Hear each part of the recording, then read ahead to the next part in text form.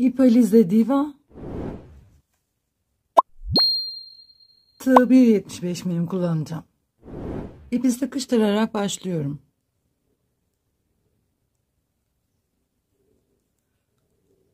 ...36 zincir çekerek başlıyoruz. İki ucunu birleştiriyorum.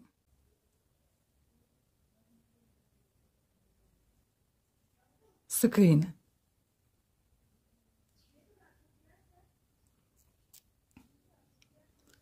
Sırayla zincirlere batarak sık iğne yaparak devam ediyorum.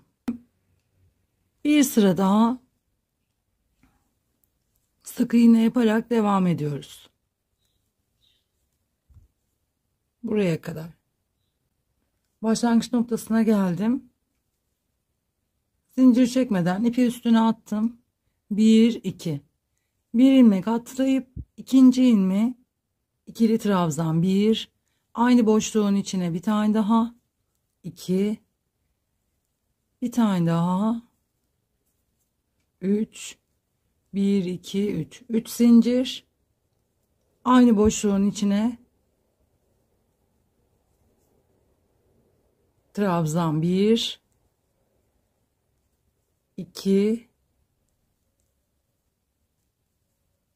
3, 1 2 3, 2 ilmek atlayıp üçüncü ilmeği ilmek kaydırma, bir zincir, 1 2, bir ilmek atlayıp ikinci ilmeği trabzan 1 2 3, 1 2 3 zincir, aynı boşluğun içine 1 2 1 2 3, 2 ilmek atlayıp üçüncü ilmeğe ilmek kaydırma, bir zincir, 1 2, bir ilmek atlayıp ikinci ilmeğe trabzan 1 2 3, 1 2 3 zincir, aynı boşluğun içine 1 2 ve 3.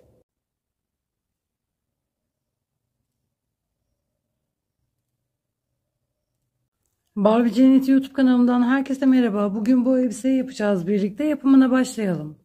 İp Alize Diva tığ 1,75 milim kullanacağım. İpi sıkıştırarak başlıyorum. 29 zincir çekiyoruz. 1 2, ikinci zincire sık iğne, yanındaki zincire çift, 1, aynı boşluğun içine bir tane daha 2, yanındaki zincire 1, yanındaki zincire çift, aynı boşluğun içine 2 tane 1, bir tane daha yapıyorum 2. Birinci sırayı bir sık iğne bir çift olarak tamamlıyoruz. Toplamda 42 ilmek olacak. İkinci sıra 1 2 3 zincir döndüm. İlk boşluğa değil ikinci boşluğa batıp, ilkine değil ikinciye batıp ikili trabzan 2 3 4, şimdi çift yapıyorum. Aynı ilmeğin içine 2 tane 1 2,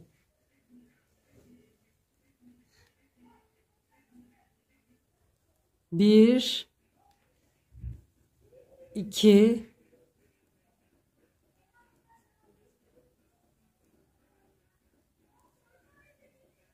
3 4, şimdi çift 1, bir tane daha 2. İkinci sırayı bu şekilde tamamlıyorum. 1 2 3 4 çift, 2 4 çift. 4 trabzan, bir çift olarak bu sırayı tamamlıyoruz. 3. sıra 1 2 3. 3 zincir döndüm. 1 2. İkinci boşluğa trabzan. 3 4 ve 5. 3 sırayı trabzan olarak devam ediyoruz. Sondaki zincirin üstüne de batıyorum.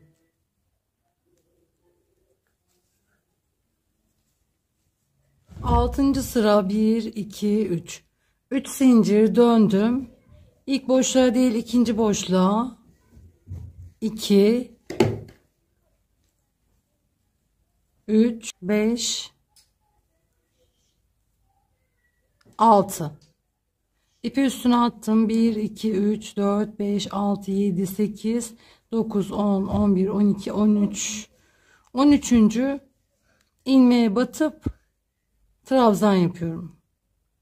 Şimdi 14 tane trabzan yapıyoruz. İpi üstüne attım. 1 2 3 4 5 6 7 8 9 10 11 12 ve 13. 13. ilmeğe batıp trabzan 1 5 ve zincirin üstüne 6. 6. sırayı tamamladık. 7 8 9, 3 sıra trabzan olarak devam ediyoruz. 7 8 9 10. 10. sıraya kadar trabzan olarak devam ettik. Şimdi iki ucunu birleştiriyorum. İlmek kaydırma, bir zincir, bir ilmek atlayıp ikinci ilmeğe 1 2 5. Bir ilmek atlayıp ikinci ilmeğe yine 5 trabzan yapıyoruz. 2 5. Bu sırayı bu şekilde tamamlıyoruz. Buraya boşluğa batıp ilmek kaydırma yaptım. 1 2 1 2 3 zincir, 2 kere doladım. Buradaki bu 5 tane trabzan yapmıştık. Bu trabzanın ilkine bu boşluğa, buradaki boşluğa arkadan battım. Trabzanın yanındaki boşluğa batıp 1 2 ve 3. 2 kere doladım. Yanındaki boşluğa batıp 1 2 3. 3 kere doladım. 3. trabzana geldim. Şimdi 3. trabzanı örüyorum. 1 2 3. Bir zincir. Şimdi arkadan ördüğümüz trabzanı bir daha öreceğiz. 1 2 3. 3. ilmeği tekrar aldım. Tekrar 2 kere doladım. 1 2 3. 3. ilmeği yine tekrar arkadan öreceğim. 1 2 ve 3. 2 kere doladım. 2 trabzan kaldı burada. İkisini de öreceğim. 1 2 3. 2 kere doladım. Arkadan aldım ve 1 2 3. 2 kere doladım. Yan tarafa geçiyorum. 1 2 3. Sondaki trabzanın üstüne batıp ilmek kaydırma, bir zincir.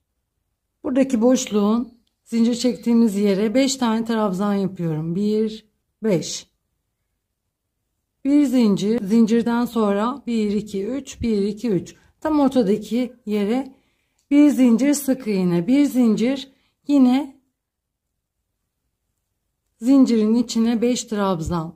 2 5, bir zincir, 1 2 3. Üçüncünün arasına, boşluğa sık iğne, bir zincir, yine buraya 5 trabzan.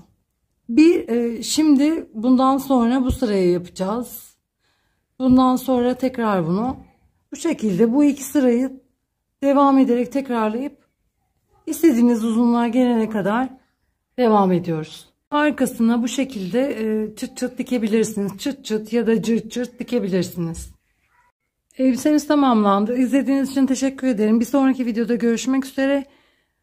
Beğeni, yorum yapıp emeğimi desteklerseniz çok sevinirim. Desteğinize ihtiyacım var. Hoşça kalın. Barbie Cenneti kanalından herkese merhaba. Bugün bu elbise modelini yapacağız beraber. Yapımına geçmeden önce kanalıma abone olup bildirimleri açabilirsiniz. Yapımına başlayalım. Yapımında 2 tane tığ kullanacağız. İlk önce 5 numara 1,5 milim. Daha sonra 2 numara 1,75. 1,5 milimle başlıyorum örmeye. 50 zincir çekerek başlıyorum. Şöyle şu şekilde 1, 2, 3, 4, 5, 50 zincir çektim. 1, 2, 3 ve 4. Dördüncü ilmeğe batıyorum. Battım. İkili trabzan yaptım. İkili trabzan yaptıktan sonra bir zincir çektim. Yanındaki zincire ikili trabzan yapıyorum.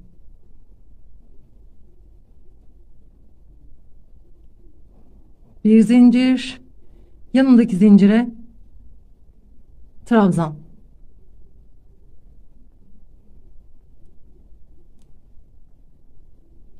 Bir zincir, yanındaki zincire ikili trabzan. Zincir sonuna kadar tamamladım. 1, 2, 3. Üst zincir çektim. Şimdi alt sıraya geldim. Dönmüyorum.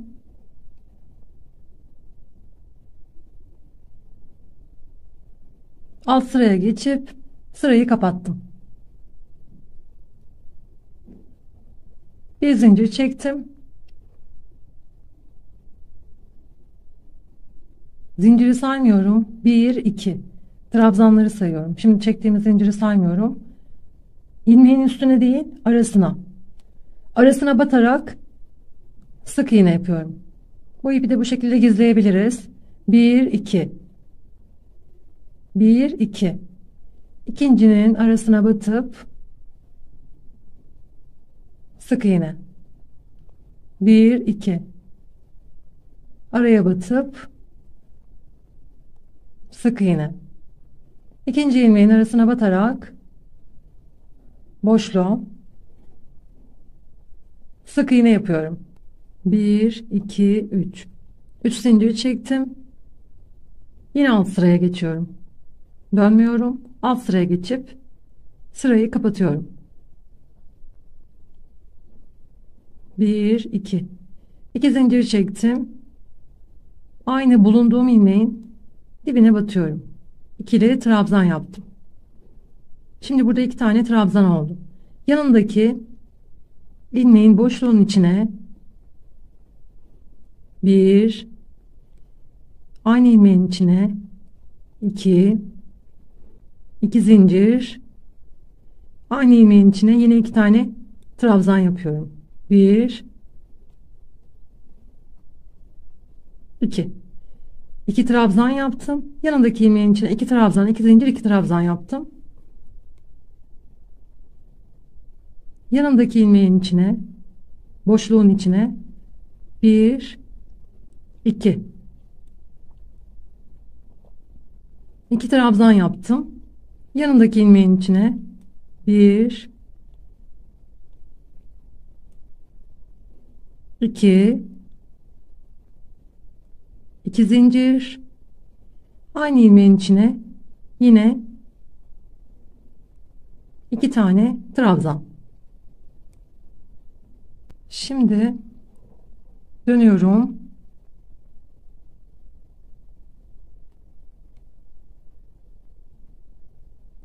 Sondaki ilmeği değil, ondan sonraki ilmeği arkadan alacağım.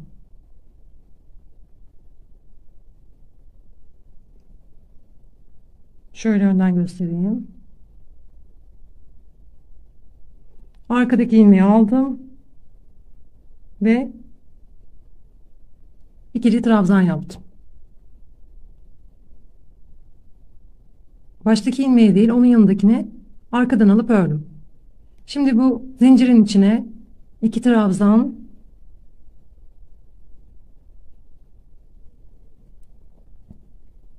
2 zincir, 2 trabzan,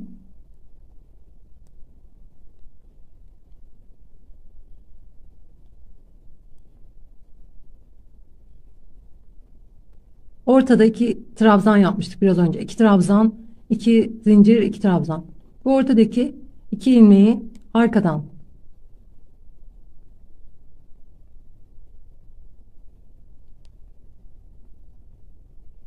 ilmeği aldım ve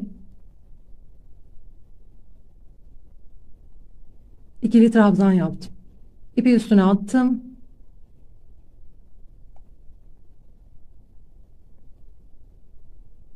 Benim böyle daha çok kolayıma geliyor. İsterseniz hiç tığ batırmadan böyle de yapabilirsiniz. Ön taraftan batırmadan. Ve 2 trabzan. Aynı işlemi başta da yapmıştık. Şimdi yine zincirin içine, boşluğun içine 2 trabzan,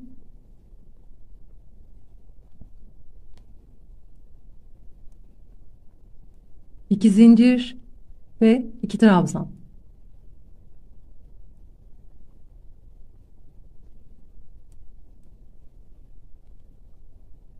Sonda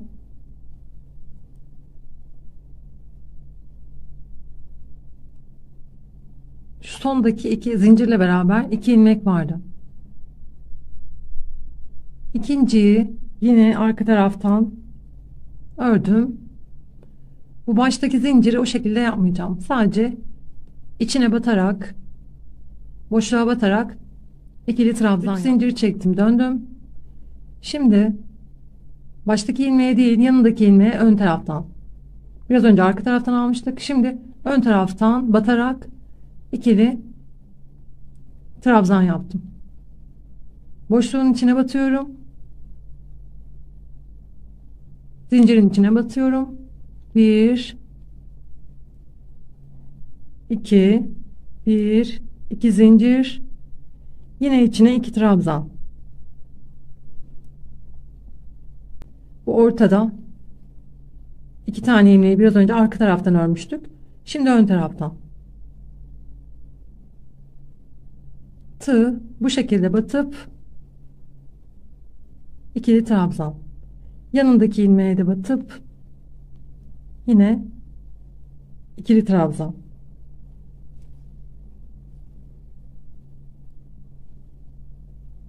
Zincirin içine 2 trabzan, 2 zincir, 2 trabzan.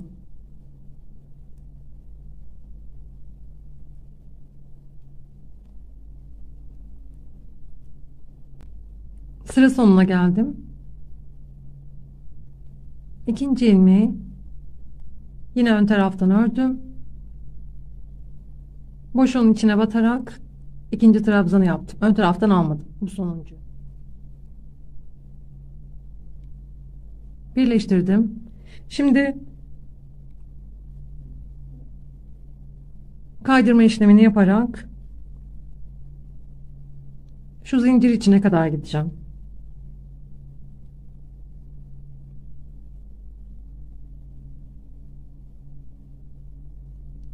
Zincir içine geldim. 1 2 3 3 zincir,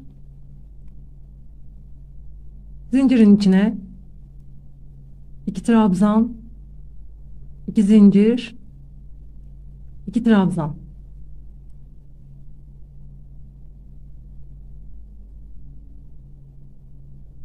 Şu ortadaki ön taraftan ördüğümüz ilmekleri yine 2 ilmeği yine ön taraftan örüyoruz.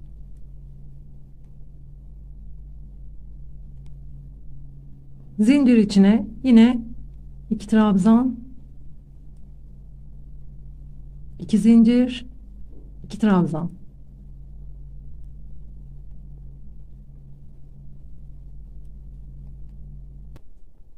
Sıra sonuna geldim. Ön taraftan ikili trabzan yaptım. Son 2 ilmeği. Bunu da aldım. Buna da ikili trabzan. Şimdi bu birleştirme yerine şuraya, bu sonda şimdi 2 tane yapmış olduk. Bunu saymıyorum şimdi. Burayı tamamladık. 1 2 2 zincir, 2 trabzan, 1 ve 2. Şu sonda 2 yaptık. 2 trabzan, 2 zincir, 2 trabzan. Şimdi şu sondakini de öreceğiz ön taraftan.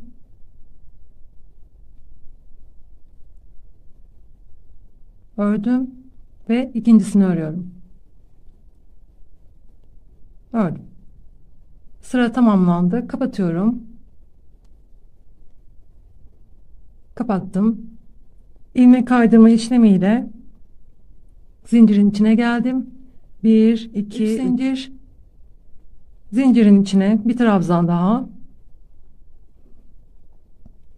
1 2 zincir. Yine zincirin içine 2 trabzan. Yeni sıraya geçmiş oldum. Şimdi bir zincir çektim. Şu ortadaki ön taraftan ördüğümüz 2 ilmeği yine örüyorum. 1 2 ve bir zincir. Sona geldim. Bir zincir çektim. Şu sondaki 2 ilmeği örelim. Şuradaki ilmeği alalım. Şimdi zincir içine.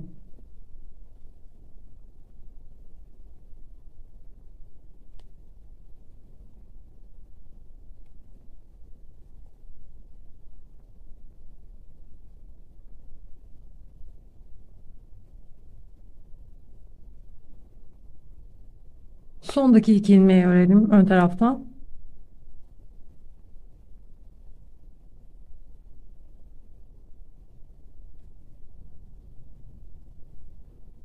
Ve sırayı kapatıyorum. Zincirin içine geldim. 1 2 3. 3 zincir çektim.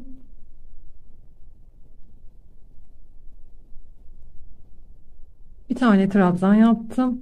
2 zincir.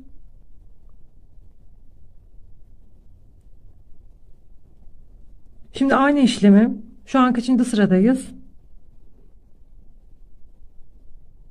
1 2 3 4 5 6. 6. sıra bitti. 7. sıradayız. Şimdi 7 8 9 10 11. 11. sırada dahil aynı bu yaptığımız işlemi yapacağız. 11. sırayı kapatıyorum.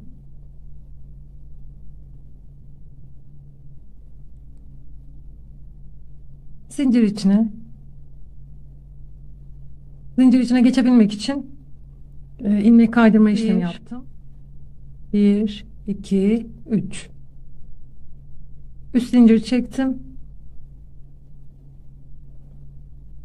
Zincirin içine 2 trabzan.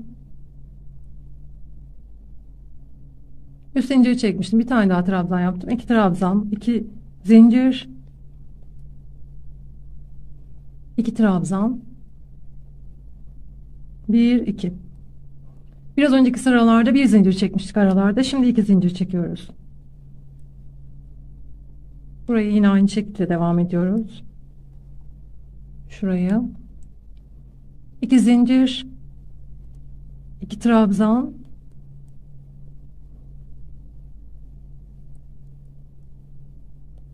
2 zincir, 2 trabzan. 12 13 14. Bu şekilde devam ediyoruz. 1 2 2 zincir,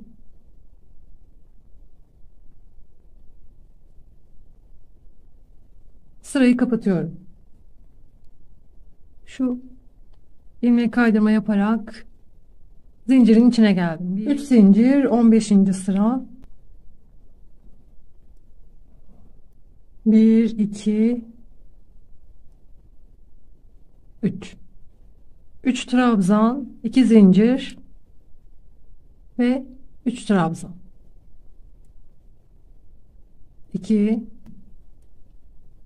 3. 1 2 2 zincir, Yine ön taraftan örüyoruz. 5 sırayı bu şekilde, bu sırayla beraber bundan sonra 4 sıra daha yaparak tamamlıyoruz. 1 2 3 4 5 5 sıra ördüm. 3 trabzan, 2 zincir, 3 trabzan. Şimdi 1 2 zincir çektim. Sırayı kapatıyorum. Şu boşluğa kadar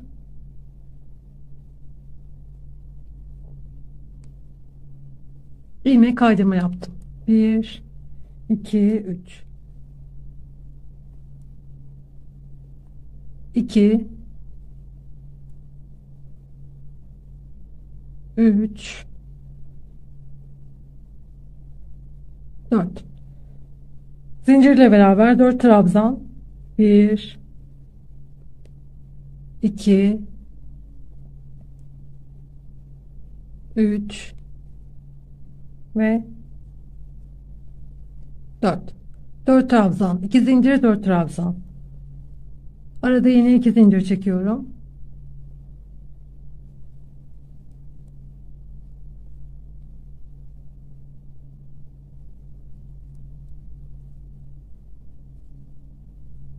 Ön taraftan ördüm. 2 zincir,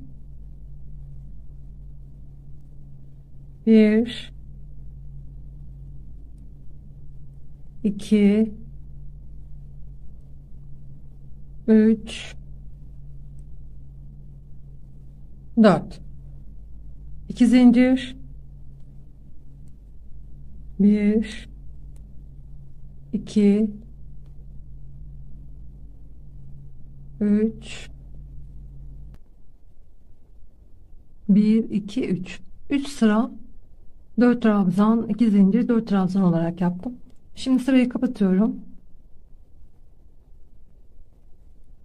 İpi kestim. Şu aralardan.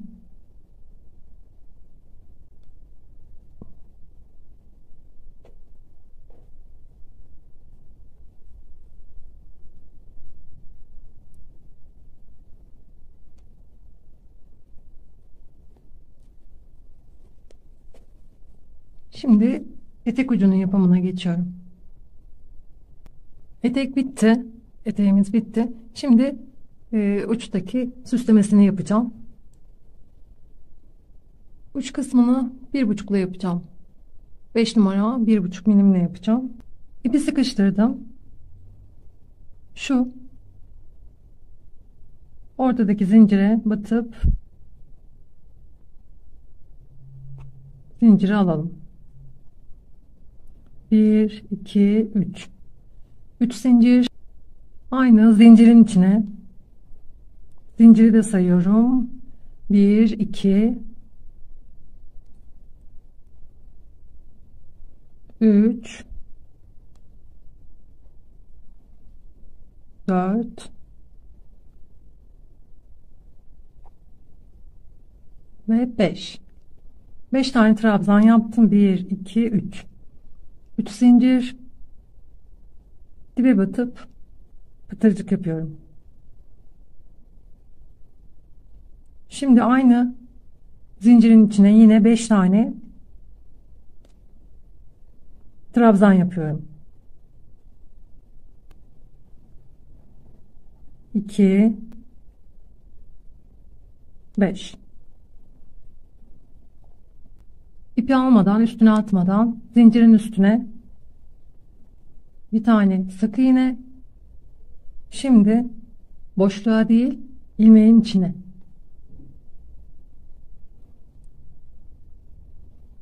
Boşluğa değil, ilmeğin içine batıp sık iğne 1 2 3 ve aynı ilmeğin içine batarak yine pıtırcık yapıyorum. Zincirin üstüne sık iğne, 1 2 3 zincir, zincirin içine 5 tane trabzan, 1 5. 1, 2, 3. 3 zincir. Dipteki dibe batarak pıtırtık yaptım. 5. Zincirin üstüne sık iğne.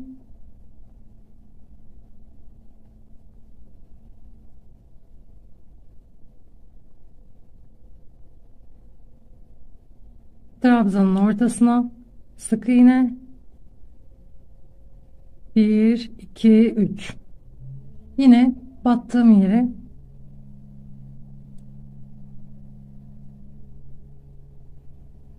zincirin üstüne sık iğne. Evet, etek kısmı bitti. Şimdi artık üst kısma başlayacağız. Arka tarafında, elbisenin arka kısmında, bakın şurada zincirle beraber 2 tane sık iğne var. Ben üçüncünün üstüne buraya batacağım. Şuraya.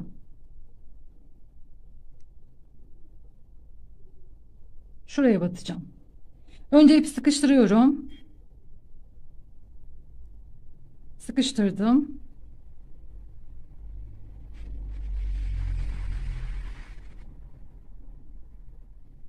Sıkıştırdığım ipi arka taraftan aldım. Bir zincir çektim. Şu ipi de böyle örerek gizleyebilirsiniz. Bir zincir çektim.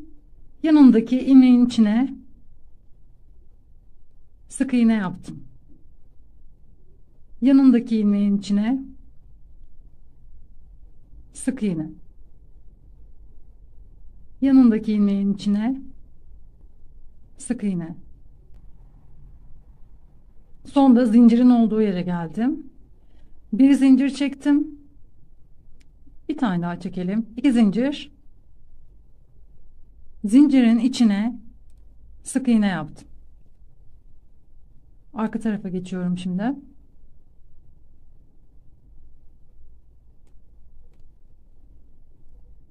Sık iğne yaptım. Şimdi zincirin üstüne sık iğne.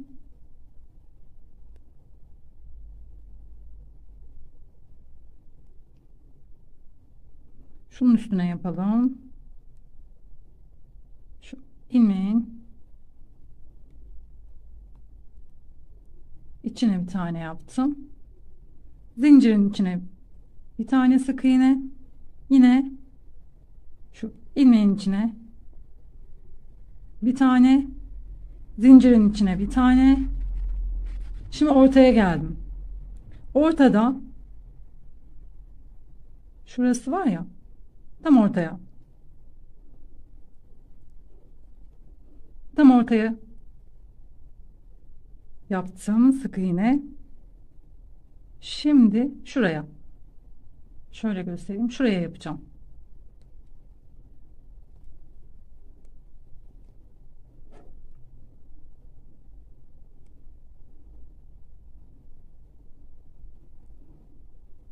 Zincirin içine sık iğne. Yine buradaki ilmeğin içine sık iğne. Zincirin içine sık iğne. Yine ilmeğin içine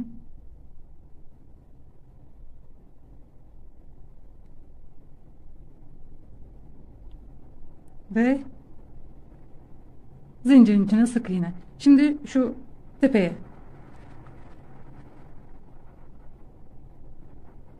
Burada da bir zincir var köşede. Zincirin içine sık iğne. Şimdi burayı düzlemek için şuraya ilk ilmeğe. İlk ilmeğe geçip sık iğne. Buraya sık iğne yapmıştım. Buraya bir tane daha sık iğne yapalım. Çünkü çok ayrık oldu. Kastım. Evet. Şimdi daha düzgün oldu. 1, 2, 3. 3 zincir. Battım ilmeğin içine. Aynı ilmeğin zincirin dibine ikili trabzan.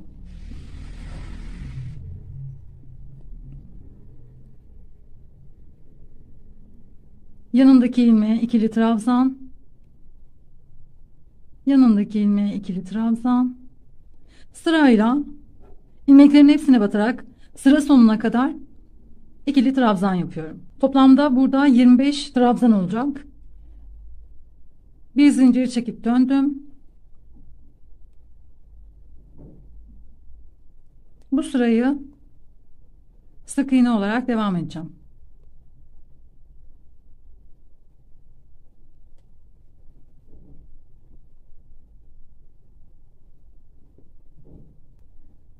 Bir sıra trabzan yaptık. İkili trabzan, bir sıra sık iğne yaptık. Şimdi bu işlemi 3 kere tekrarlayacağız.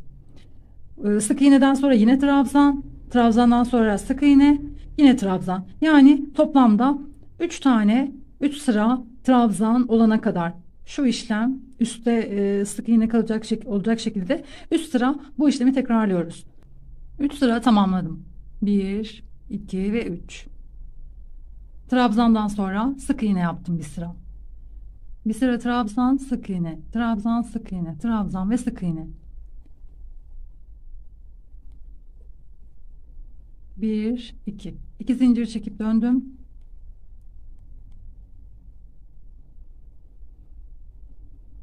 Şu ilk ilmeğin içine trabzan yaptım. Zincirle beraber çift oldu. 2 trabzan oldu. Yanındaki ilmeğin içine 1, aynı ilmeğin içine bir tane daha trabzan, 2. Çift, çift. Aynı ilmeğin içine batarak 2 tane trabzan yapmış oldum. Sonda 2 ilmek kalana kadar trabzan olarak devam ediyorum. Başta yaptığımız gibi buna da çift. Aynı ilmeğin içine 2 kere battım. Sondaki ilmeğe de aynı şekilde 1,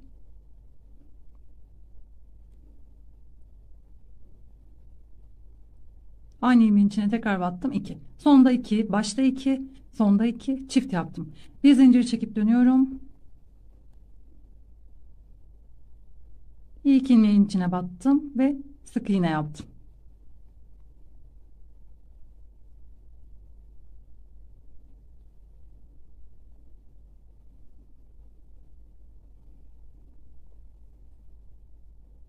Bu sırayı sıra sonuna kadar sık iğne olarak devam ediyorum. 1, 2 zincir çekip döndüm. İlk ilmeğin içine batarak çift yapmış oldum. Yanındaki ilmeğin içine aynı ilmeğin içine bir tane daha yapıyorum, çift. Çift, çift. 2 tane çift yaptım. Sonda 2 ilmek kalana kadar trabzan olarak örerek devam ediyorum. Sonda 2 ilmek kaldı. Baştaki gibi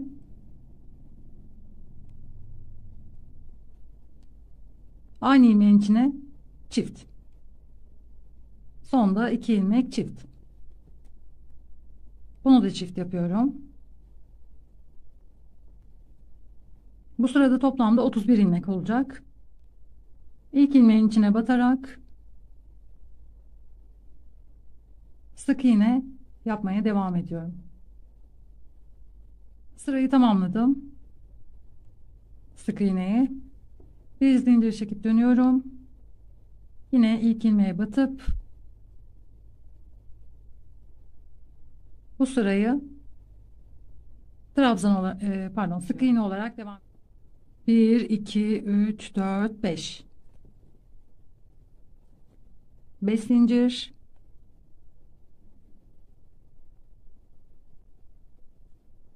Sık iğne yaparak devam ediyorum.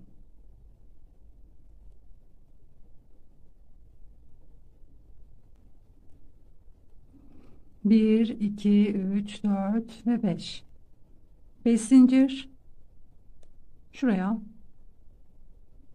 arkaya sık iğne yapmıştık daha önce. Sık iğnenin başladığı yere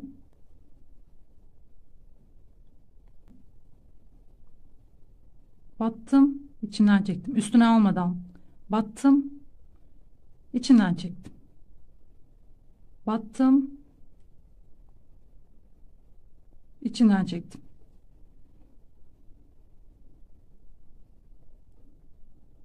Bu işlemi çok sıkı yapmayın, kasmasın.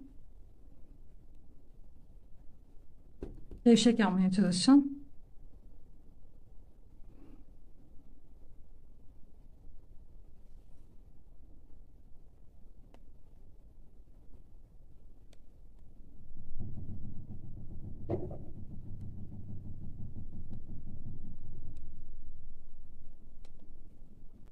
Bel kısmına kadar geldim. Burada son ilmek kapatma işlemini yaptım. Şimdi kalan ilmekleri sık iğne yapıyorum.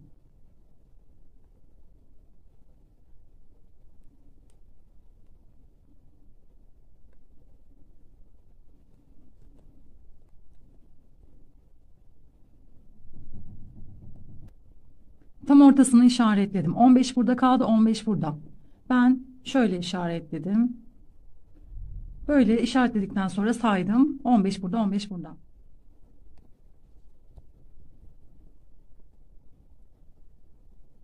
Bir zincir çektim.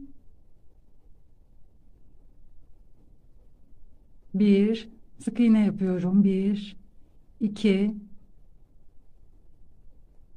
3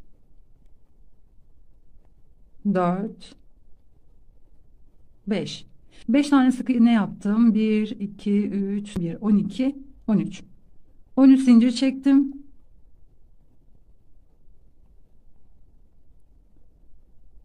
Şu ilmeğe kadar 15.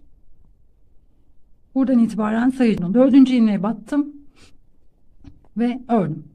1 2 8 9.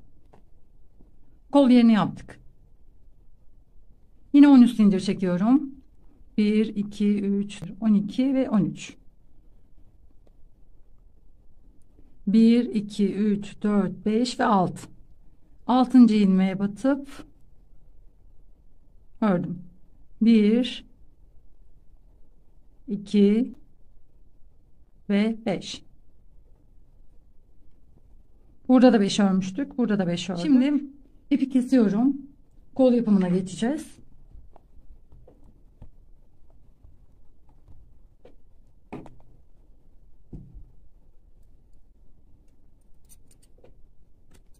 Bir zincir çekip ipi sıkıştırdım. Şimdi elbisenin ön tarafındayız. Ön tarafını böyle tuttuğumuzda şuradan battım. Aldım bunu bu şekilde. İçinden geçirdim. Şu zinciri böyle yaparsanız kol kısmını şöyle yaparsanız daha rahat olur. İlk önce ben şu ipi sıkıştırayım arkadan. Evet. Sıkıştırdım. Yine bir zincir çektim. Yanındaki ilmeğe batıp sık iğne yaptım. Şurayı sık iğne olarak devam ediyorum. Zincir olan yere kadar. Zincir olan yere geldim. Şöyle göstereyim. Bakın. Evet. Bir tane daha yapalım.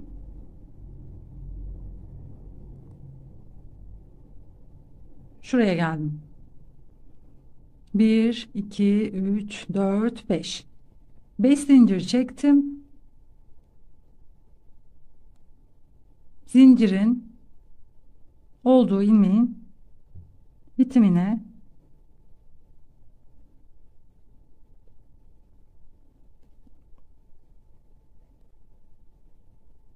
battım. 1 2 3 4 5. 5 zincir çektim. Şimdi zincir üstüne geçiyorum. 1 2. Bir zincir atladım, ikinci zincire battım. Pardon.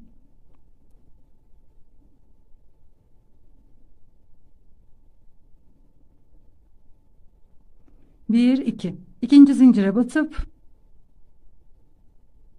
Ördüm. 1 2 3 4 5. Hızımı alamadım, devam ediyordum. 1 1 2. İkinci zincire battım. 1 2 3 4 ve 5.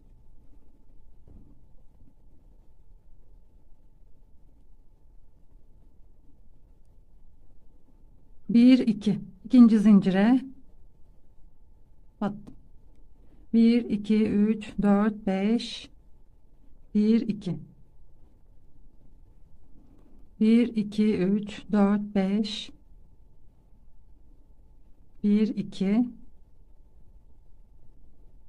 1 2 3 4 5.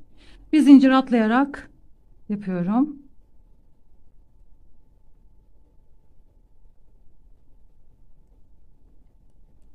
Kaç olmuş sayalım. Kaç tane olmuş? Şurada bir tane var, onu da sayıyoruz. 1 2 3 4 5 6 7.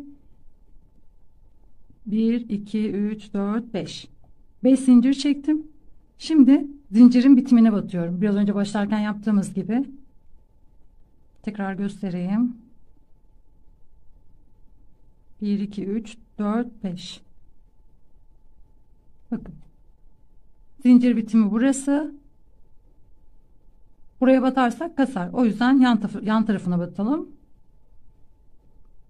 Zincir bitimine batmış oldum.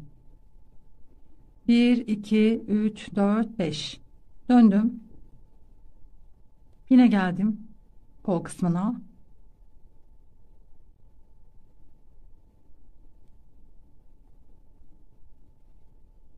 Zincirin içine batarsak gördüğünüz gibi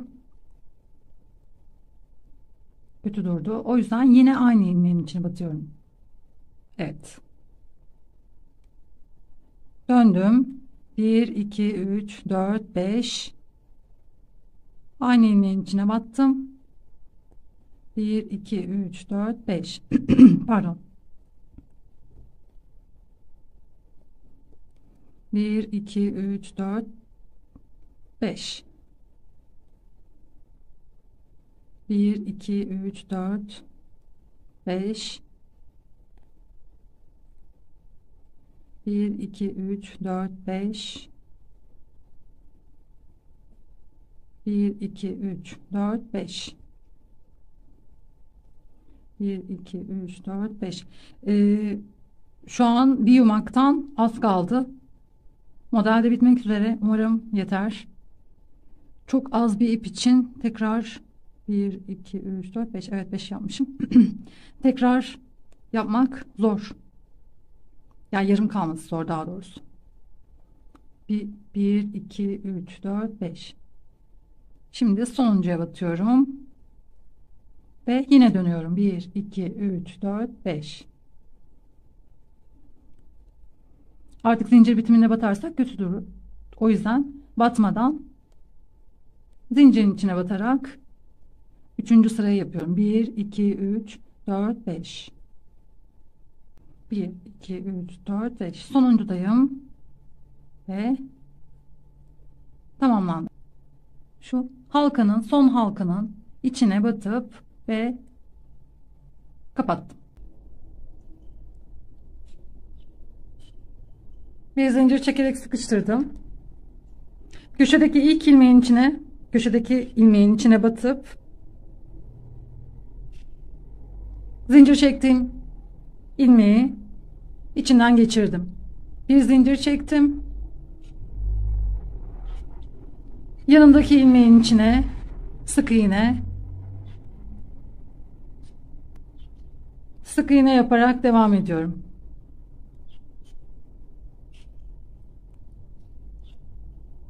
Ve sona geldim. İlk boşluğun içine sık iğne yaptım. Yanındaki boşluğa geçip şuradaki boşluğun içine geçip ikili trabzan yapıyorum. 1 ikili trabzan yaptım. 3 zincir, dibindeki bu 2 ilmeği alarak pıtırcık yapıyorum. 5 kez aynı işlemi tekrarlayacağız. 1 2 1 2 3 3 zincir, dibindeki ilmeği batarak pıtırcık, 2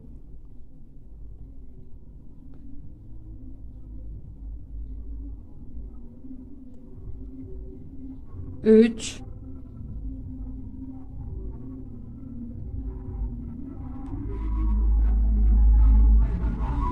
4 1 2 3 4 4 ve sonuncu 5. Aynı boşluğun içine yapıyorum hepsini. Ve 5.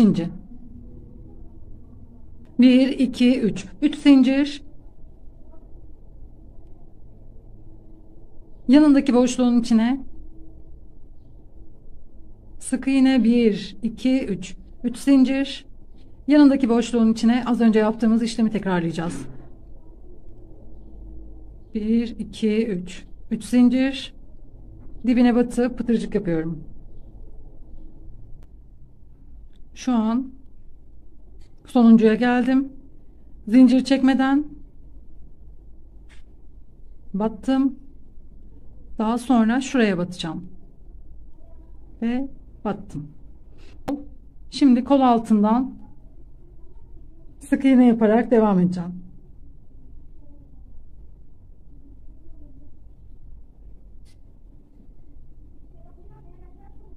Sırayla bütün ilmeklere batarak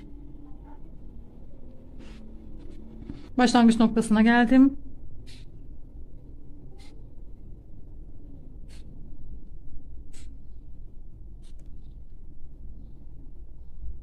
Başlangıç noktasına geldim. Sonuncuya batıp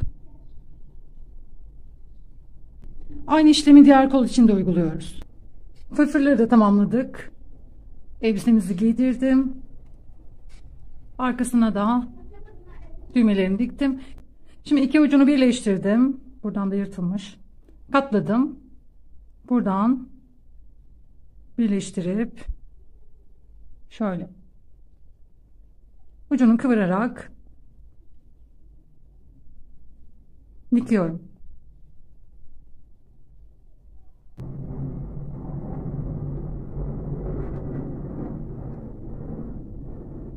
Dantel tığıyla yapacağım. Gördüğünüz gibi çok ince.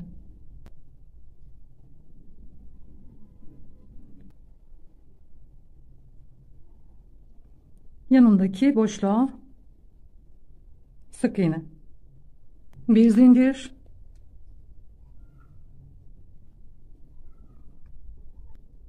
Köşeye geldim. 1 2 3 3 zincir çektim. Şimdi şuraya batacağım. Buraya. Köşe olmadığı için, köşede batılacak yer olmadığı için buraya batıyorum.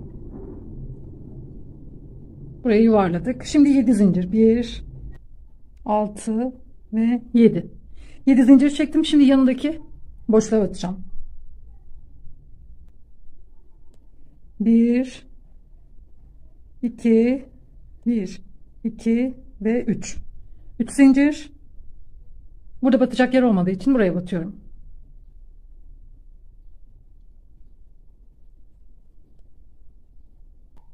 Bir, 2 ve 3. 3 zincir çektim.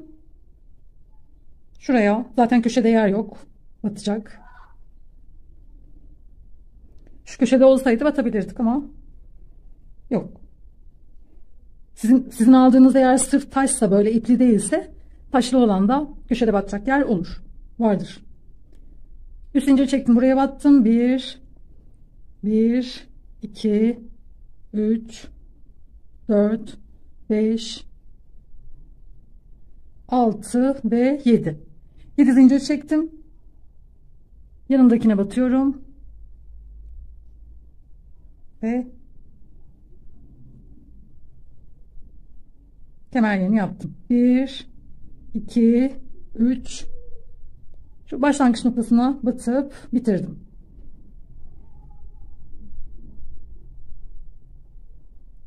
Sırayı kapattım. Şimdi ipi kesebiliriz. Zincir çekip şu yanlardan geçirip bu şekilde bağlıyorum. Bu şekilde arkadan bağladım. Şu aradan geçirip kurdele yapıp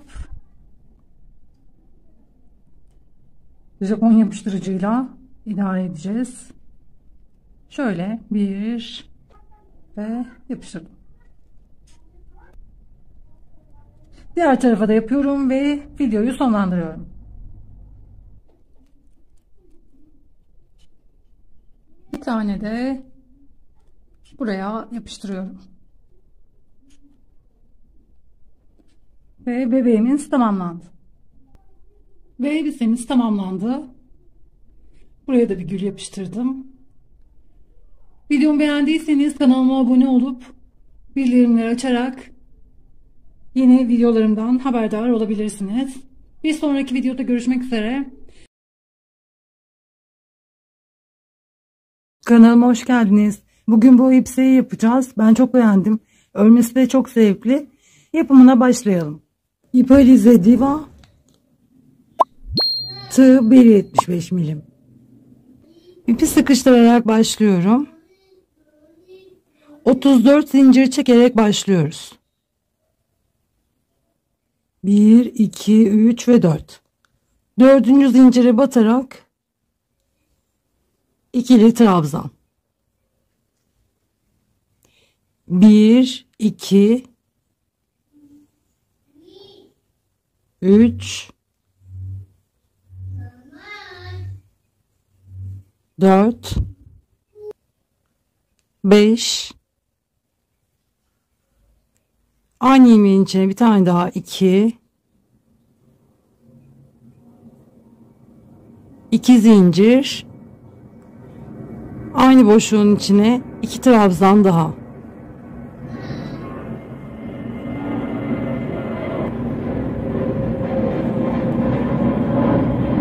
Bir, 5, 6,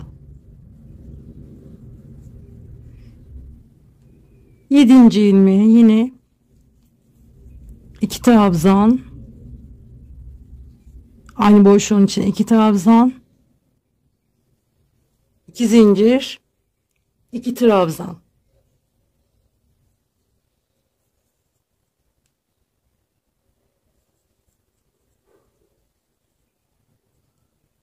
Bir, 10.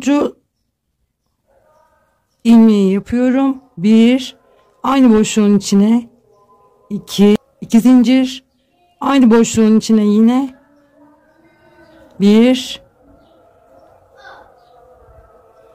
2. Yanındaki zincire 1, 2, 5, 6. 7. trabzana çift,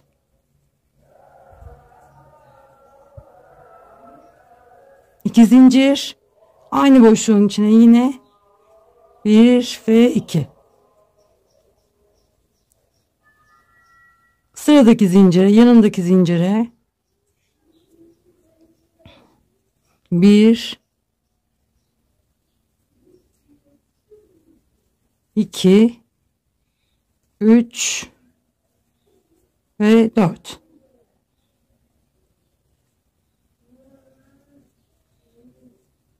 İkinci sıra 1, 2, 3.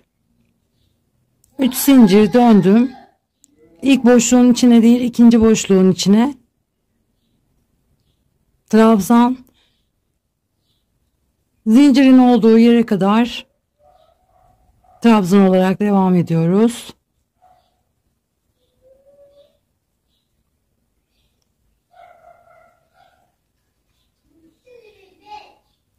Zincirin içine ipi üstüne attım, battım, aldım. İpi üstüne attım, battım, aldım. 2, ipi üstüne attım, battım, aldım. Şimdi hepsini bir çektim.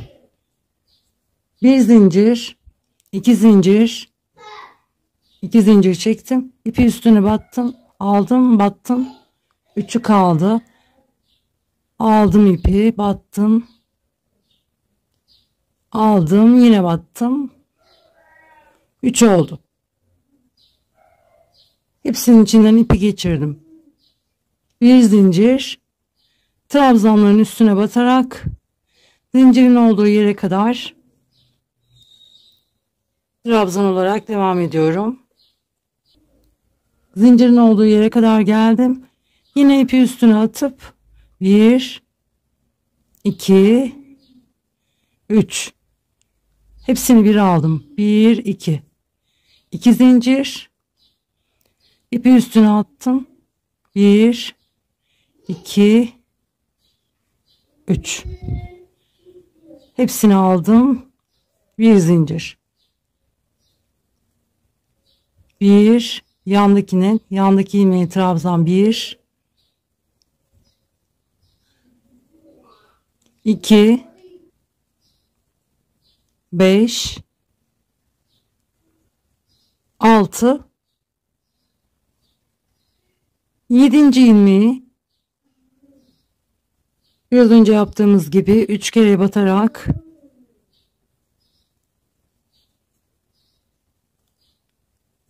hepsini bir aldım.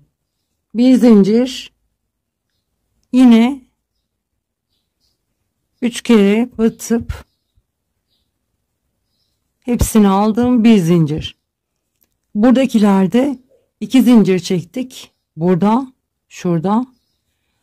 Bu ortadakinde, burada, bu boşlukta bir zincir çektik. Trabzanların üstüne batarak trabzan yaparak devam ediyorum. Zincirin olduğu yere kadar. Yine zincirin içine 1 2 3 hepsini bir aldım. 1 2 2 zincir, yine 3 kere batıyorum. 1 2 3 hepsini bir aldım. Bir zincir. Sona kadar buraya da bundan yapıyoruz. Trabzanların üstüne trabzan. Bu şekilde ikinci sırayı tamamlıyoruz. Bu sondaki zincirin üstüne de batıyoruz. Buradaki.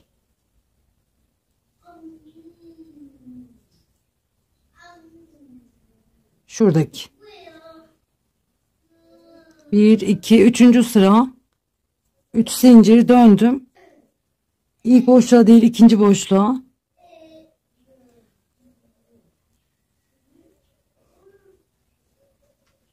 Trabzan.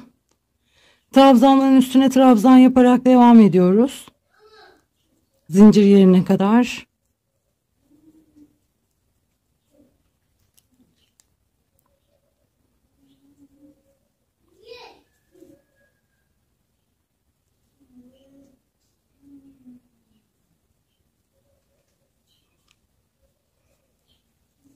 Bir zincir, zincirin boşluğun içine 1 2 3 hepsini bir aldım. 1 2 2 zincir, yine 1 2 3 hepsini bir aldım. Bir zincir.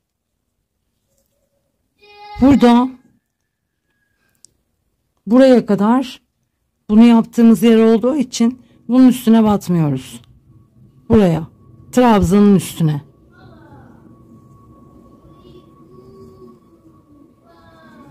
Trabzanların üstüne batarak devam ediyorum.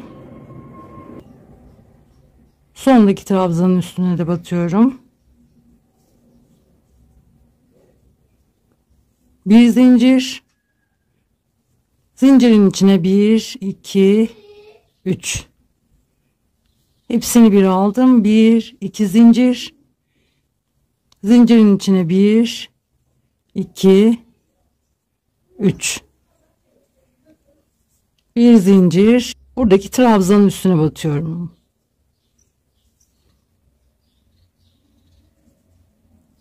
Trabzanların üstüne trabzan yaparak devam ediyoruz.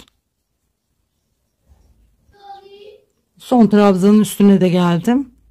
Bir zincir, yine zincirin içine 1, 2 ve 3. Üçünü bir aldım.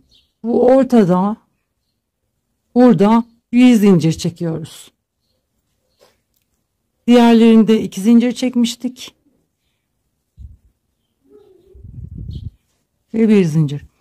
Buralarda, diğer yerlerde 2 zincir çekeceğiz. Burada bir zincir. Bir zincir çektim. Burayı karıştırmayın. Bir tane atlıyoruz bu trabzan. Bir tane atlayıp buraya. Buralarda da 2 zincir. Bu şekilde sona kadar devam ediyoruz. Sondaki zincirin üstüne batmayı da unutmayalım. 1, 2, 3. Dördüncü sıra. 3 zincir döndüm. İlk boşluğa değil, ikinci boşluğa batıp trabzan, zincirin olduğu yere kadar trabzan yapıyoruz. Buraya motifin olduğu yere geldim. Buradaki sıradaki boşluğa battım. Bir trabzan yaptım. Şimdi zincirin içine bir trabzan, bir zincir, ipi üstüne attım. Buradaki boşluğa, buradaki motifin içine bir trabzan,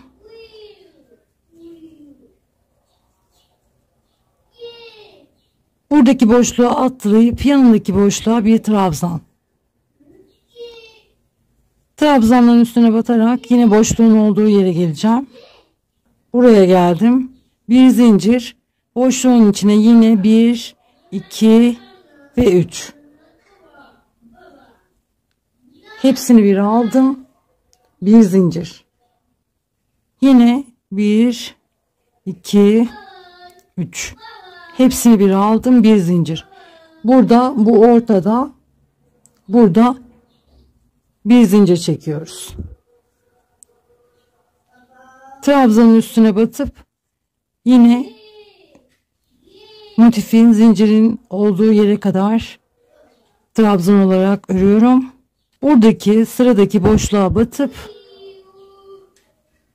bir tane de zincirin içine trabzan 2. Bir zincir, ipi üstüne attım. Buradaki boşluğa batıp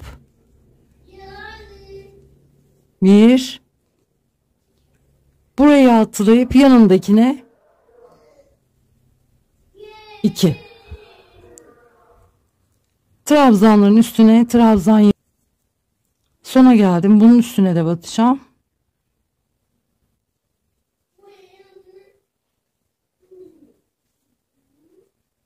Bir, iki, üç.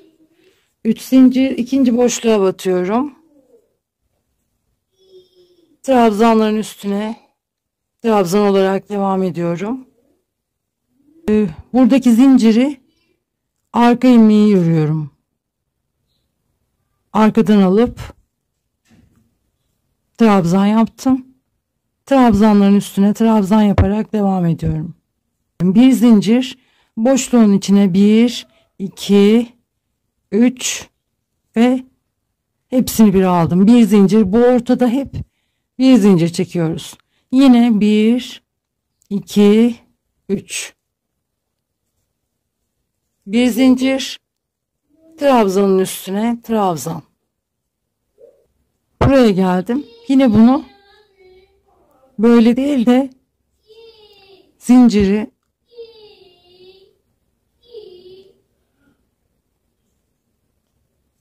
arka ilmeği örüyorum. Trabzanın üstüne trabzan. 1, 2, 3, 4, 5, 6. sıra. 1, 2, 3, 3 zincir. Döndüm. İkinci boşluğa trabzan.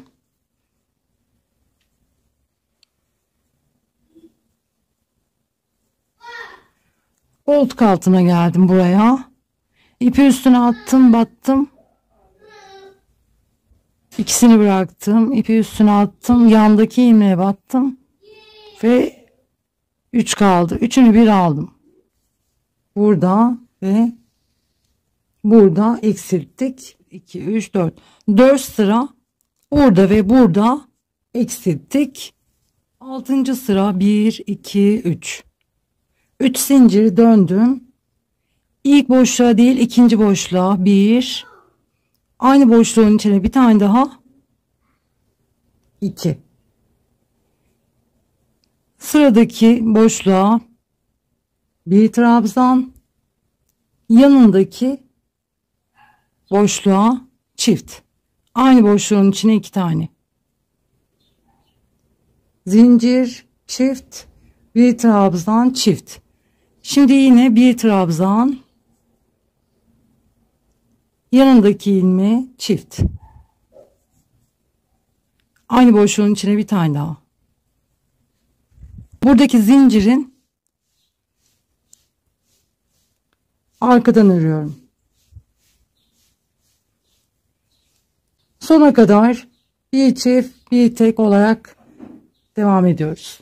1, 2, 3, 4, 5. 5 zincir döndüm. Aynı zincirin dibindeki boşluğun içine trabzan. 1, 2. Bir ilmek atlayıp ikinci ilmeğe trabzan, bir zincir, aynı boşluğun içine trabzan.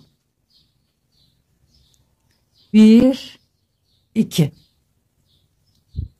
Trabzan, bir zincir, aynı boşluğun içine trabzan. 1, 2. Bir ilmek atlayıp ikinci ilmeğe trabzan, bir zincir, aynı boşluğun içine trabzan. Arada 21 kutucuk olacak. Bu motiflerden 21 tane olacak. Boşluğun içine batıp ipi aldım ve içinden geçirdim. İlmek kaydırma 1, 2, 3 ve 4. 4 zincir bulunduğum boşluğun içine zincirle beraber 2, 3, 4, 5. Buraya yandaki boşluğun içine, zincirin içine 1, 2, 3, 4 ve 5. Bu boşlukların, şu boşlukların içine 5 trabzan yaparak bu sırayı tamamlıyoruz. Sondaki trabzana batıp ilmek kaydırma. Yanındaki ilmeğe batıp bir tane daha ilmek kaydırma yaptım. Şimdi beyaz ipi bağlıyorum. Zincirin arasından geçirdim. Bir zincir. Bu arka tarafında beyaz ip burada. Bu ipi sağa doğru alacağım. İpi sağa doğru aldım. Şimdi örmeye devam ediyorum. Bu ipi buradan yürüteceğiz yukarı doğru. Bir zincir çekmiştim. 1, 2, 3, 4, 5. 5 zincir bulunduğum zincirin dibine ikili trabzan. Bir zincir, 1, 2, 3, 4. 4 ilmek atlayıp 5. ilmeğe trabzan. Bir zincir, aynı boşluğun içine bir tane daha trabzan. Bir zincir, 1, 2, 3, 4, 5. 4 ilmek atlayıp 5. ilmeğe trabzan. Bir zincir, aynı boşluğun içine trabzan. Bu şekilde bu sırayı tamamlıyoruz. Bu boşluğun, buradaki boşluğun içine batıp ilmek kaydırma 1 2 3 ve 4. 4 zincir aynı boşluğun içine 1 2 3 4 5 trabzan yaptım. Yandaki kutucuğun içine geçiyorum. 1 2 3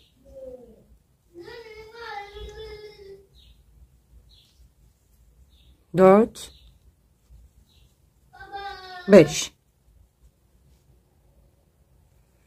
kutucukların içine 5 trabzan yaparak bu sırayı tamamlıyoruz. Buradaki trabzana şuradaki trabzanın üstüne batıp ilmek kaydırma. Yandaki ilmeğe batıp bir tane daha ilmek kaydırma yaptım. Buraya geldim. Şimdi ipi değiştiriyorum. 5 zincir bulunduğum zincirin dibine ikili trabzan yaptım. 1 zincir 1 2 3 4 5 5. ilmeğe 1 2 zincir aynı boşluğun içine 1 zincir 1 2 3 4 5 5. ilmeğin üstüne trabzan 2 zincir aynı boşluğun içine trabzan.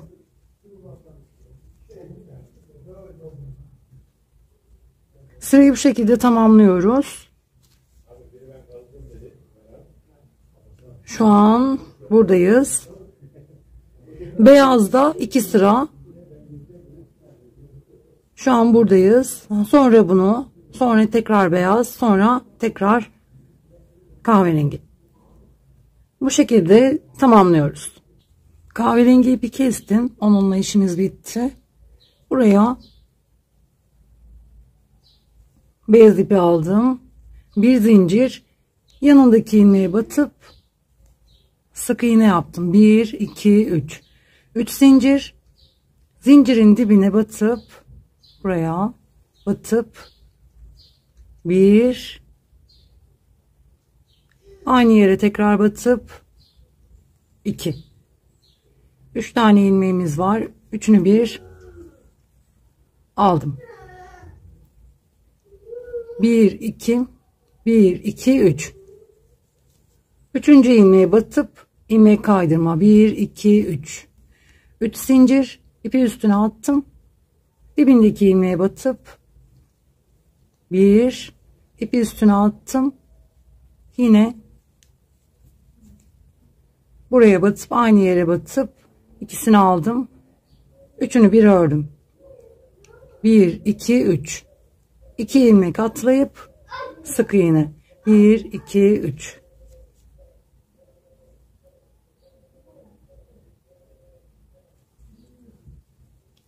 1 yine aynı yere battım 2 üçünü bir aldım 1 2 3 2 ilmek atlayıp sık iğne. Son sıramız bu. Bu sırayı tamamlayıp ipi kesiyoruz. Buradan ipin olduğu taraftan değil, diğer taraftan beyaz ipi bağlıyorum. Bir zincir çekelim. Ve içinden geçirdim. Bir zincir öndeki ilmeğe batıp batamayıp sıradaki ilmeğe batıp sık iğne. Sıradaki sık iğneye batıp ilmeğe batıp sık iğne. Bu şekilde ters sık iğne yaparak devam ediyoruz. Sırayla ilmeklere batarak.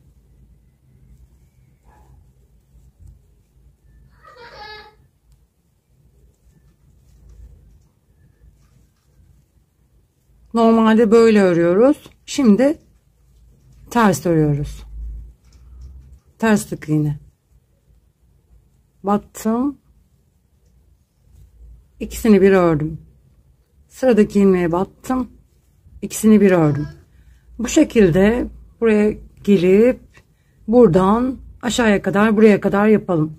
İsterseniz buraya kadar da devam edebilirsiniz, buraya kadar. Ama tek taraflı şöyle üst üste geleceği için bence buraya kadar yeterli. Ama isterseniz bu şekilde buraya kadar yapabilirsiniz.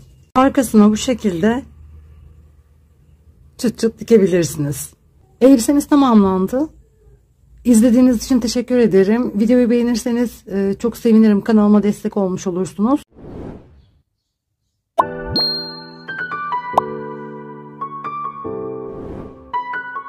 İp Alize Diva tığ 1.75 kullandım. İpi sıkıştırarak başlıyorum.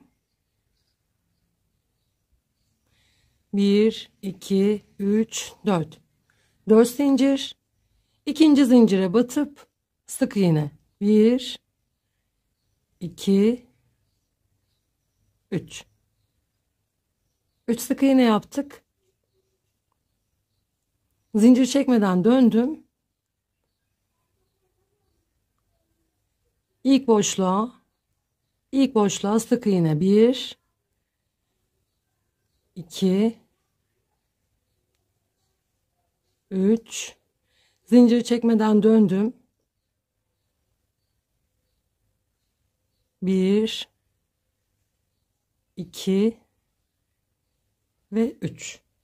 2, 4, 6, 8, 10, 12, 14, 16, 18, 20, 22, 24, 26, 28, 30, 32, 34, 36, 38 ve sonuncu 39. 39 sıra olana kadar 3 sık iğne olarak dönüşlerde zincir çekmeden devam ediyoruz. 2 zincir, 1 ilmek atlayıp ikinciye ikili trabzan. 1, 2, 3, 1, 2, 3. 2 ilmek atlayıp üçüncü ilmeğe ikili trabzan. 1, aynı boşluğun içine 2, 3. 1, 2, 3. 2 ilmek atlayıp üçüncü ilmeğin içine 3 tane 1, 2, 3, 4, 5, 6, 7, 8, 9, 10, 11, 12, 13. Sondaki ilmeğe batıp bir tane ikili trabzan. Döndüm. 3 zincir. Şu en baştaki trabzanın üstüne bir tane trabzan yapıyorum. İlk trabzanın üstüne. Zincir çekmeden boşluğa geçtim. 3 trabzan.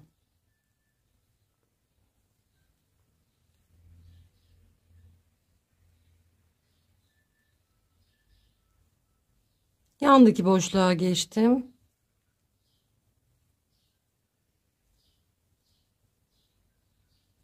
Üç trabzan. Sıra sonuna kadar boşluklara 3 trabzan yaparak devam ediyoruz. Sonuncu trabzanın üstüne batıp ikili trabzan, bir de zincirin üstüne batıp trabzan. Döndüm. 1, 2, 3. 3 zincir. Yanındaki boşluğa trabzanın üstüne trabzan. Buraya değil, atlayıp sonraki boşluğa 3 trabzan.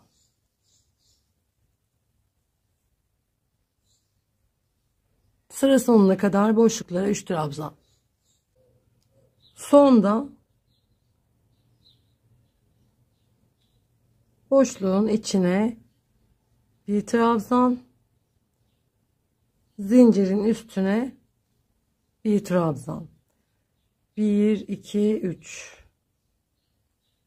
1, 2, 3. 3 zincir çektim, döndüm. Yine yandaki boşluğun trabzanın üstüne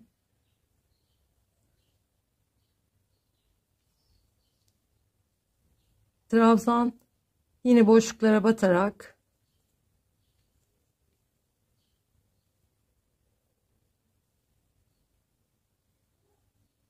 üçlü trabzan. Sıra sonuna kadar bu şekilde. 1 2 3 4. Dördüncü sırayı tamamladık. İki ucunu birleştirdim. İlmek kaydırma, zincir çekmeden 1 2 3 4 5 6. Altıncı boşluğa battım ve ilmek kaydırma 1 2 3. 3 zincir, bulunduğum boşluğun içine 3 tane ikili trabzan. Zincirle beraber 3 oldu. Yandaki boşluğa geçiyorum. 3 tane trabzan. Buraya kadar, başlangıç noktasına kadar aynı şekilde örerek devam ediyoruz. 1 2 3 4 5 6 7. 7 motif oldu.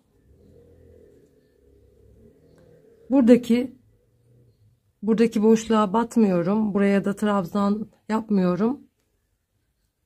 Başlangıç noktasına batıp ilmek kaydırma 1 2 3. Bulunduğum boşluğun içine 3 trabzan. Yine boşluklara batarak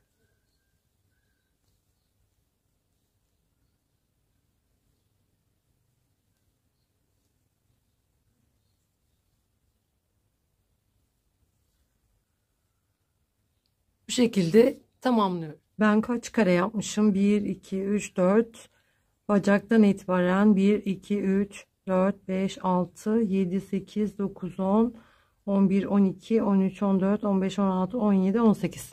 Yanlış saymadıysam 18 sıra yapmışım. Siz istediğiniz uzunlukta yapabilirsiniz. Kısa da yapabilirsiniz. Bu şekilde devam ediyoruz. Burayı dönerek tamamladıktan sonra buraya ipi tuttum. 1 2 3 zincir, bulunduğum boşluğa 3 trabzan. Bu şekilde dönerek iki paçayı da tamamlıyoruz. Buraya tek taraflı kanca diktim. Tek taraflı. Yine boşluğa geçirdim. Sadece bunu diktim. Yeterli oldu. İlmeğe geçti. Az önce gösterdiğim gibi. Bu şekilde. Pantolonumuz tamamlandı.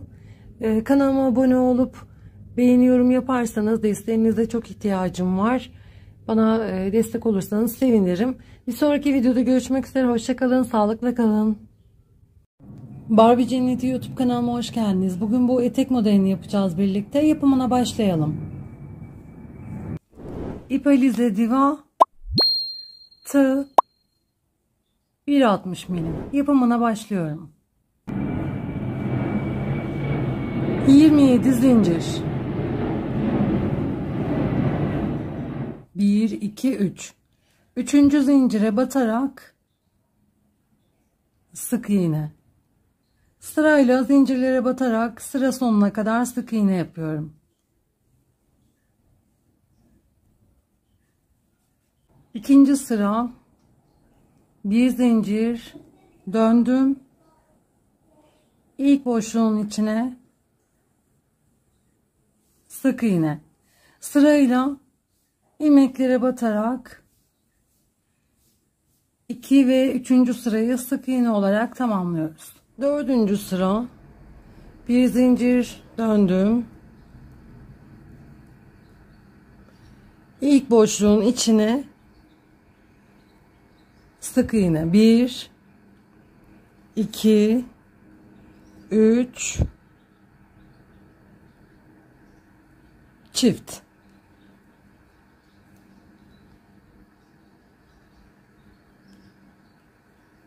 1 2 3 çift.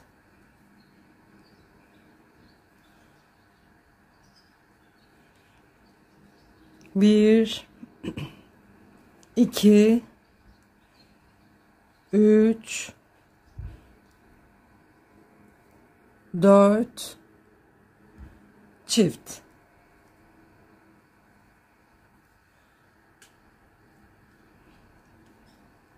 Bir, iki, üç, dört çift.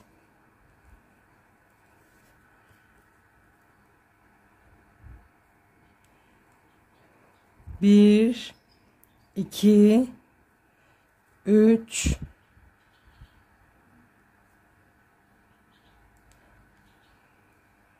çift. Bir, iki, üç. Dördüncü sırada toplam 30 ilmek olacak. Beşinci sıra bir zincir döndüm. Dördüncü sırada yaptığımız işlemin aynısını yapıyoruz bu sırada. 2 altıncı sıra bir zincir döndüm. 1 2 3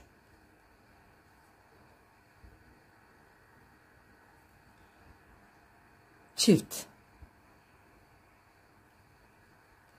1 2 3 çift. Sonda 6 sık iğne kalana kadar sık iğne olarak devam ediyorum. 1 2 3 4 5 6 7 8. Sonda 8 ilmek kaldı. 8. ilmek çift. 1 2 3 çift. 1 7. sıra 7 şu an bu sırada toplamda 40 ilmek olacak. 7 8 9 3 sıra sık iğne olarak devam ediyoruz.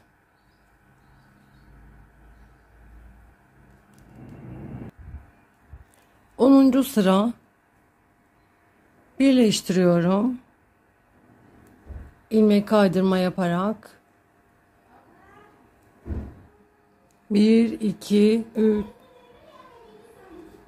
4 5 bir ilmek atlayıp ikinci ilmek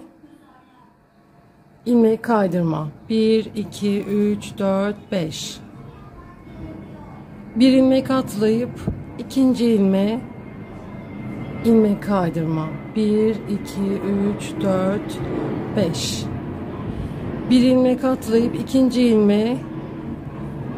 ilmek kaydırma. Bu sırayı bu şekilde tamamlıyoruz. Sona geldim. Başlangıç noktasındaki zincirin dibine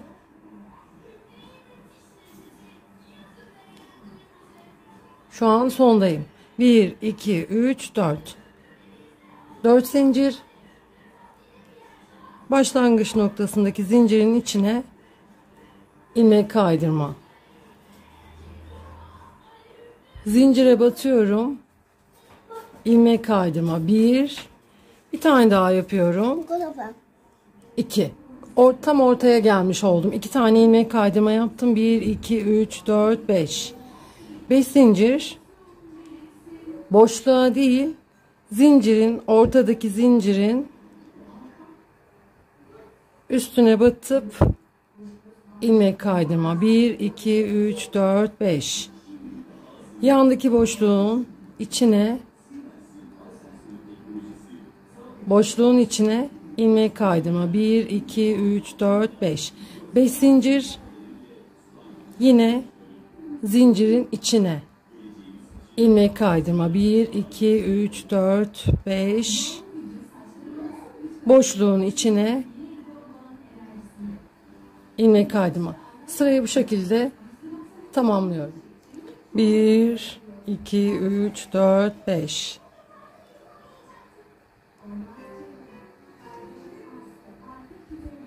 Boşluğa batıp ilmek kaydırma 1 2 3 4 5. Boşluğa batıp ilmek kaydırma. İstediğiniz uzunluğa gelene kadar bu şekilde devam edebilirsiniz. Eteği tamamlayıp ipi kestim.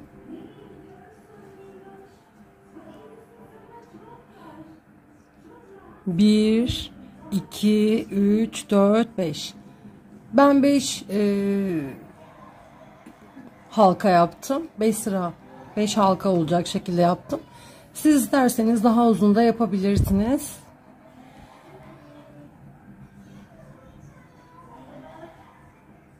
Arkadaki başlangıç noktasına ipi bağlıyorum.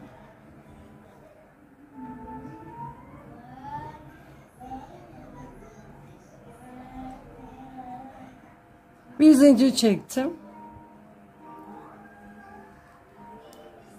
Burada da bir zincir çektim. İpi gizleyerek örüyorum. Örmemize gerek kalmaz. Kesmemize gerek kalmaz. Sırayla ilmeklere batarak sık iğne yapıyorum.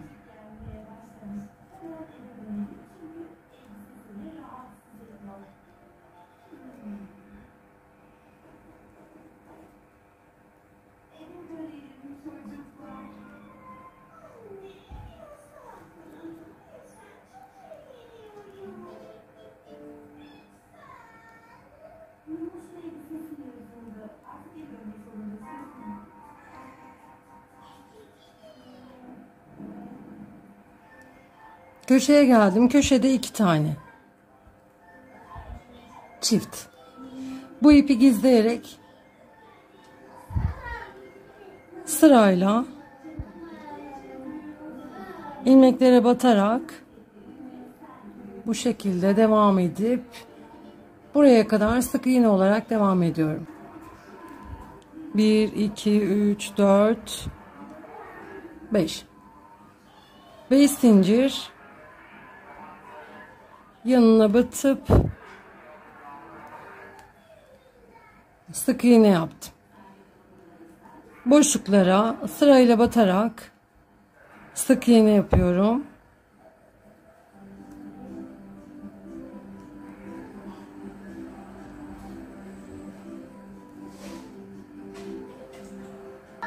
Başlangıç noktasına batıp ilmek kaydırma, bir zincir ve ipi kesiyoruz.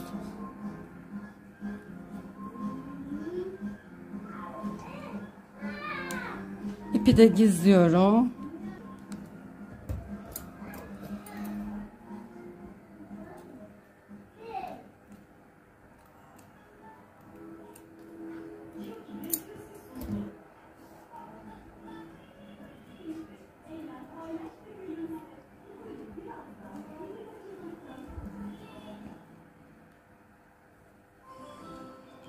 Buraya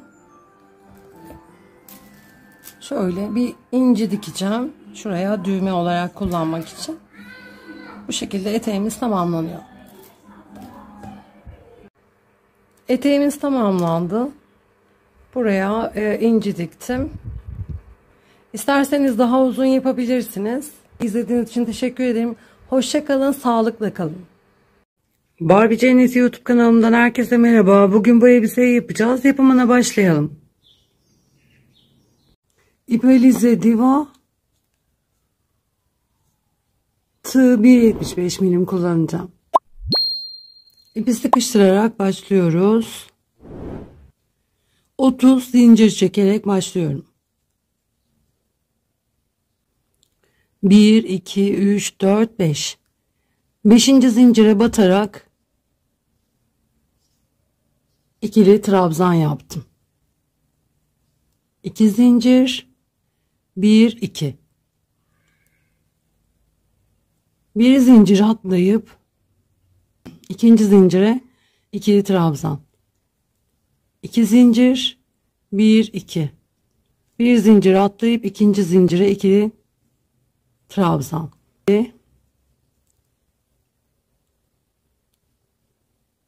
Bunu saymıyorum. 1 2. Şimdi üçüncüyü yapacağız.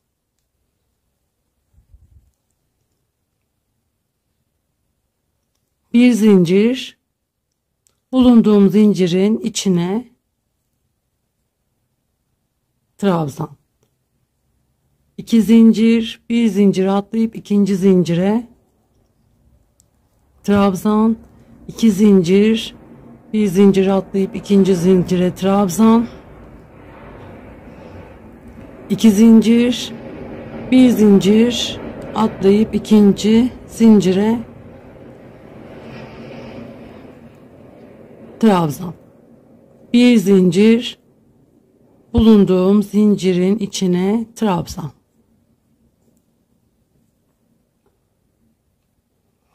Bir iki üç, bir trabzan, bir zincir, bir trabzan, 1 2 3, bir trabzan, bir zincir, bir trabzan. Toplamda 1 2 3 4 ve 5. Son ikinci sıra 1 2 3. 3 zincir döndüm. İlk boşluğun içine 1 2 3. Hepsini aldım. 2 zincir, yandaki boşluğa 1 2 3. Hepsini aldım. 2 zincir, 1 2 3. Hepsini aldım. 2 zincir, 1 2 3. Hepsini aldım. 2 zincir, 1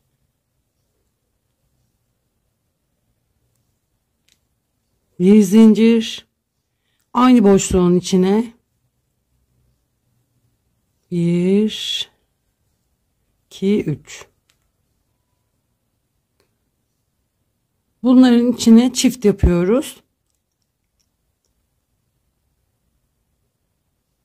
Bu tekli olan halkaların içine tek. Bu şekilde ikinci sırayı tamamlıyoruz. Köşeye yeşil ipi tutturacağım. 1 2 3. 3 zincir, yandaki ilmeğin üstüne ikili trabzan. 1 2. 2 zincir, yandaki boşluğun içine ikili trabzan. 2 zincir, yandaki boşluğun içine ikili trabzan. 1 zincir, yandaki boşluğun içine 1 2 trabzan. 1 zincir, yandaki boşluğun içine 2 trabzan. 1 zincir, buradaki boşluğun, sıradaki boşluğun içine 1 2, bir zincir, aynı boşluğun içine 2 tane trabzan.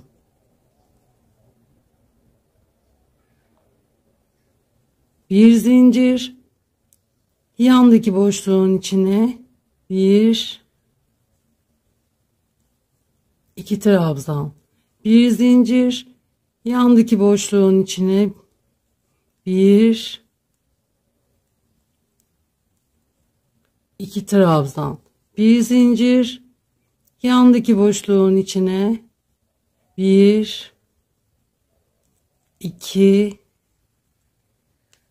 3 trabzan, bir zincir, yandaki boşluğun içine 1 2 3 trabzan, bir zincir, yandaki boşluğa bir trabzan, bir zincir, yandaki boşluğa 1 2 trabzan, bir zincir, yandaki boşluğa 1 2 trabzan, bir zincir, yandaki boşluğa 1 2 3 trabzan, bir zincir, yandaki boşluğa 1 2 3 trabzan, bir zincir, yandaki boşluğun içine 1 2 bir zincir, aynı boşluğun içine 1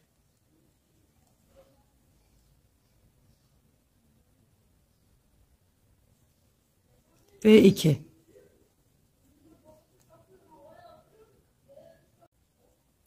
Bir, iki. 2 zincir, yandaki boşluğun içine 1 2 2 zincir, yandaki boşluğun içine 1 2 2 zincir, yandaki boşluğun içine 1 2 zincir, yandaki boşluğun içine 1 2 zincir, buradaki boşluğun içine bir trabzan yapıyorum. Bir de köşeye bir tane daha trabzan. İkinci sırayı tamamladım. Yeşil renkte ikinci sıra 1 2 3 3 zincir, yandaki ilmeğin üstüne ikili trabzan, bir zincir. Burada bu boşluğu atlayıp ikinci boşluğa trabzan, bir zincir, yandaki boşluğa bir trabzan, bir zincir, yandaki boşluğun içine bir trabzan, bir zincir, yandaki boşluğun içine 1 2 trabzan, 1 2 3 4 4 boşluk oldu burada. İpi üstüne attım. 1 2 3 üçüncü motife, üçüncü motifin boşluğuna bir trabzan, 1 2 yandaki trabzanın üstüne bir trabzan daha yaptım, 3. Buradaki yandaki boşluğun içine 1 trabzanın üstüne 2 trabzanın üstüne 3 boşluğa 4. Şimdi bir tane eksiltiyorum.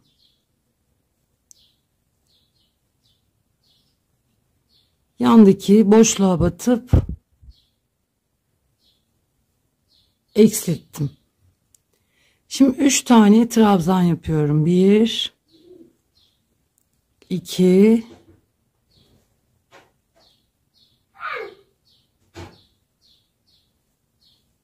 3. Buradaki boşluğu atlayıp trabzanların üstüne 1 2 3. İpi üstüne attım. 1 2 3. 3 motif atlayıp 4. motife trabzan, 1 2, 2 zincir, yandaki motife bir trabzan, 2 zincir, yandaki motife bir trabzan, 2 zincir, yandaki motife, yandaki boşluğa bir trabzan, 2 zincir, buradaki boşluğa batmadan direkt trabzanın üstüne batıp ikili trabzan, bir tane de zincirin üstüne 2. Yeşilde 1 2 3. sıra 3 zincir döndüm. Yanındaki trabzanın üstüne trabzan, boşluğa trabzan, zincirle beraber 1 2 3, yandaki boşluğun içine 4, yandaki boşluğun içine 1 2 1 2 3 4 çift, yandaki boşluğa 1, yandaki boşluğun içine 2, yandaki boşluğun içine 3, trabzanın üstüne 4, trabzanın üstüne 5. Şimdi bir tane eksiltiyorum.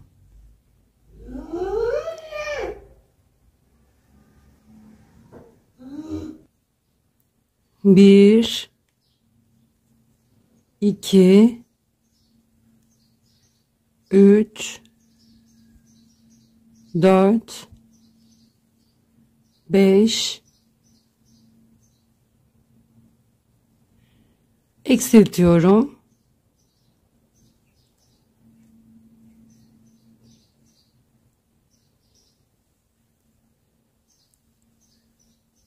Bir,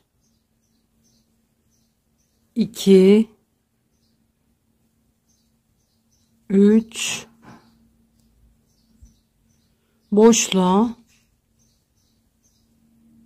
4, trabzanın üstüne 5, boşluğa 6, yandaki boşluğa çift yapıyorum şimdi. Aynı boşluğun içine 2 tane, yandaki boşluğa 1, yandaki boşluğa 2. Şimdi sondaki trabzanların üstüne 1, bir de zincirin üstüne 2. 4. sıra 3 zincir döndüm. İlk boşluğun içine trabzan. Sadece trabzan olarak devam ediyoruz. Her seferinde bu zincirin üstüne de batalım. 1 2 3 4 5. 5 sıra trabzan yaptık. 1 2 3 zincir döndüm. İlk boşluğa değil, ikinci boşluğa trabzan.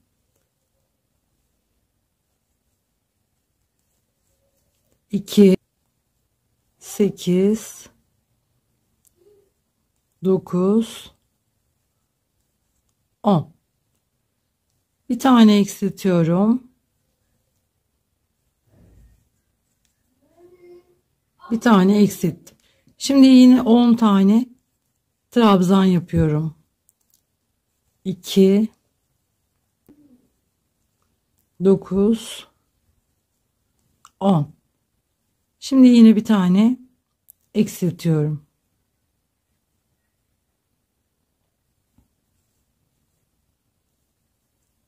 Bir, 2, 3, 4, zincirin üstüne bir tane 5. Bir zincir ipi kesiyorum.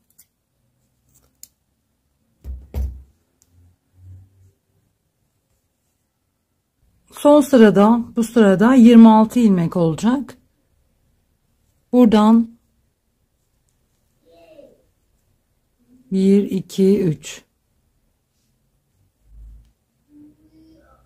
3 zincir, yandaki ilmeğe geçiyorum. 1, aynı boşluğun içine bir tane daha,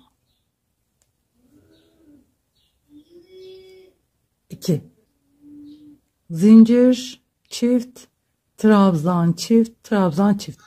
Bu sırayı bir trabzan, bir çift trabzan olarak tamamlıyoruz. 1 2 3 4 5 6 7 8 9 10 11 12 ve 13. 13 tane çift yapmış olduk. Yanına zincirin üstüne ikinci sıra 1 2 3 3 zincir döndüm. İlk boşluğun değil, ikinci boşluğun içine trabzan, 1, bir tane daha, 2 zincir, aynı boşluğun içine 2 trabzan,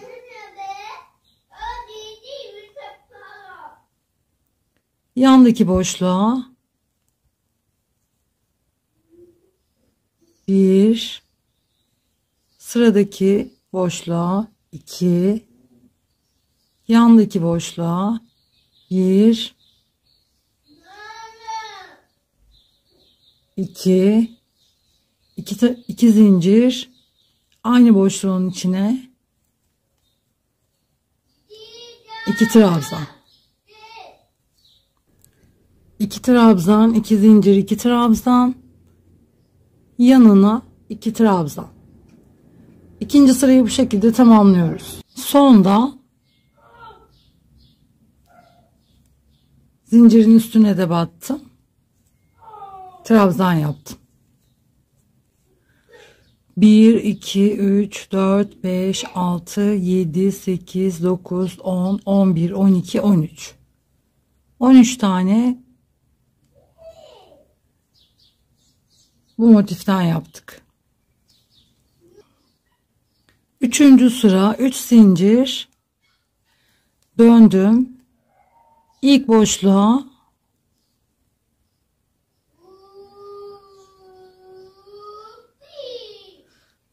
trabzan, boşluğun içine geldim. 1 2 trabzan, 2 zincir, 2 trabzan.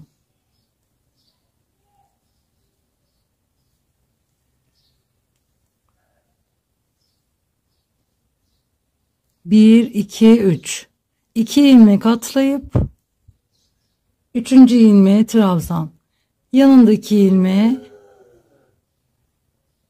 trabzan. Şimdi boşluğun içine geçiyorum. 2 trabzan, 2 zincir, 2 trabzan.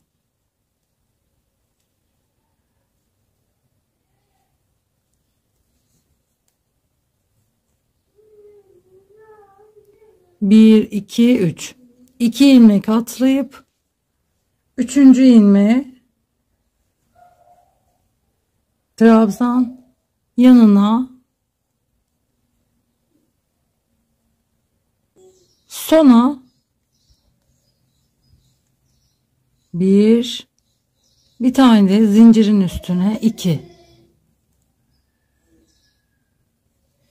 2 ucunu birleştiriyorum.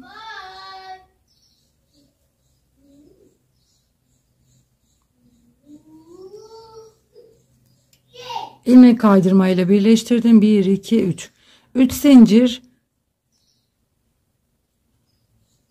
yandaki ilmeğe batıp ikili trabzan. Şimdi boşluğun içine geldim. 1 2 zincir, yine boşluğun içine 2 trabzan. Ortada 2 trabzan yapmıştık az önce. Onların üstüne 2 trabzan. Boşluğa 2 trabzan, 2 zincir, 2 trabzan.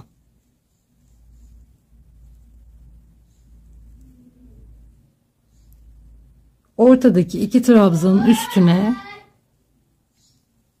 bir tane daha, 2.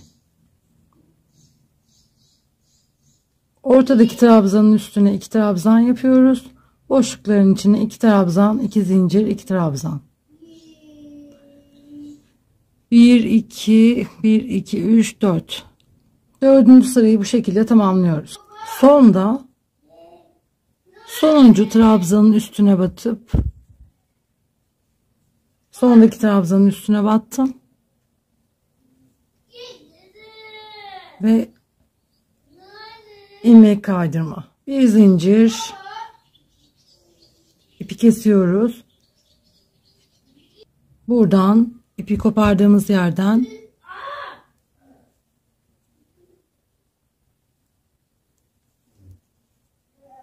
bir, iki, üç zincir. Bunu da gizleyerek örerseniz kesmenize gerek kalmaz. Yandaki trabzana trabzan. Şimdi buradaki boşluğun içine bir, iki zincir, 2 trabzan.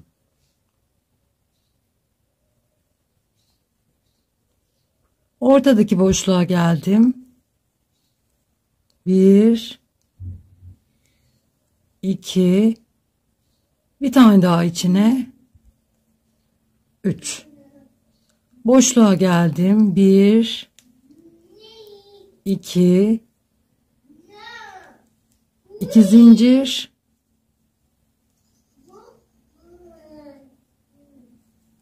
2 trabzan. Yandaki boşluğa geçtim. Pardon, trabzanın üstüne geçtim. 1, yanındaki trabzana 2, bir tane daha aynı ilmeğin içine 3. Burada 2 yaptık. 2 trabzan, 2 zincir, 2 trabzan. Ortadaki 2 trabzanın üstüne 1, yanına da çift. Bu şekilde bu sırayı tamamlıyoruz. Sona geldim. Buraya bir tane sona trabzan yaptım. İlmek kaydırmayla birleştirdim. 1 2 3 zincir, dibine ikili trabzan. Tamam, ben açayım sana, bekle. İkili trabzan, 1 boşluğun içine 2, 2 zincir, boşluğun içine 2 trabzan, 1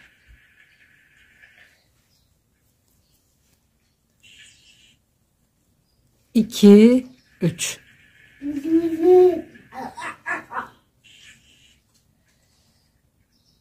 Zincirle beraber 2 trabzan, 2 trabzan, 2 zincir, 2 trabzan, ortaya 3 trabzan.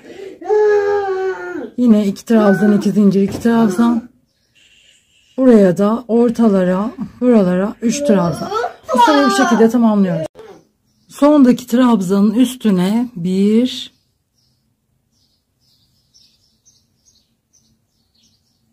sırayı kapatıyorum. İlmek kaydırma, 1 2 3 zincir, yanındaki boşluğa 2, yine zincirin içine 2 trabzan, 2 zincir, 2 trabzan.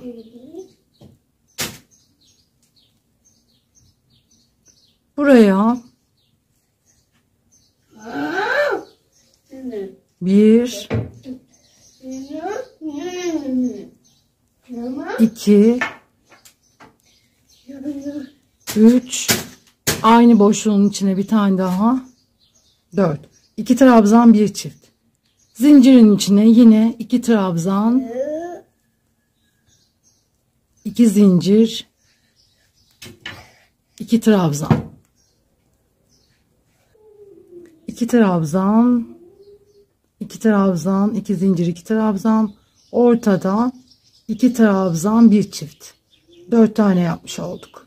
Bu sırayı bu şekilde tamamlıyoruz. Sona geldim.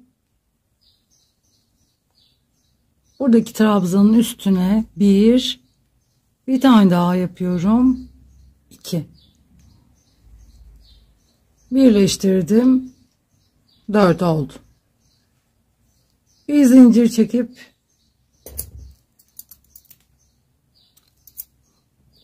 ipi kesiyorum. 4, 5, 5, 6, 6, 2, 4, 6, 7, 7, 7, 7, 7, 8, 8, 8, 8, 8, 8. Bu şekilde buradan başlama yerimiz burasıydı. Buradan böyle artırarak devam ediyorduk. Bu şekilde sırayı tamamlıyoruz uç noktasına gelene kadar. 1, 2, 3. Son sıra 3 zincir, bulunduğum ilmeğin dibine trabzan, 1 zincirin içine 2, 1, 2, 3, 4, 5. 5 zincir çektim. Üçüncü zincire batıp ilmek kaydırma yaptım.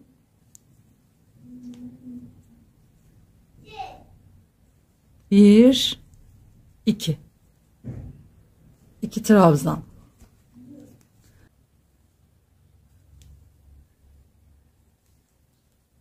Trabzanların üstüne trabzan.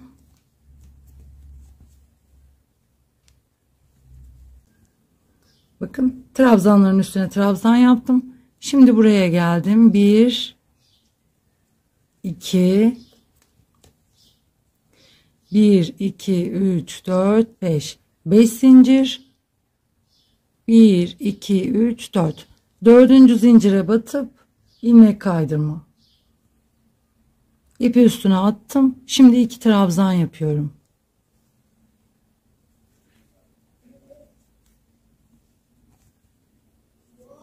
Bu sırayı bu şekilde tamamlıyoruz. Son sıramız. Tamamladıktan sonra ipi kesebiliriz. Arkasına bu şekilde çıt çıt ya da kanca cırt cırt dikebilirsiniz. Elbisemiz tamamlandı. Bir sonraki videoda görüşmek üzere. Hoşça kalın, sağlıkla kalın. Videoyu beğenip yorum yaparsanız çok sevinirim. Barbie Cenneti YouTube kanalımdan herkese merhaba. Bugün bu elbise modelini yapacağız. Yapımına başlayalım. İp Alize Diva, tığ 2 numara 2 milim.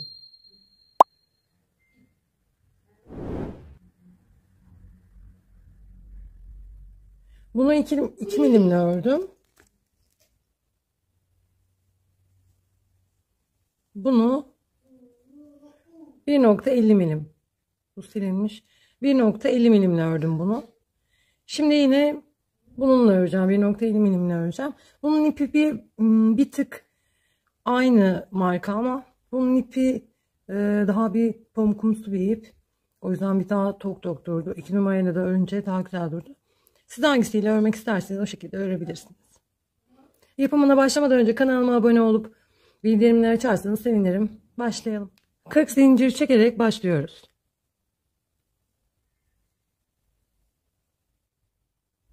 İki ucunu birleştiriyorum. ve ilmek kaydırma. 3 zincir, yanındaki zincire ikili trabzan. 1 2. Sırayla zincirlere batarak ikili trabzan.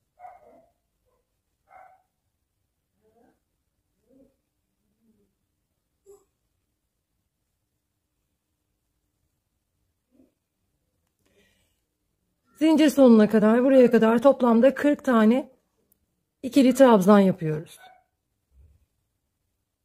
1 2 3. Üçüncü zincire batıp ilmek kaydırma. 1 2 3 4. 4 zincir. Bir tane trabzan atlayıp ikincinin üstüne sık iğne. 1 2 3 4. 4 zincir. Bir trabzan atlayıp ikincinin üstüne sık iğne. 1 2 3 4. Bir trabzan atlayıp ikinciye sık iğne. Sırayı bu şekilde tamamlıyoruz. 19 tane halka olacak. Toplamda 1 2. 2 zincir çektim. Başlangıç noktasının dibine battım. İkili trabzan. 1 2 3. 3 zincir. Zincirin dibindeki ilmeğin bu şekilde batıp ikili trabzan. 2 zincirle beraber 2 3 4. 4 tane yaptım. Zinciri çekmeden ipi üstüne attım. Bu zincirlerin ortasındakine batıp 1 2 3 4. İpi üstüne attım. Yandaki zincirin üstüne geçtim. 1 2 3 ve 4. Sırayı bu şekilde tamamlıyorum. 1 2 3 4. sıra. Köşeye batıp ilmek kaydırma yaptım. 1 2 3 4. 4 zincir. Şu boşluğa sık iğne. 1 2 3 4. 4 zincir. Boşluğa sık iğne. 1 2 3 4. 4 zincir. Boşluğa sık iğne. Sırayı bu şekilde tamamlıyoruz. Sondayım. 2 3. 3 zincir. Başlangıç noktasının dibine batıp ikili trabzan. 1 2 3. 3 zincir. Zincirin dibindeki ilmeğe batıp ikili trabzan. 1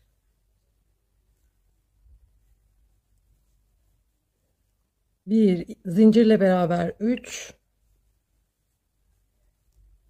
ve 4. Yandaki zincire geçiyorum.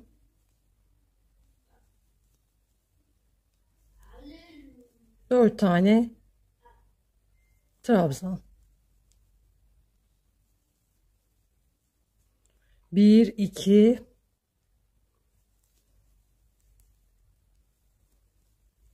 üçüncüyü yapıyorum şu anda.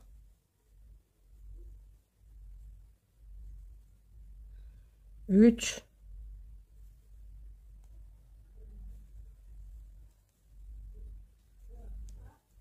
dördüncüdeyim.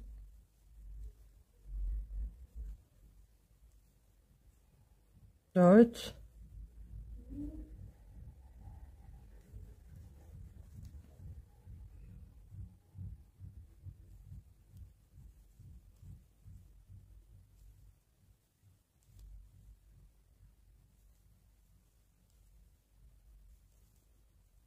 5. 1, 2, 3, 4, 5. Şimdi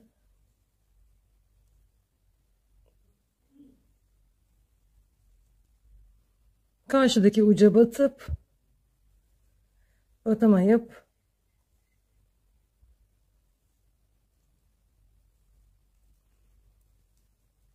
kol yerini yapmış olduk. Şimdi bu karşı tarafa değil, bu tarafa, ön tarafa devam ediyoruz. İpi üstüne attım. Yine örmeye devam ediyorum.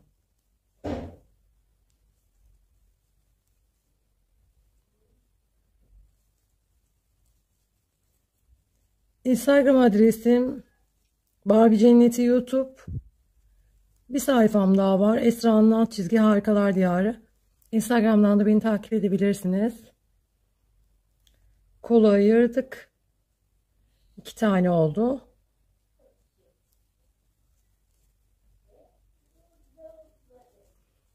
On motif olana kadar örmeye devam edeceğiz.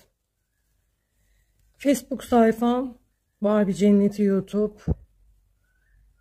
10 tane olana kadar devam ediyorum. 1, 2, 3, 4, 5, 6, 7, 8, 9, 10. 10 tane. 1, 1, 2, 3, 4, 5. Beşincinin arasından battım. Bunu buradan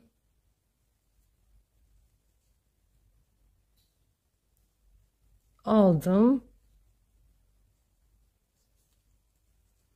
İkinci kol yerini yaptık. İpi üstüne attım.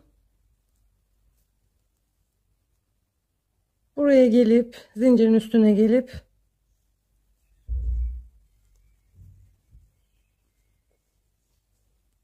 aynı şekilde devam ediyorum.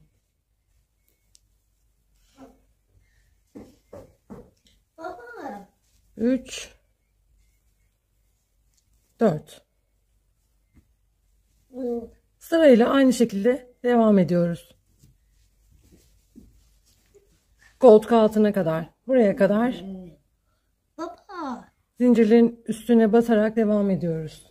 Sen Koltuğu birleştirdikten sonra 1, 2, 3, 4, 5. 5 tane yaptım. Şimdi bakın.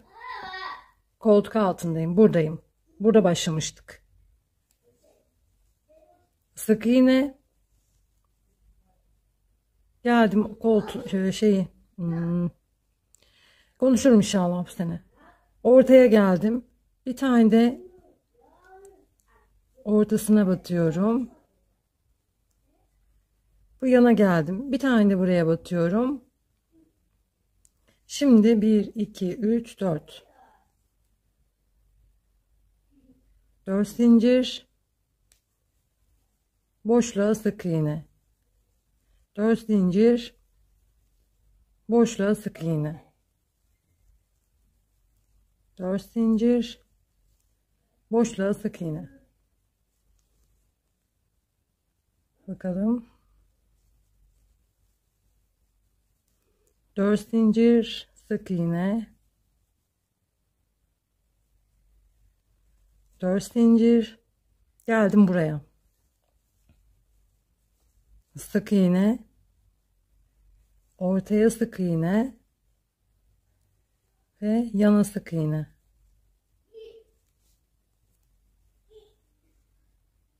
Buradayım şimdi. 1, 2, 3, 4. 4 zincir. Geldim. 1, 2, 3, 4.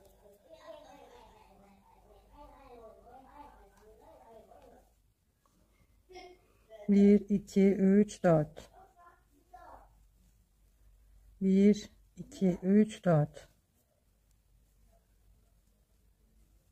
1, 2, 3, 4. Şimdi buraya geldik. Koltuk altına.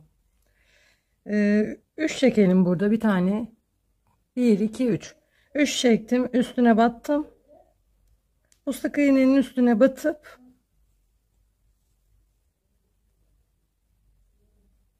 sık iğnenin üstüne batıp trabzan yaptım. 1 2 3. 3 zincir, dibine batıp 2 zincirle beraber 2 3 ve 4 tane yaptık. İpi üstüne attım.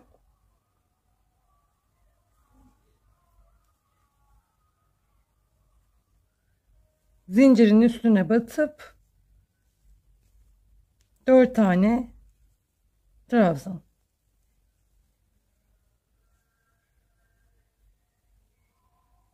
Sıraya bu şekilde zincirlerin üstüne batarak devam ediyoruz. Şimdi başlangıç noktasına geldim. Şu zincir sizi aldatmasın. Biz bunun üstüne yaptık. Buraya da yapmayın. Biz bunun üstüne zaten yaptık. Başlangıç noktası. Sırayı kapattım. 1 2 3 4. 4 zincir, yine boşluğa batıyorum. 4 zincir, boşluğa battım. Sırayı bu şekilde tamamlıyoruz. 3 zincir çektim. Başlangıç noktasının dibine batıp ikili trabzan. 1 2 3. 3 zincir, dibindeki ilmeğe batıp 2 3 4. Yandaki zincire 1 2 3 4. Sırayı bu şekilde tamamlıyorum. 1 2 3 4.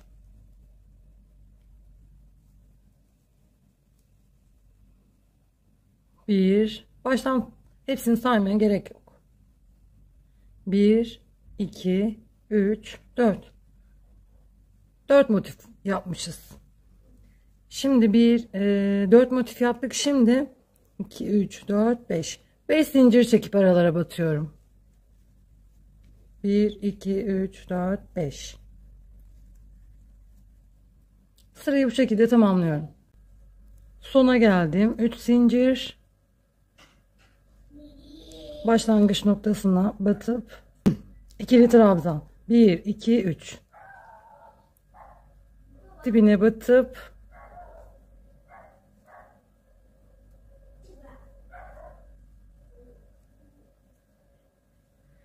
2 3 4 5. Yandaki zincire geçiyorum. 1 2 3 4 5.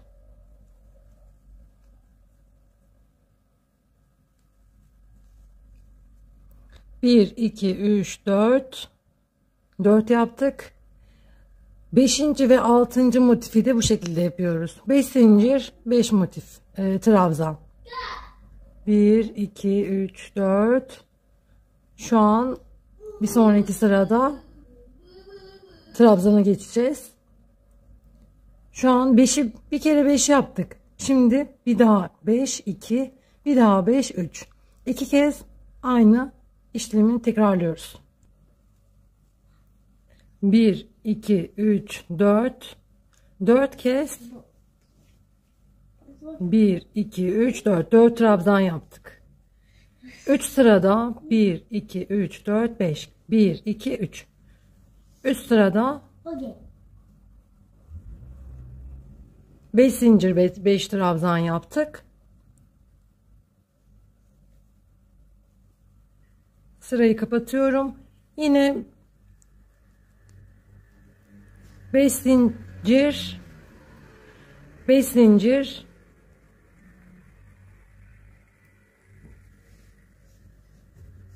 beş zincir,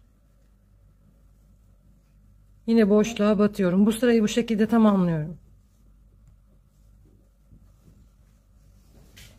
3 zincir, başlangıç noktasına batıp trabzan, 1 2 3, 3 zincir,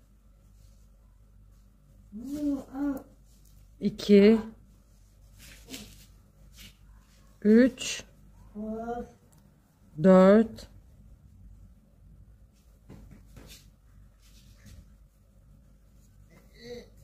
5 6.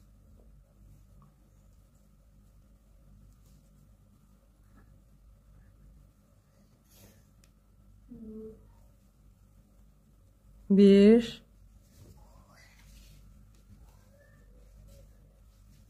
iki, üç, dört, beş, altı. Bu sırada 6 yapıyoruz. 6 trabzan yaparak sırayı tamamlıyorum. 5 5 5 6. 6 trabzan yaptık.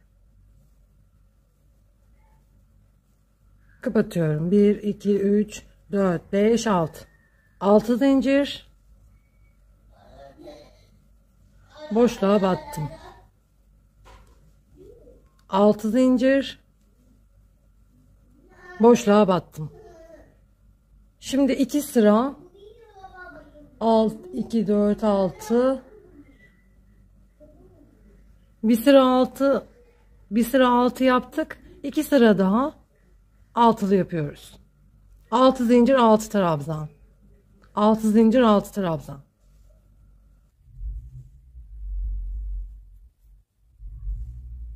Bir 2 3 4 trabzan 4 zincir yaptık.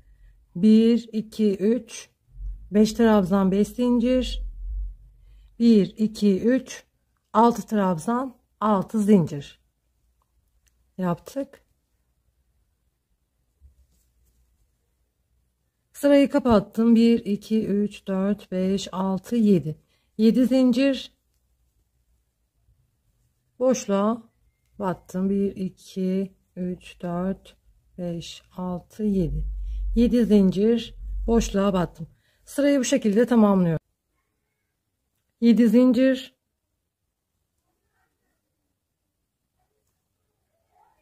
başlangıç noktasına batıp sık iğne, ipi üstüne attım. Buradaki zincire geçiyorum.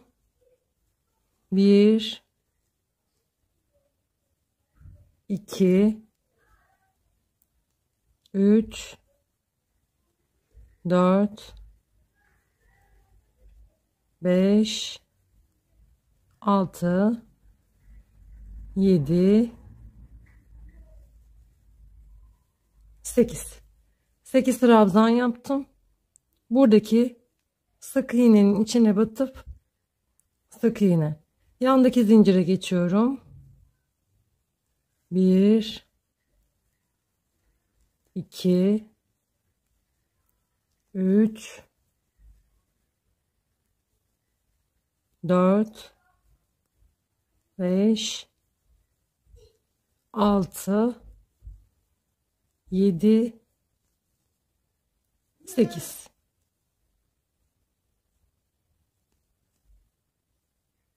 Ortadaki sık iğnenin üstüne bir tane sık iğne. Bu sırayı bu şekilde tamamlıyorum. Sırayı tamamladım.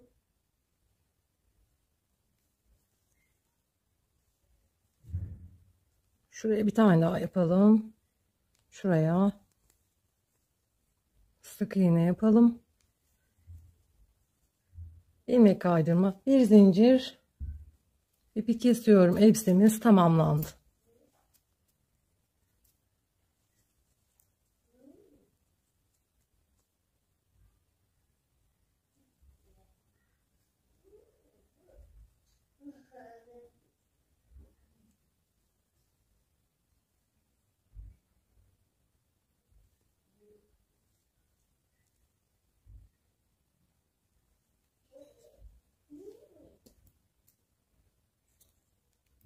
Elbisemiz tamamlandı.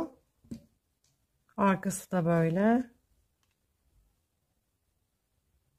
İzlediğiniz için teşekkür ederim. Bir sonraki videoda görüşmek üzere. Hoşça kalın, sağlıklı kalın. Abone olup videoyu beğenmeyi unutmayın. Bildirimleri açmayı unutmayın. Hoşça kalın. Merhaba, kanalıma hoş geldiniz. Bugün bu tığlığı yapacağım. Çok kullanışlı. Buraya büyük iğneleri, buraya küçük iğneleri takıyorum. Buraya da ayraçları 2,5 milimle yapımına başlıyorum. 31 zincir çekerek başlıyorum.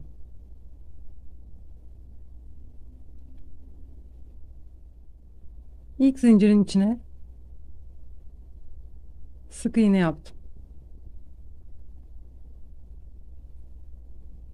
Zincirlerin hepsine sırayla zincir bitimine kadar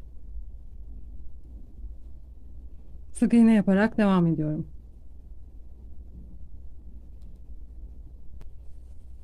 Birinci sırayı sık iğne olarak tamamladım.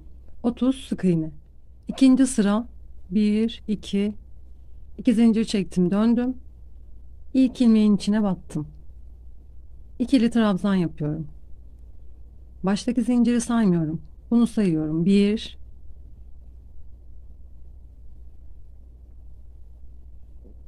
2 9 ve 10.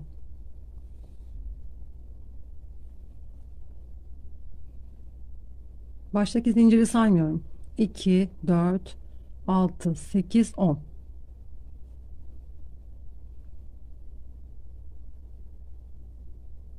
Öndeki ilmeğe değil, arkadaki ilmeğe ikili trabzan yapıyorum. Böyle batmıyorum. Normalde böyle batıyoruz. Arkadaki ilmeği örüyorum. Burayı örerken böyle uzatırsanız, çünkü tığ, şu anda tığın olduğu yeri yapıyoruz.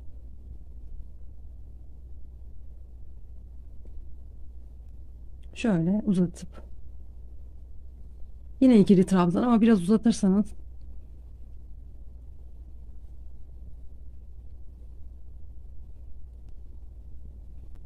on bu tarafa ördük. Şimdi 20 sona kadar arka ilmekleri örerek başta toplamda 10 ilmek var. Arka ilmekleri örerek de 20 ilmek, toplamda 30 ilmek olacak. Bu sırayı bu şekilde tamamlıyorum. Üçüncü sıra demiyorum çünkü şu an yine ikinci sıraya yapacağız. Şöyle göstereyim. Buralarda ilmekler bırakmıştık. Arka ilmekten örmüştük. Öndeki ilmekler kalmıştı. Şimdi bunlara batarak ikili trabzan yapıyoruz.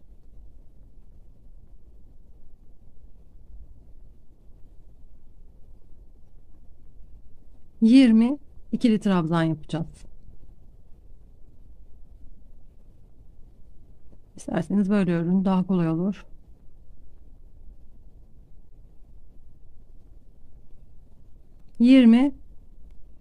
Yani bakın, burada ilmekler çıkık değil. Burada ilmekler çıkık. Burada bitmiş. Buraya kadar devam ediyoruz. Toplamda burası 20 ilmekti. 20 ilmek yapıyoruz. Aynı şekilde devam ediyoruz. Bir zincir çektim. Döndürdüm.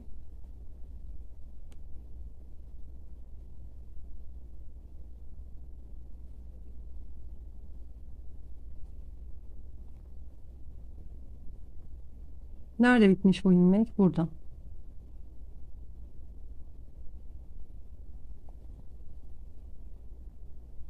Buradan battım. İlk önce bu iki ilmeğe batıyorum. Sonra burası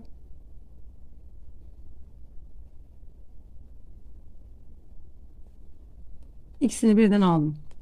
Şimdi sağlamlamasını yapalım. Baştakini saymıyorum. 2 4 6 8 10. Bizim 11.'ye batmış olmamız gerekiyordu. Doğru. 11.'ye batmışız. Sıradaki öndeki ilmeği aldım. Arkadaki ilmeği de aldım. İkisini beraber sık iğne. Öndeki ilmeği aldım. Arkadaki ilmeği aldım. Battım. İkisini bir ördüm. Sık iğne.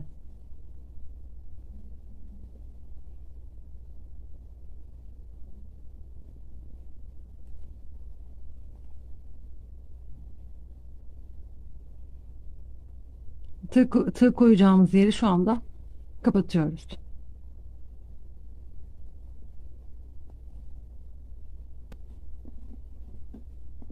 İlk sırası oluştu. Bir zincir çekip dönüyorum. İlk ilmeğin içine battım. Sık iğne yaptım.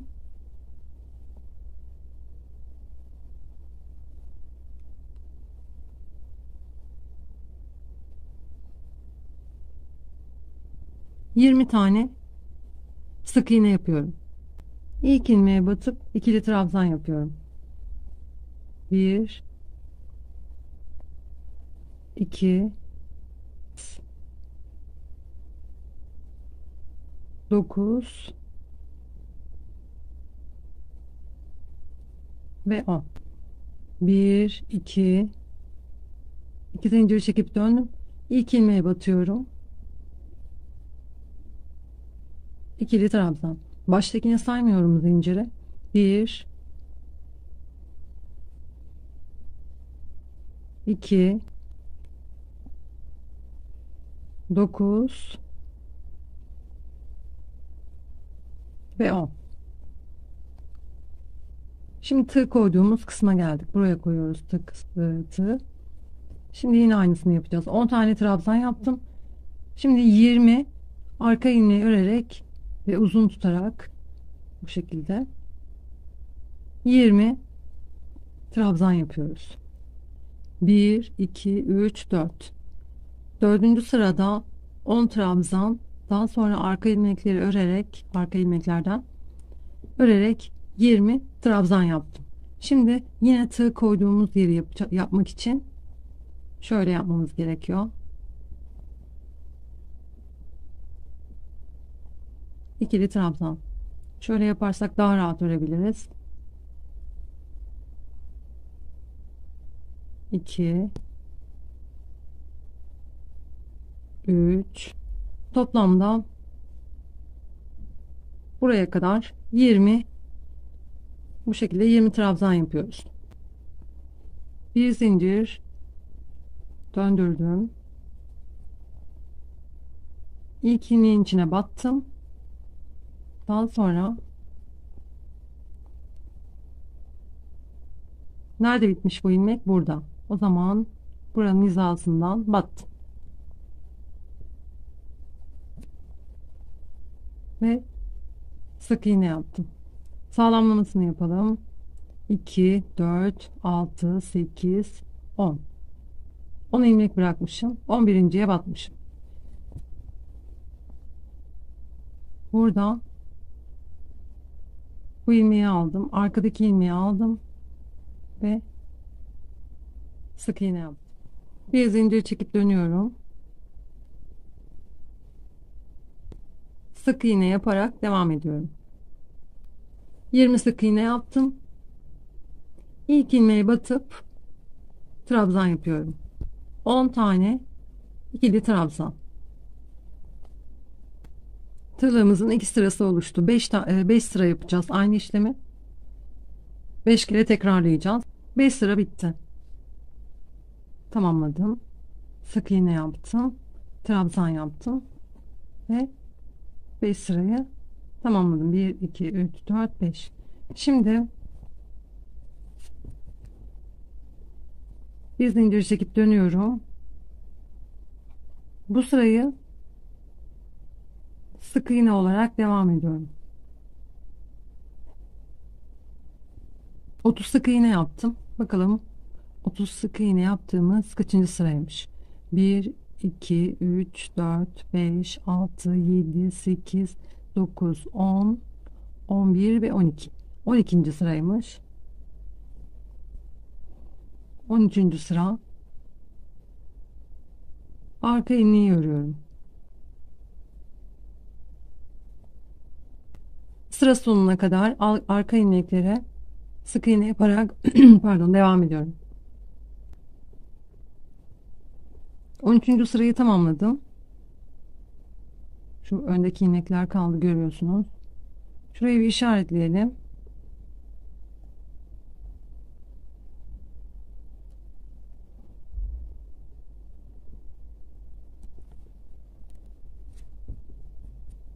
On dördüncü sıra. Bir zincir çekip döndüm. Bu sırayı komple sıra sonuna kadar sık iğne olarak devam edeceğim.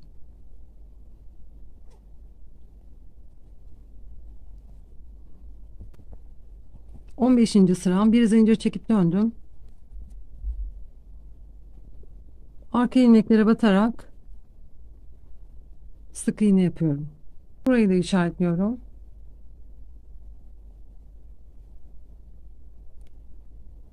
On 16. Son video 16. sırada kalmıştı. Yani şuradan. Şuraya kadar tamamlamıştık. Daha sonra 1, 2, 3, 4, 5.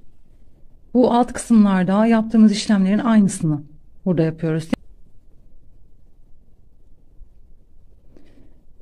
Bir zincir çekip dönüyorum.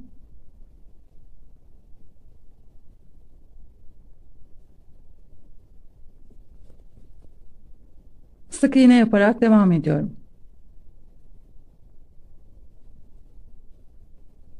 27. sıra, bir zincir çekip dönüyorum. İlk ilmekten itibaren sık iğne yaparak devam ediyorum.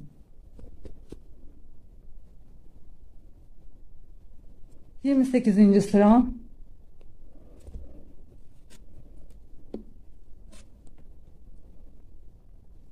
bir zincir çekip döndüm.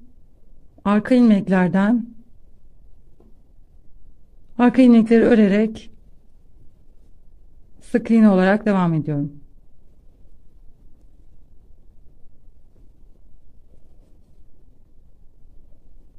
Ve 9. sıra, 1, 2 zincir çektim, dönüyorum. 1, 2, 3. Pardon, şimdi buraya batacağım. İlkinde aynı ilmeğin içine battım, 2 tane. Şimdi 1, 2, bir ilmek atlayıp ikinciye batıyorum. Batamıyorum. Battım. İkili trabzan yaptım. Şimdi bir ilmek atlamıştık. Geri döndüm. O ilmeğin içine batarak ikili trabzan yaptım. Buraya batmıştık. Karıştırmıyoruz. 1, 2. Bir ilmek atlayıp ikinci ilmeğe ikili trabzan. Yine bıraktığım, atladığım ilmeğe batıyorum. 1, 2.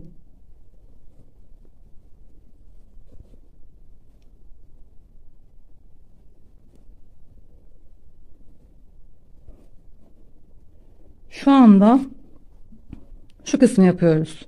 Bu kısma geçtik. Hadi bu da burada kalsın. Ön tarafını yapıyoruz. 1, 1, 2. İkili trabzan. Yine bıraktığım ilmeğe batıp ikili trabzan yapıyorum. 1, 2. Pardon. Yine bıraktığım ilmeğe batıyorum. Sondaki ilmeğe tek trabzan. Şimdi kaç oldu? 2, 4, 6, 8, 10, 12, 14 ve 16. 16 oldu. 1, 2, 1. Bu baştakini saymıyorum. 1. Bunu saymıyorum. 1, 2. İkinciye battım. Bir tane atladım. Bunu saymıyorum. Bir tane atladım. Yine atladığım ilmeğe ikili trabzan. Bunu örmüştük zaten. Karıştırmayın. 1, 2. Atladığım ilmeğe yine ikili trabzan yapıyorum. 1 2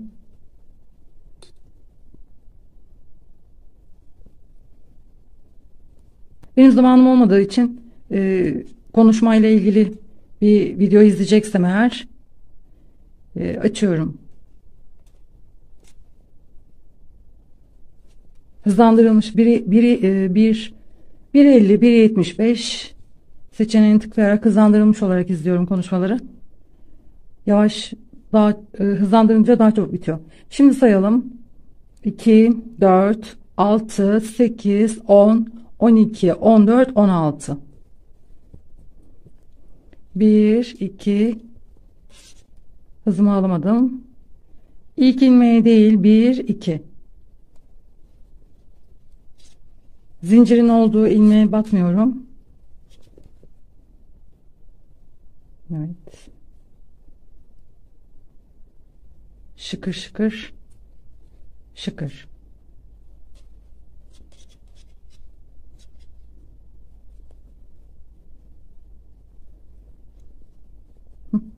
Şöyle yapalım.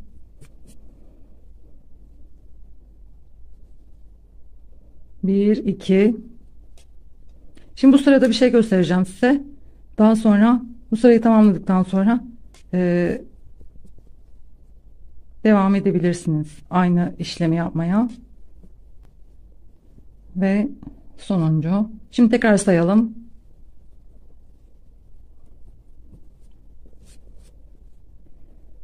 2 4 6 8 10 12 14 15 oldu.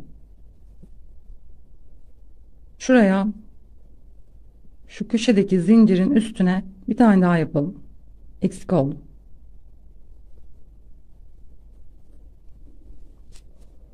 Bir, iki, üç, dört. 10 tane, 10 sıra, bu şekilde 10 sıra olana kadar devam ediyoruz. 10 sırayı tamamladım. 2, 4, 6, 8, 10. 39. sıra, bir zincir çekip dönüyorum. Bu sırayı sık iğne olarak devam edeceğim.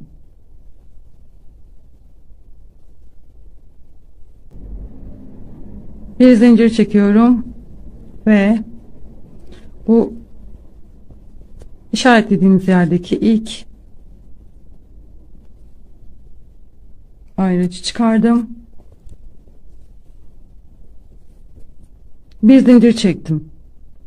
Battım ilk ilmeğe. Şimdi ikinci sıradaki değil, birinci sıradaki ilk ilmeğe batıp sık iğne yapıyorum.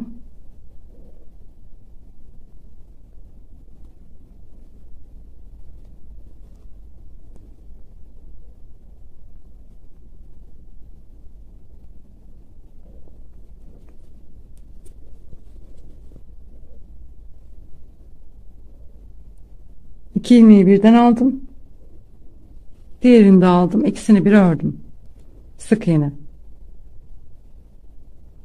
İlk sırada 2 ilmek var. Diğerinde 1 ilmek var.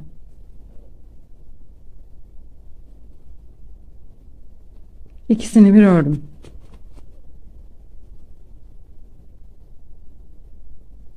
Aldım. Diğerini de aldım. İkisini bir sık iğne. Aldım. Arkadaki ilmeği de aldım. İkisini beraber sık iğne. Birleştirdim. 41. sıra, bir zincir çekip dönüyorum. 41. sıra sık iğne olarak devam edeceğim.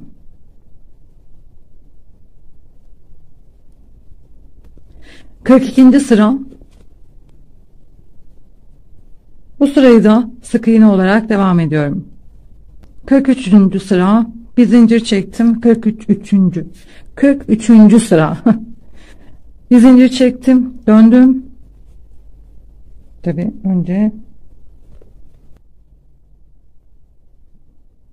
sık iğne yaptım. Bu ilmeği aldım.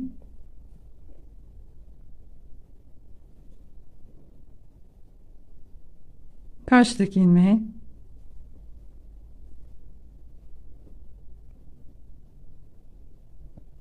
Öndeki ilmeği aldım. Karşıdaki ilmeği aldım ve sık iğne.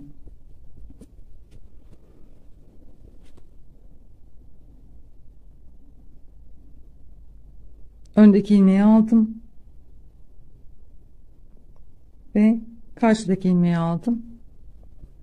Sık iğne. Öndeki ilmek, karşıdaki ilmek ve sık iğne. Bu sırayı bu şekilde devam ediyorum. Tamamlıyorum. Birleştiriyoruz artık.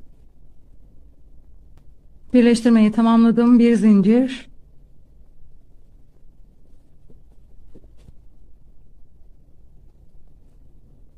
Sık iğne olarak devam ediyorum.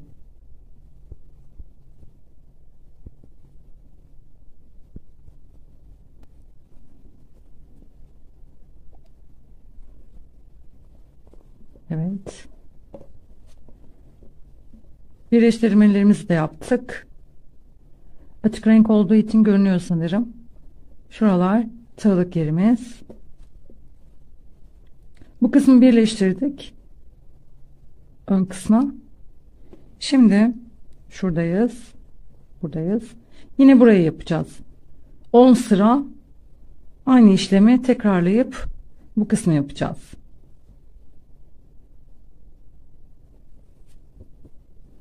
Bir, iki, bir, iki, üç.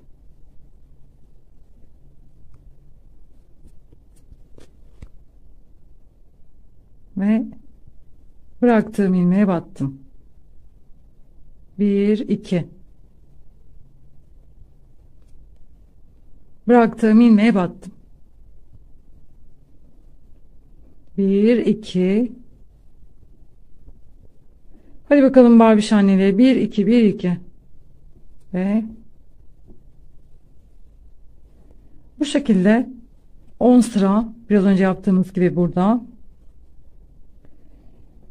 Şöyle 2, 4, 6, 8, 10. Aynı işlemi burada da tekrarlıyoruz. Şu köşelerde zincir üstüne de batın. Sayınız eksik çıkmasın. 16 tane olacak. Toplamda 16 olacak. 2, 4, 6, 8, 10, 12, 14 ve zincirin üstüne de battım 16. Buna dikkat edin. Yoksa şey olur. Yan taraflar eksik olduğu için yan tarafları birleştirirken hoş durmaz. Devam edelim. Bu tarafı da bitirdim. Şimdi iki ucunu birleştireceğim. Tığ koyulan kısım burası. Burayla burayı birleştiriyorum.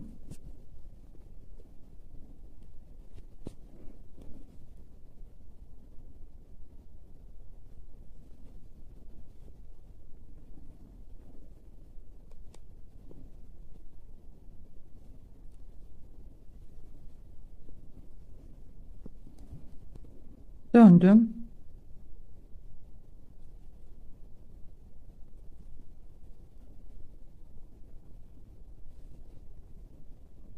Öndeki ilmeği alıyorum. Arkadaki ilmeği, ikisini beraber sık iğne. Öndeki ilmeği aldım. Arkadaki ilmeği aldım. Sık iğne.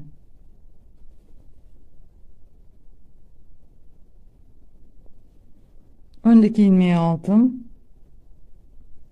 Arkadaki ilmeği aldım ve ikisini bir ördüm. Birleştirdim.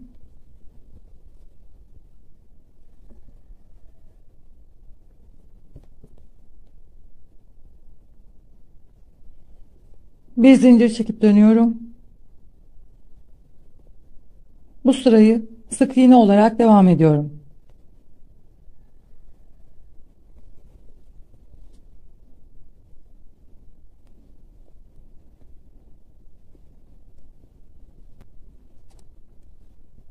Sırayı tamamladım. Şimdi model olan tığ çantasında da ben aynı şekilde yapmıştım. Normal kartonu poşetle bantladım. Eğer tığ çantasının üstüne bir şey dökülürse, yıkamam gerekirse diye. Ama isterseniz böyle beyaz delikli sert bir şey var, plastik var. İsmini bilmiyorum ne olduğunu. Onu da koyabilirsiniz şuralara. Ben bu şekilde dediğim gibi diğerinde de böyle koymuştum. Şöyle. Diğer bölmeye de aynı şekilde koyacağım. Şimdi burada sık iğne yaptım. Şimdi içine kartonu koyduktan sonra diğer tarafa da, bu tarafa da bu şekilde buraya kadar sık iğne yaparak devam edeceğim. Devam edelim. Bu köşede, bu köşeyi bitiş noktasında bir tane zaten bir tane yapmıştık. Bir tane daha yaptım. 2 3. Aynı ilmeğin içine 3 tane yaptım.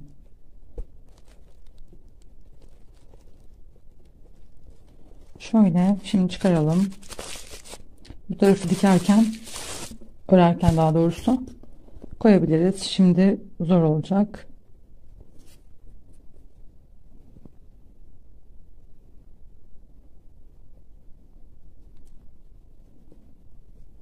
Sık iğne yaparak devam ediyorum.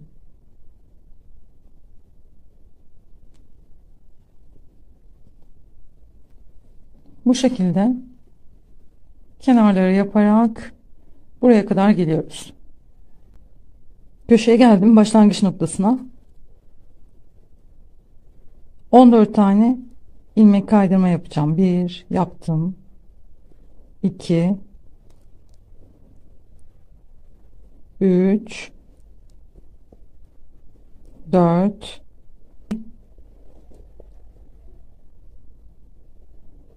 13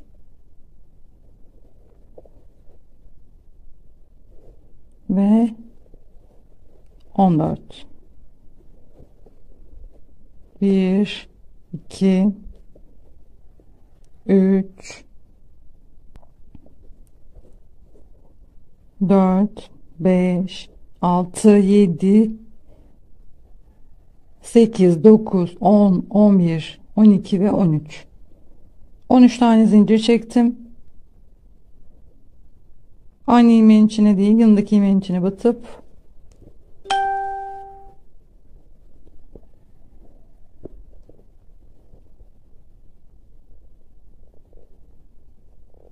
yapamadım. Evet.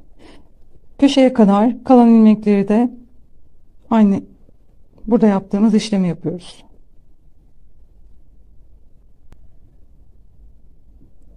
Köşeye kadar tamamladım. İpi kesiyorum.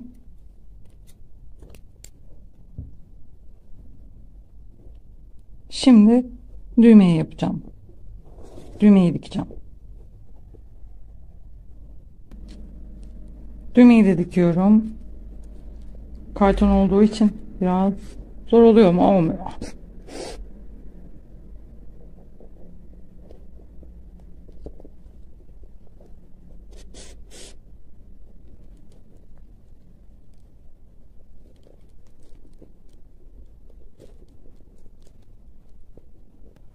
Çantamız bitti.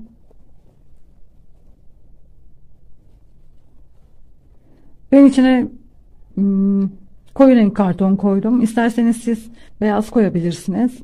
Beyaz da kutular var. Diğerine göre, model tığlığımıza göre daha küçük oldu. İpi ince olduğu için bunun ipi daha kalın. Güzel oldu. Tığlarımızdan koyalım mı? Koyalım.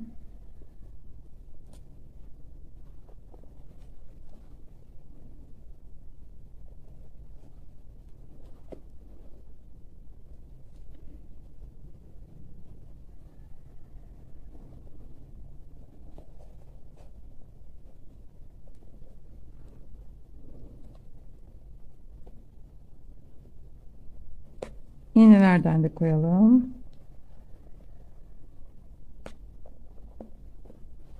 Evet.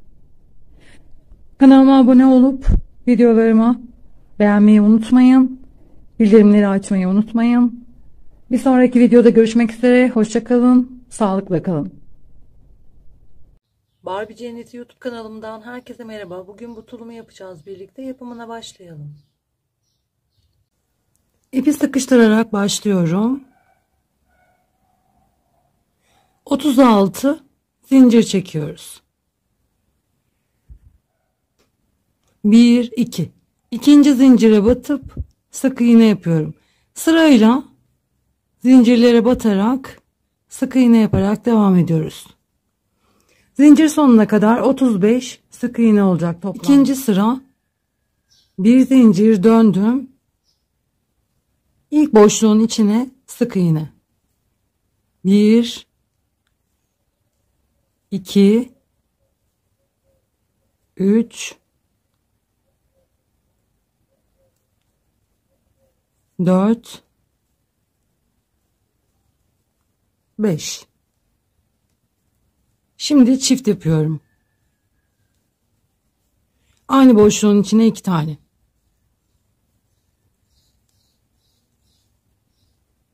Beş sık iğne, 6. çift. Aynı ilmeğin içine 2 tane.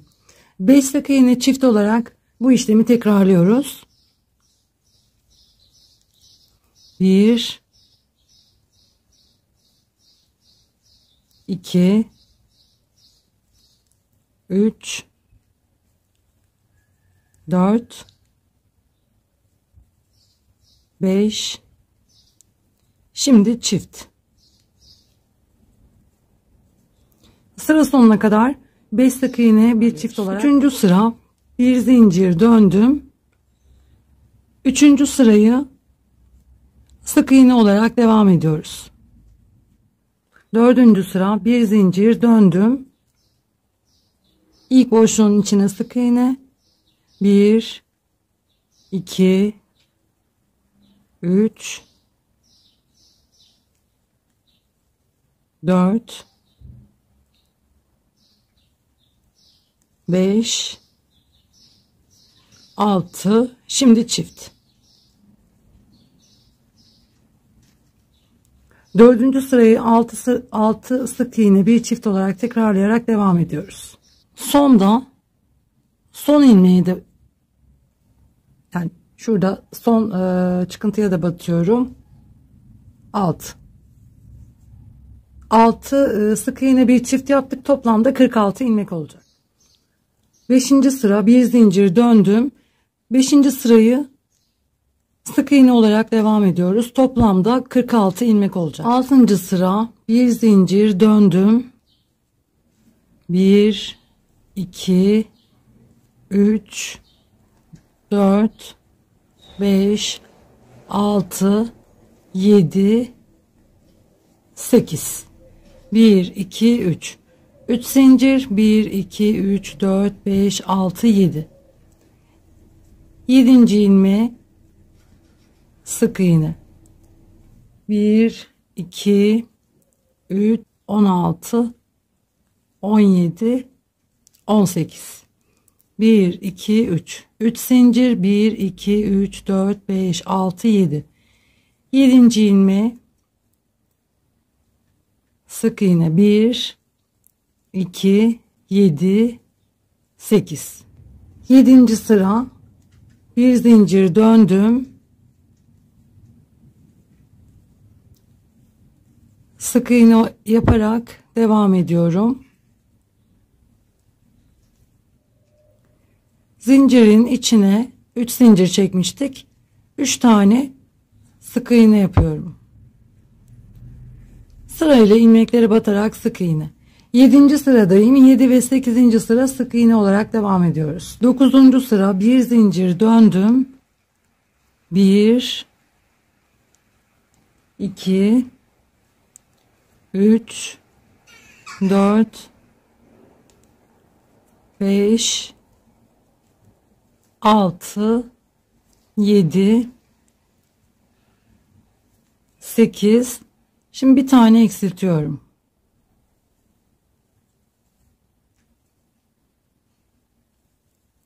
1, 2, 3, 4, 5, 6, 7, 8, 9. Bir tane eksilttim. 1, 2, 3, 4, 5,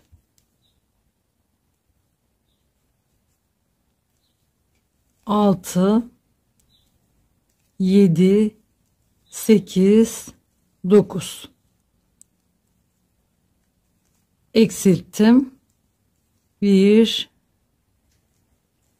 2, 3, 4, 5, 6, 7 ve 10. sıra bir zincir döndüm. 1, 2, 3, 4, 5, bir tane eksiltiyorum. Sıra sonuna kadar 5 sık iğne, bir eksiltme yapıyoruz. 1, 2, 3, 4, 5, bir tane eksiltiyorum. Sıra sonuna kadar 5 sık iğne, bir eksiltme olarak devam ediyoruz. 2, 4, 6, 8, 10, 11. sıra bir zincir çekip dönüyorum. 11, 12, 13. 3 sırayı sık iğne olarak devam ediyoruz. 14. sıra 2 zincir döndüm. İlk boşluğa değil, ikinci boşluğa batıyorum. 1, 2, 3, 4, 5, 6. 6 sık iğne yaptım. Bir tane eksiltiyorum. 1, 2, 3, 4, 5, 6, 7, 8, 9,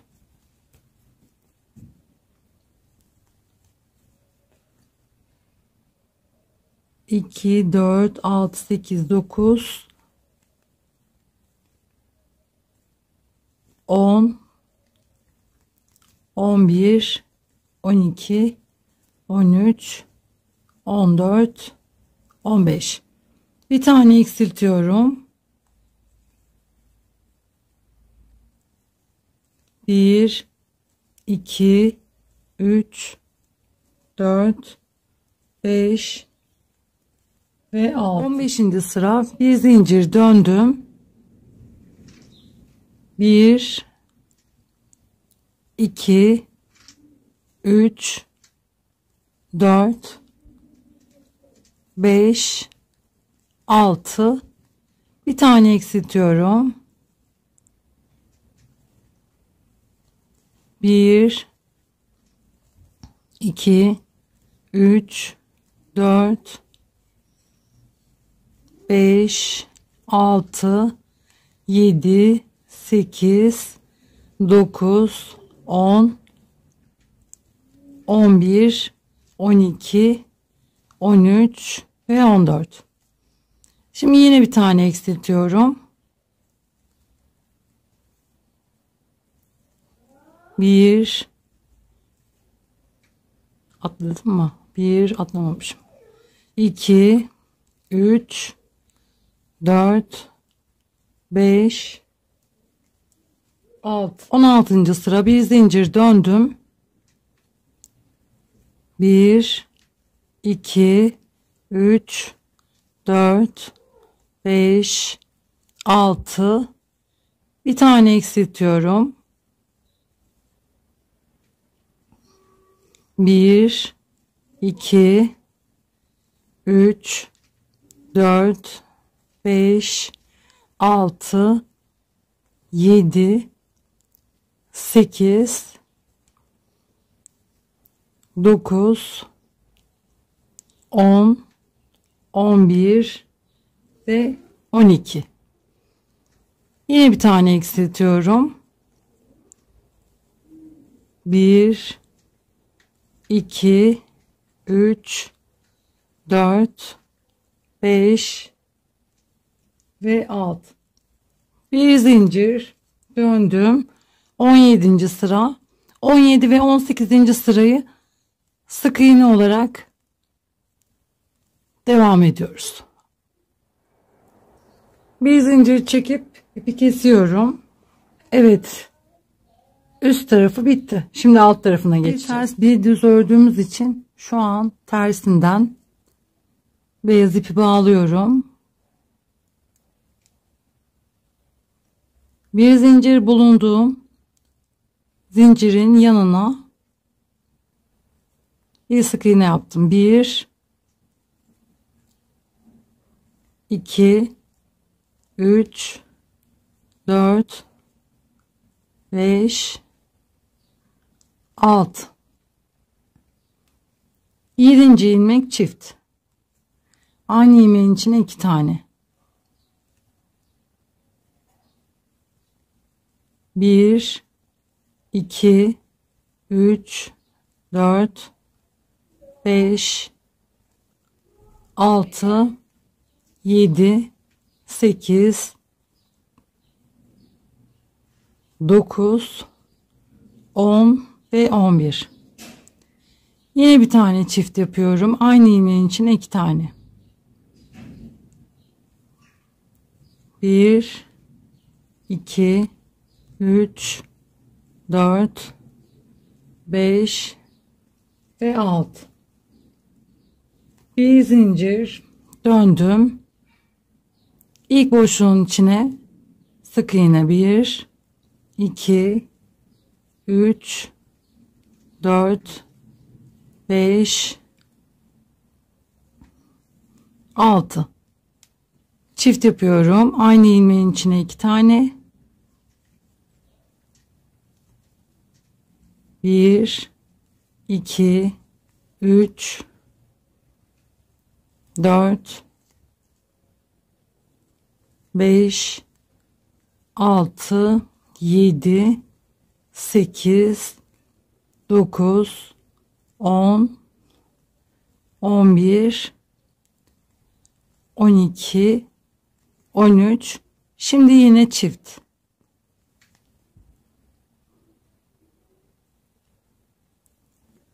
Bir, iki, 2, 3, 4, 5 ve 6.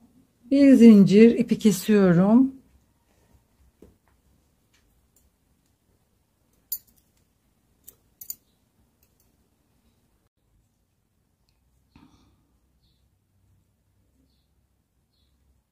Ya da böyle dursun, zaten öreceğiz. Bir zincir çektim. Bu ipleri de örerek gizleyeceğim. Aynı boşluğun içine bir tane sık iğne yaptım. 1, 2, 3, 4, 5,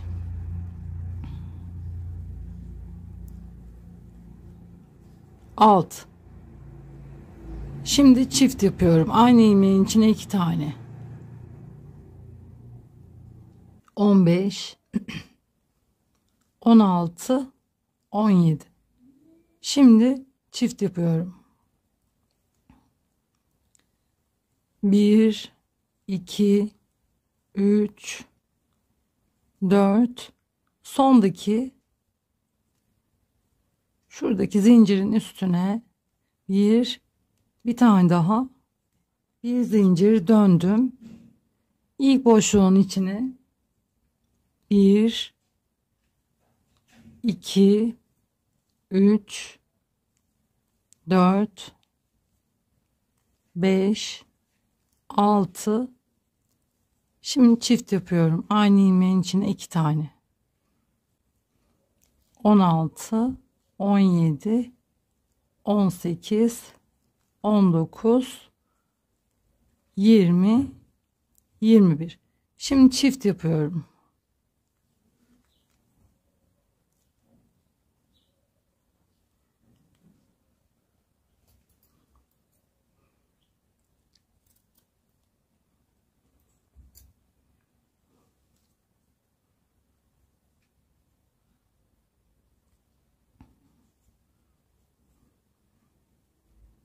Aynı ilmeğin içine 2 tane. 1, 2, 3, 4 ve sondaki ilmeğin üstüne çift 6.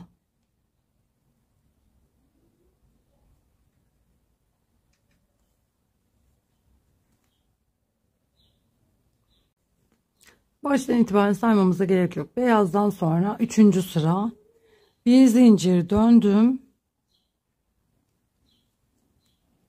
İlk boşluğun içine sık iğne,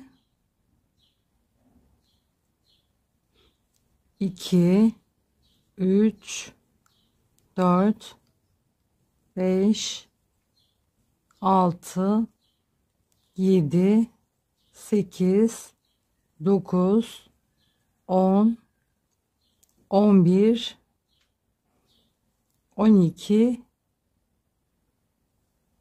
13, 14, 15. Bir tane çift yapıyorum.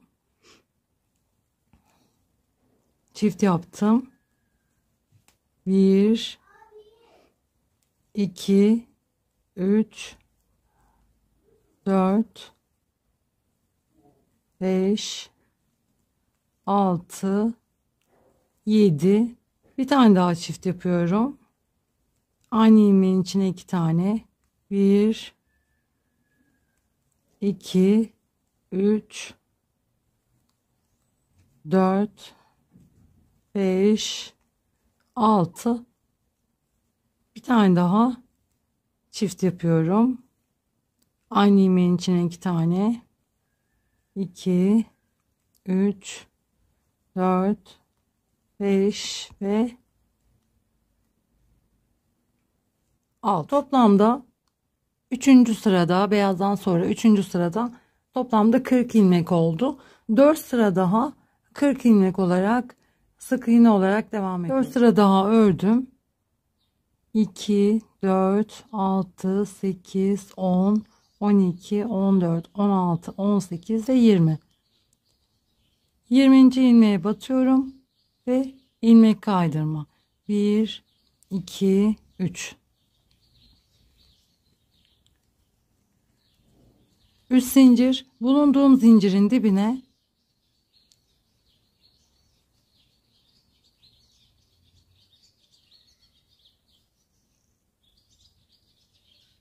ikili trabzan.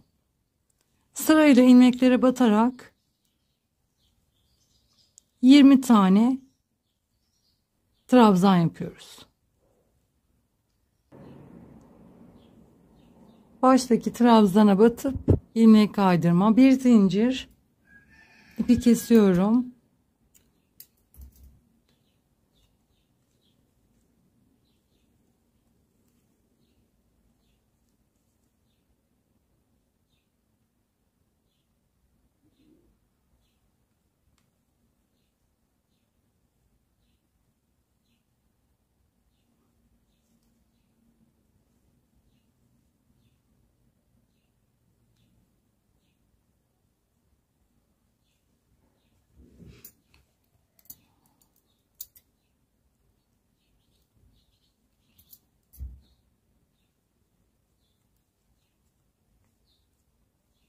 Evet.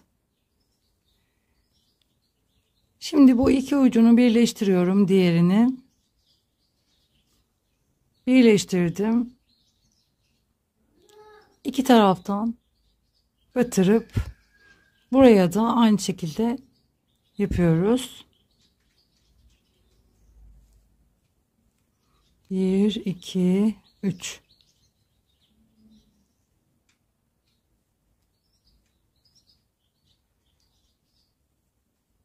Buraya da aynı şekilde 20 tane trabzan yapıyoruz.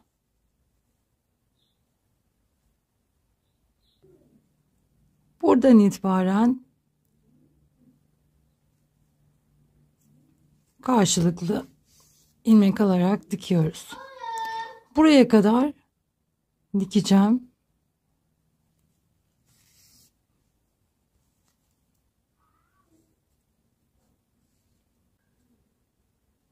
Arkasına bu şekilde çıt çıt, kanca ya da cırt cırt dikebilirsiniz. İzlediğiniz için teşekkür ederim. Bir sonraki videoda görüşmek üzere. Hoşça kalın. Barbie Cenneti YouTube kanalımdan herkese merhaba. Bugün bu kazı yapacağız birlikte. Yapımına başlayalım. Elinizde olan artık ipleri kullanabilirsiniz. Ben 2,5 milimle öreceğim.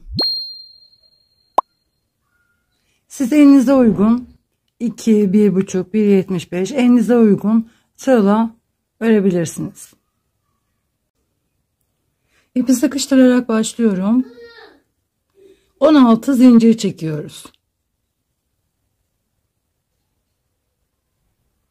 1, 2. İkinci zincire batıp sık iğne yapıyorum. Sırayla zincirlere batarak zincir sonuna kadar toplam 15 sık iğne yapıyoruz. İkinci sıra bir zincir döndüm. Ön ilmeği örüp sık iğne yapıyorum. Böyle değil. Ön ilmeği. Sıra sonuna kadar ön ilmekleri örerek devam ediyoruz. Üçüncü sıra bir zincir döndüm. Yine ön ilmekleri örerek devam ediyoruz. 12 sıra olana kadar bu şekilde aynı şekilde devam ediyoruz. 2, 4, 6, 8, 10, 12. 12 sıra ördük. Şimdi 20 tane zincir çekiyoruz.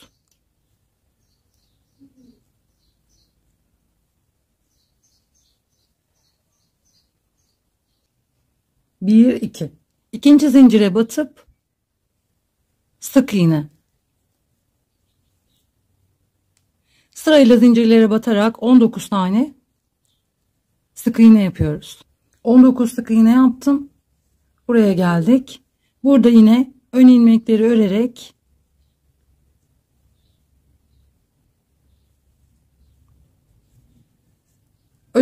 örerek sıra sonuna kadar devam ediyoruz.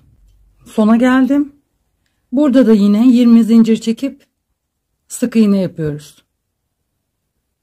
Yine ön ilmekleri örerek devam ediyoruz. 2, 4, 6, 7. 2, 4, 6, 7. Burada 21 ilmek ördüm.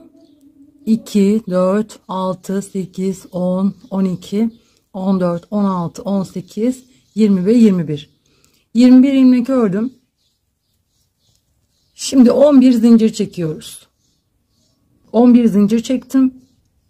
1, 2, 3, 4, 5, 6, 7, 8, 9, 10, 11 ve 12. 12. ilmeği önden alıp ördüm. Sona kadar ön ilmekleri örerek devam ediyoruz. Bir zincir çekip döndüm. Ön ilmekleri örerek devam ediyorum.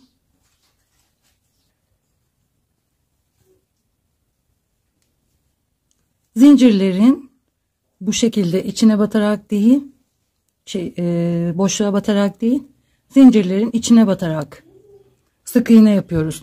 Buraya kadar 12 sık iğne, 11 zincir çekmiştik. 11 sık iğne yapıyoruz. Toplamda buraları yine ön taraftan örmeye devam edeceğiz. Sadece burayı sık iğne yapıyoruz. Toplamda bu sıradan sonra 5 sıra daha ön ilmekleri örerek devam edeceğiz. 2, 4, 6 ve 7. Toplam 7 sıra örmüş olduk. Burada 19, ve 15. 19 ve artı 15 ördüm.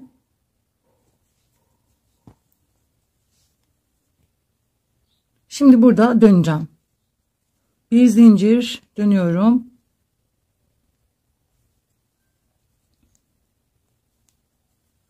Yine ön ilmekleri örerek toplam 12 sıra örüyoruz.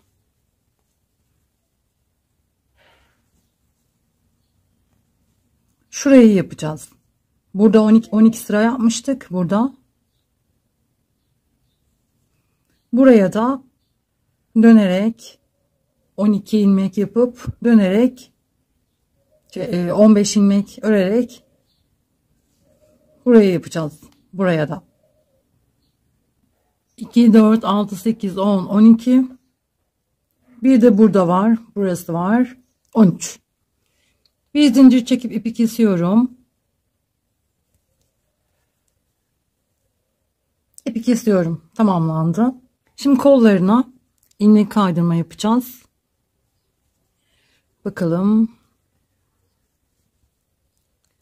Düzü, tersi. Düz tarafından kollarına ilmek kaydırma yapalım. Şu üst değil, ikinci sıraya batıp ilmek kaydırma yapacağım.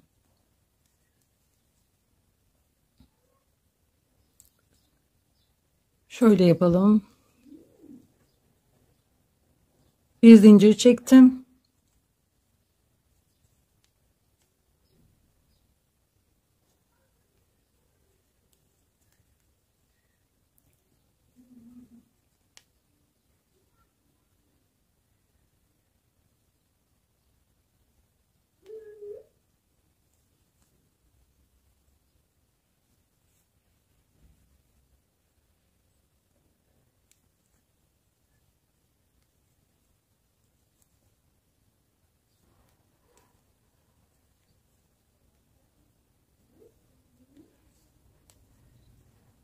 Diğer kola da aynısını yapıyoruz.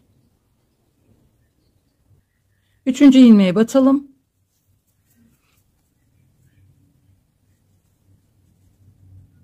İpi aldım. İçinden geçirdim.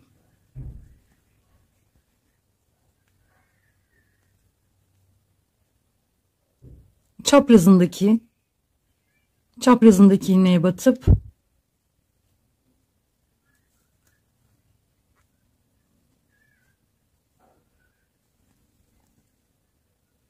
çaprazındaki ilmeğe batıp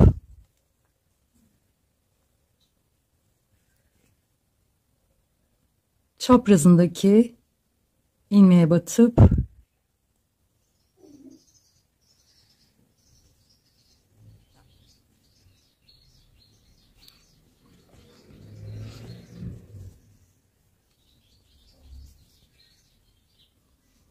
bakın böyle yuvarlayarak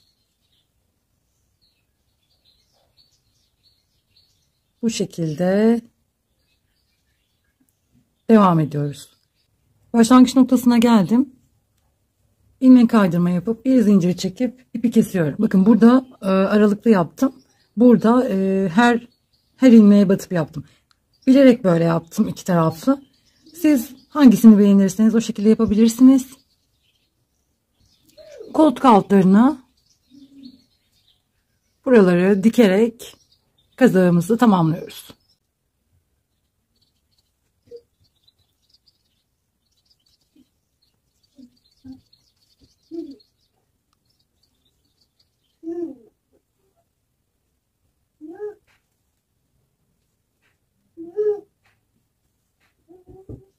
Bu şekilde kol ucuna kadar iki kolu da dikiyoruz. İzlediğiniz için teşekkür ederim. Bir sonraki videoda görüşmek üzere. Hoşça kalın. Beğeni, yorum yapmayı lütfen unutmayın. Barbie Cenneti YouTube kanalımdan herkese merhaba. Bugün bu çanta modelini yapacağız birlikte. Yapımına başlayalım. Elinizde olan böyle artık iplerden kullanabilirsiniz. Tığ olarak 1,75 milim kullanacağım.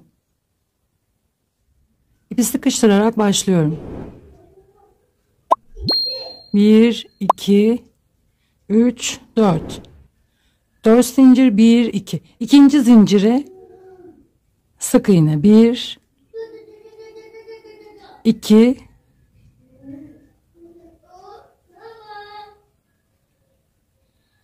3. Bir zincir döndüm ilk boşluğun içine, sık iğne 1 2 3.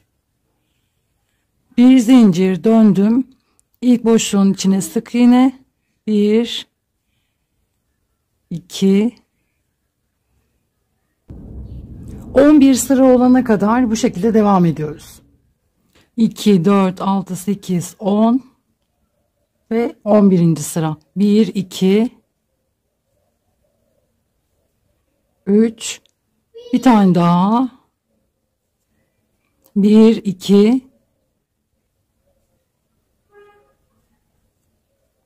3, yana geçtim 4 5 6 7 8 9 10 11 12 13 14 15. Yana geçtim 16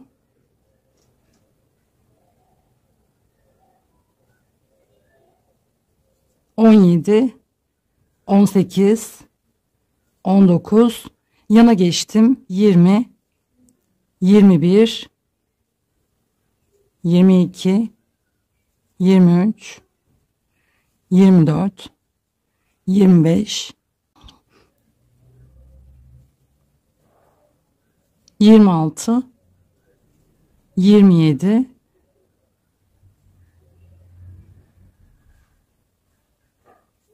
28 29 ve köşeye batıyorum 30. Şimdi arka ilmekleri öreceğiz.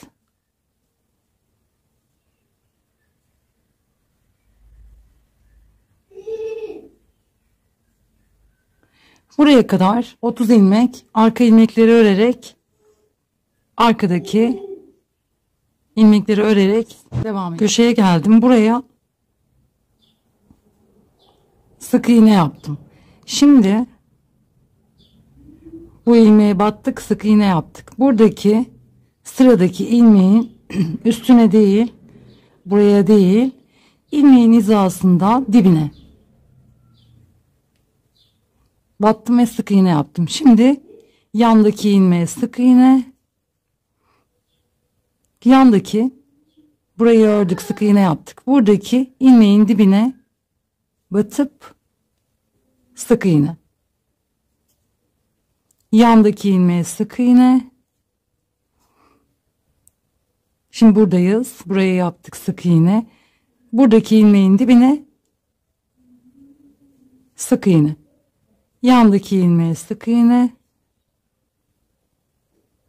buraya sık iğne yaptık, buranın dibine sık iğne yapıyoruz. Yandaki ilmek sık iğne, buradaki ilmeğin dibine sık iğne, bir üste bir alta, bir üste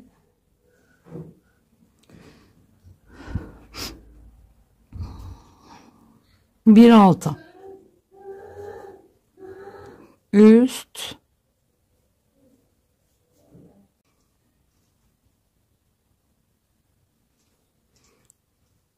birinci sırayı tamamladık.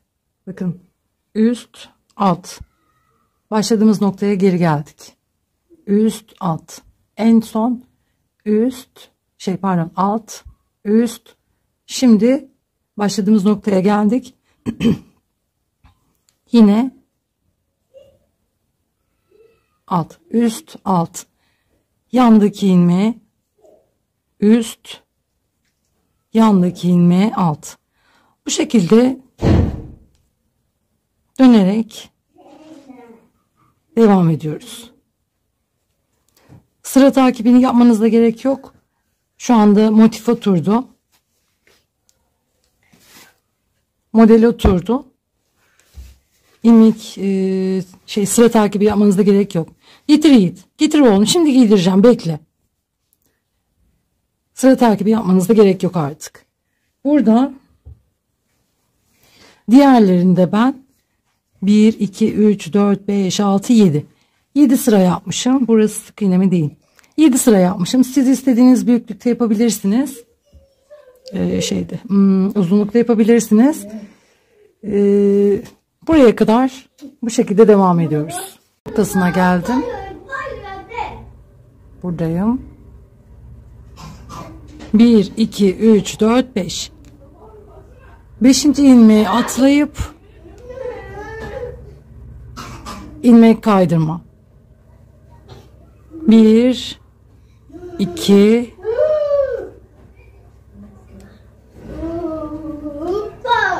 3, 1, 2, 3, 4, 5, 6, 7, 8, 9, 10. 10 zincir. 1, 2, 3, 4, 5. 5. ilmeğe batıp sık iğne. 1, 2, 3 ve 4. Şimdi yine yana geldim. 1, 2, 3, 4, 5.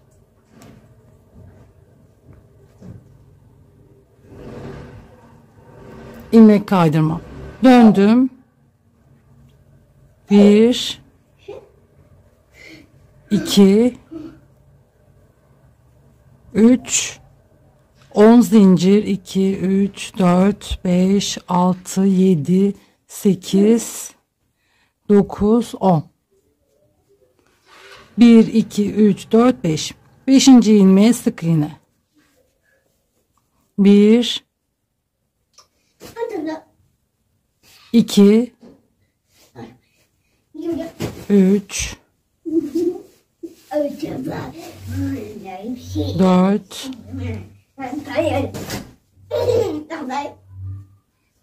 5, 6, 7.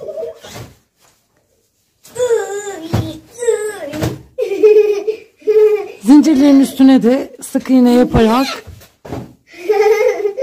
buraya kadar geliyoruz. Sona geldim. Son ilmeğe batıp ilmek kaydırma yapıyorum. Bir zincir ipi kesiyoruz burada.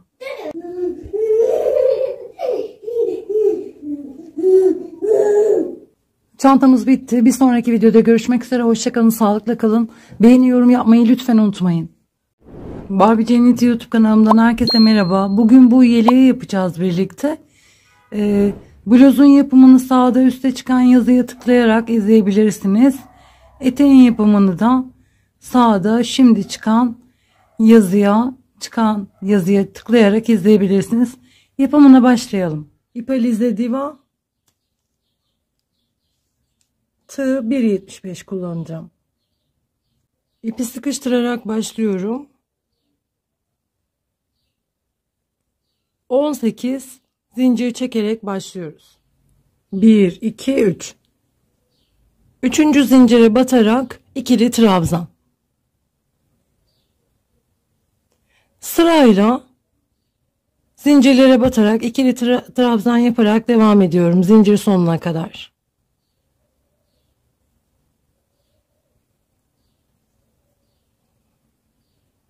Toplamda 16 ikili trabzan yaptık. 1, 2, 3. 3 zincir döndüm.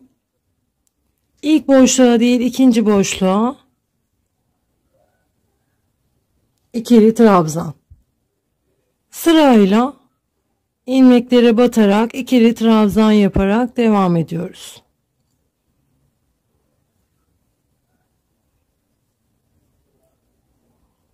Bir, iki, ikinci sıradayım. Toplam 9 sıra. 9 sıra olana kadar ikili trabzan yaparak devam ediyorum. 1, 2, 3, 4, 5, 6, 7, 8, 9.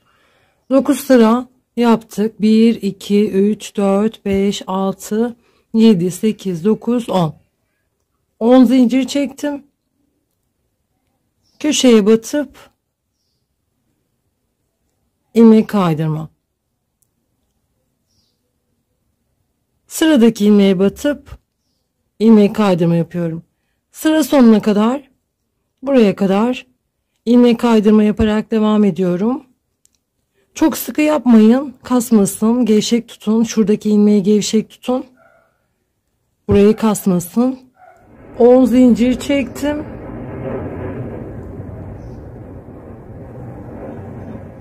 Köşeye batıp ilmek kaydırma. 1, 2, 3. 3 zincir bulunduğum boşluğun zincirin dibine bir tane ikili trabzan, 2 zincir, yine aynı boşluğun içine 1, 2.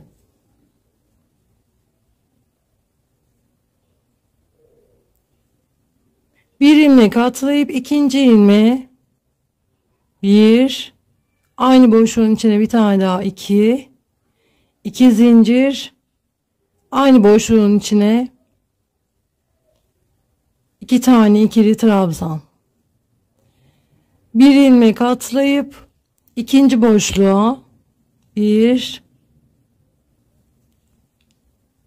2, 2 zincir, aynı boşluğun içine 2 tane ikili trabzan. Buraya kadar aynı bu şekilde devam ediyoruz. Zincirin olduğu yere geldim. Bir zincir atlayıp ikinci zincire, aynı zincirin içine 2 trabzan, 2 zincir, 2 trabzan.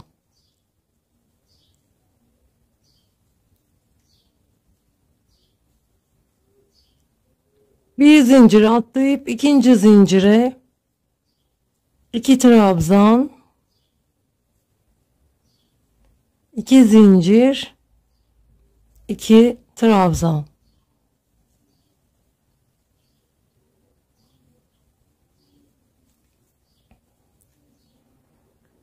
Bir zincir atlayıp ikinci zincire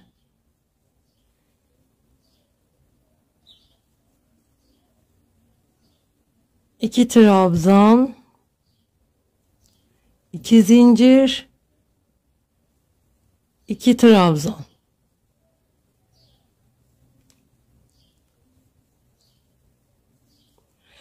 Bu şekilde bir ilmek atlayıp burada yaptığımızda bir ilmek atlayıp ikinci ilmeğe ya da zincire 2 trabzan, 2 zincir, 2 trabzan.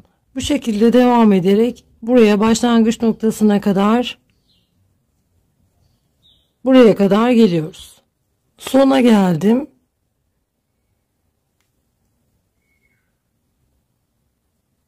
Trabzanın üstüne batıp ilmek kaydırma.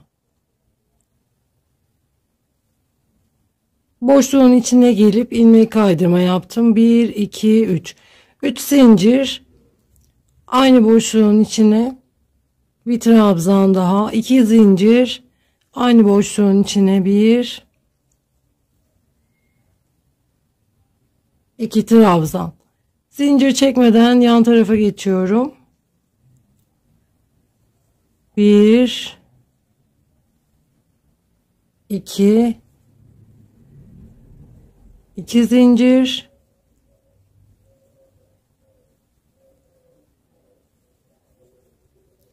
2 trabzan. Bu şekilde bir sıra daha yapacağız. 1 2 bir sıra daha yapacağız. Toplamda 3 sıra yapıp ipi kesiyoruz. Yeleğimiz tamamlandı. Arkası da böyle. Çok şık oldu. İzlediğiniz için teşekkür ederim. Bir sonraki videoda görüşmek üzere. Hoşça kalın. Sağlıkla kalın. Videomu Barbie Cenneti YouTube kanalıma hoş geldiniz. Bugün bu tulumu yapacağız. Yapımına başlayalım. Bu olan kısmını yaparak başlayacağız. 26 zincir çekerek başlıyorum.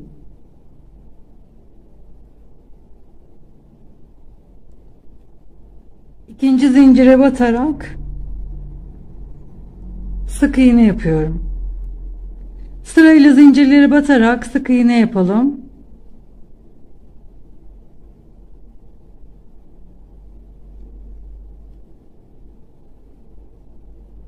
Zincir sonuna kadar toplamda 25 sık iğne yapıyoruz. İkinci sıra bir zincir çekip döndüm. İlk boşluğun içine sık iğne. Sırayla zincir ilmeklerin içine batarak sık iğne yapıyoruz.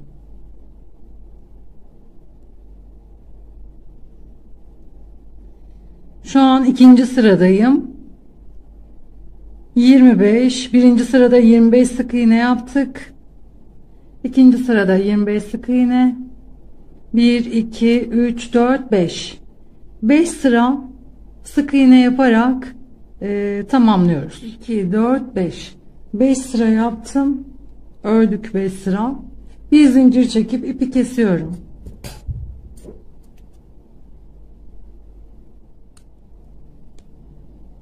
Buraya ipi bağlayacağım şimdi. İpi tuttum. Ve bir zincir çektim.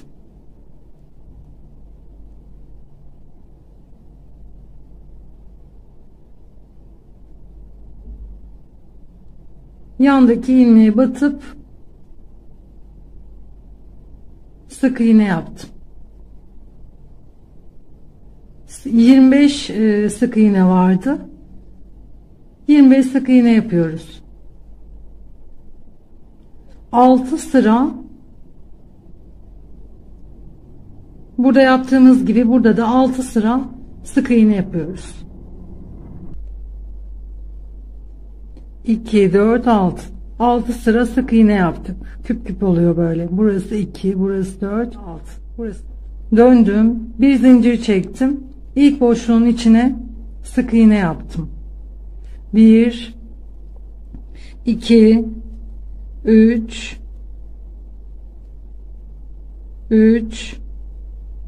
4 5 6 ve 7.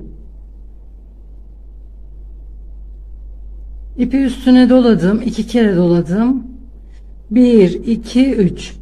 2 ilmek atlayacağım. 1 2 3. Üçüncü ilmeğe 1 2 ve 3. 3 kere de çektim. 2 kere doladım. Aynı boşluğun içine 1 2 3. 2 kere doladım. Aynı boşluğun içine 1 2 3. 2 kere doladım. Aynı boşluğun içine 1 2 3. 2 kere doladım. Aynı boşluğun içine 1 2 3.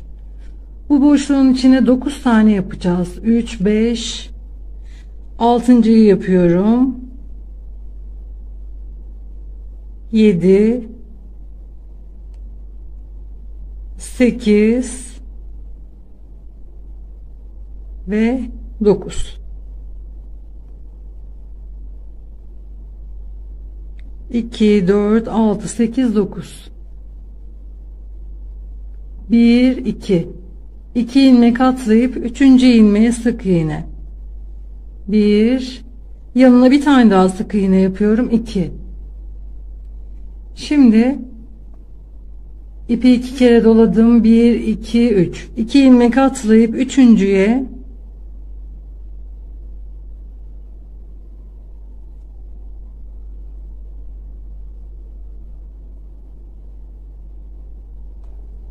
burada yaptığımız gibi 9 tane yapıyoruz. 1, 2, 3,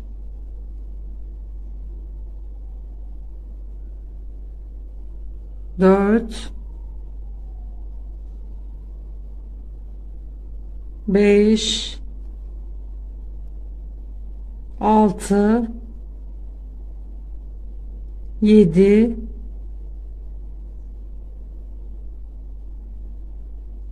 8, 2, 4, 6, 8 ve sonuncu 9.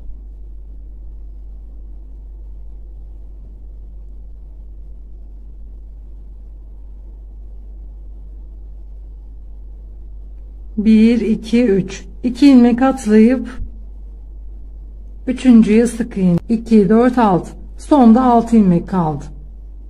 6 tane sık iğne yaptık. 8. sıra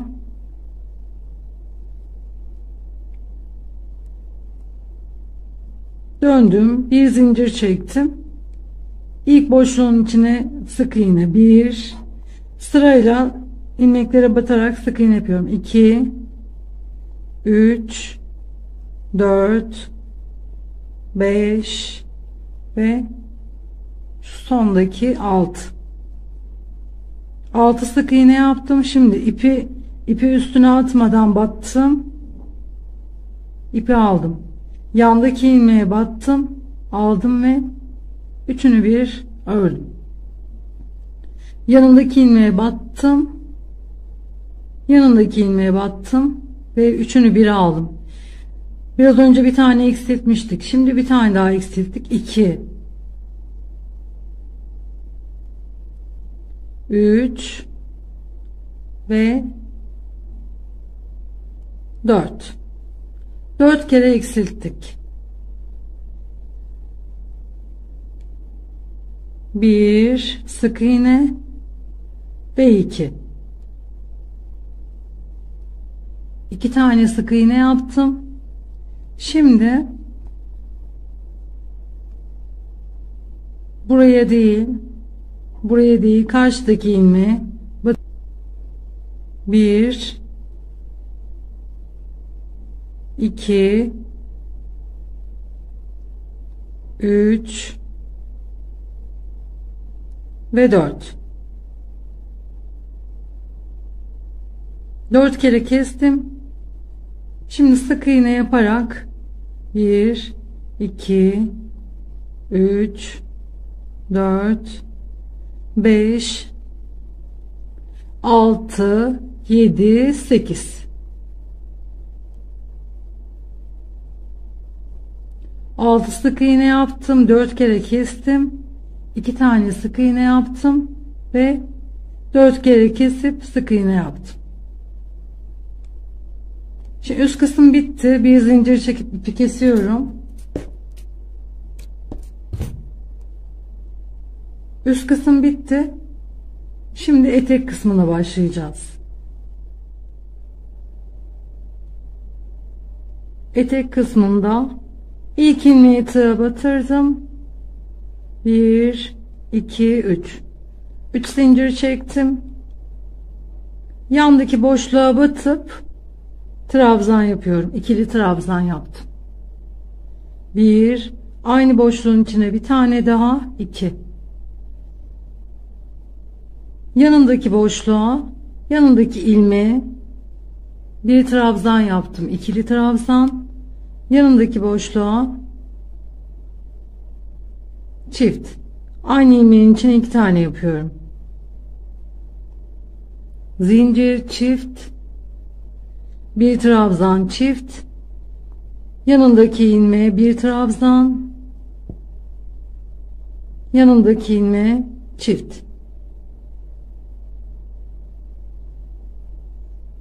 1 ve aynı boşluğun içine bir tane daha, 2. Yanındaki boşluğa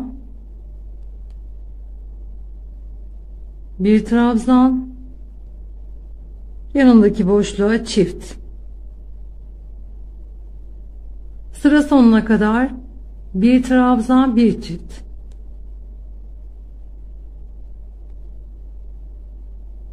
Bir trabzan, bir çift. Aynı ilmeğin için 2 tane. Etekte birinci sırayı tamamladık. Bu sırada bir tek bir çift yaptık. 36 trabzan olacak toplamda. Döndüm, 2 zincir çektim. Aynı boşluğun içine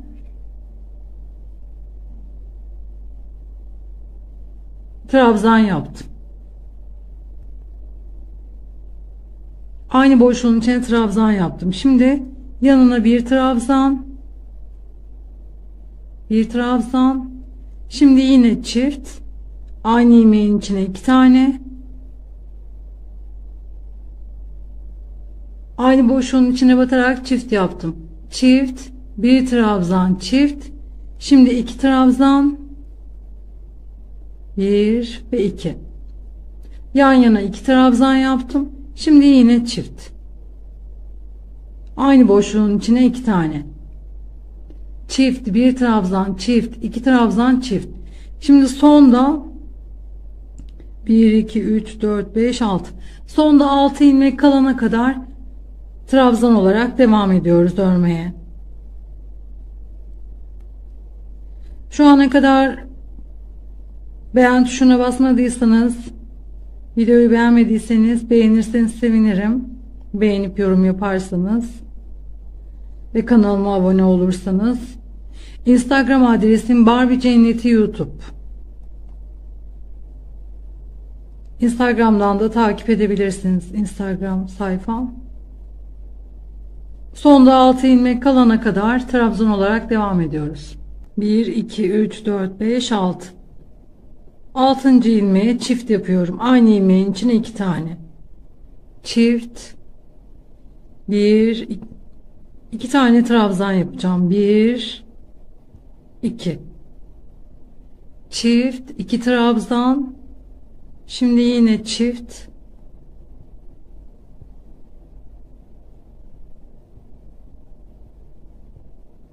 Bir, 2 ve 3. Bu sırada toplam 40 ilmek olacak. 40 trabzan. 3. sıra birleştiriyorum. İpi almadan ilmeğin üstüne battım. İpi aldım ve içinden geçirdim. 3 zincir. Bulunduğum ilmeğin dibine batarak trabzan yaptım.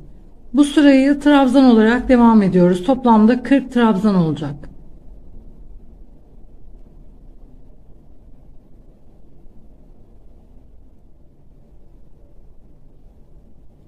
Sırayı kapatıyorum. 1, 2, 3, 4. sıra. Bu sırayı da trabzan olarak örüyoruz.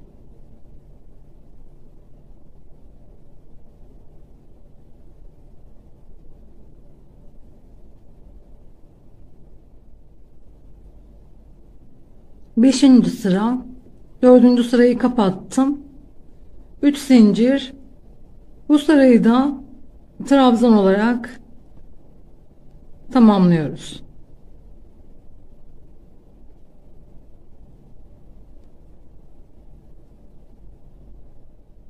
Beşinci sırayı da kapattım. 3 zincir. Şuraya.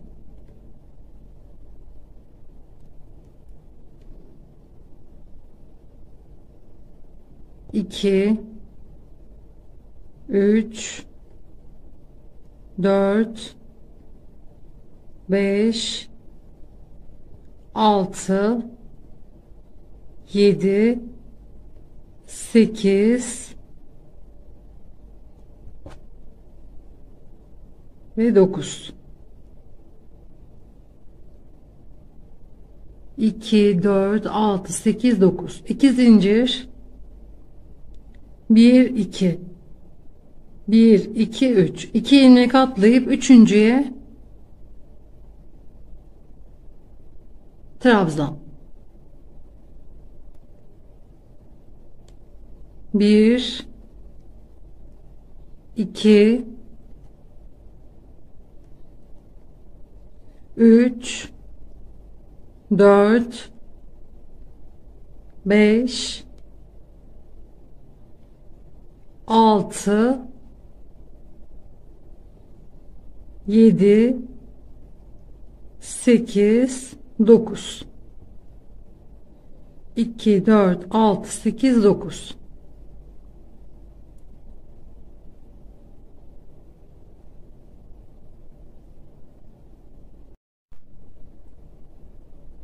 Karşıya batıp ilmek kaydırma yaptım. 1 2 3 3 zincir, 9 tane trabzan yapıyorum. 2 3 4 5 6 7 8 9. 9 trabzan yaptım. 2 zincir, trabzanın üstüne batıp yine 9 trabzan yapıyorum.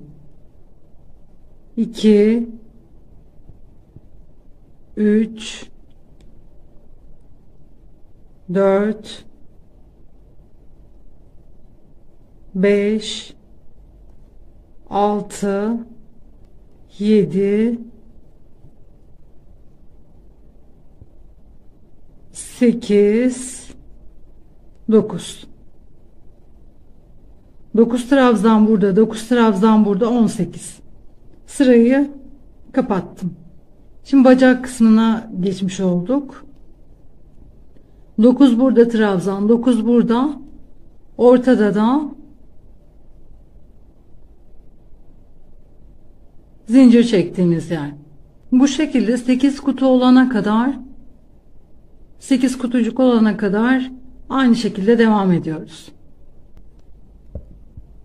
1 2 3 4 5 6 7 8. 8 tane kutucuk oldu. Sırayı kapattım. 2 zincir. Zincirin dibine değil, yandaki ilmeğe batıyorum. Zincirin dibine değil, yana. 2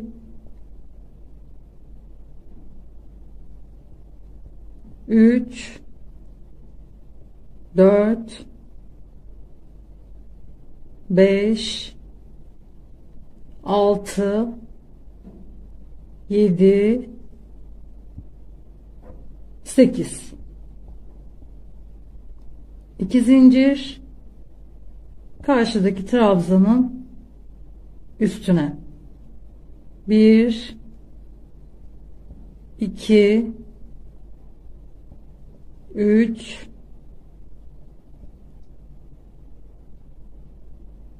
4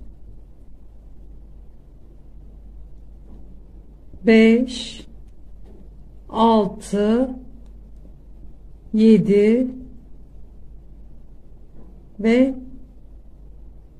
20 keseceğim şimdi. İpi üstüne attım, battım, aldım. İpi üstüne ipi üstüne aldım, yandaki ilmeğe battım. İkisini bir aldım ve kestim. Tekrar göstereyim. İpi üstüne aldım, battım, ipi aldım, ikisini bir ördüm. İpi üstüne attım, yandaki ilmeğe battım, ikisini bir aldım ve üçünü bir ördüm. Sırayı kapatıyorum şimdi.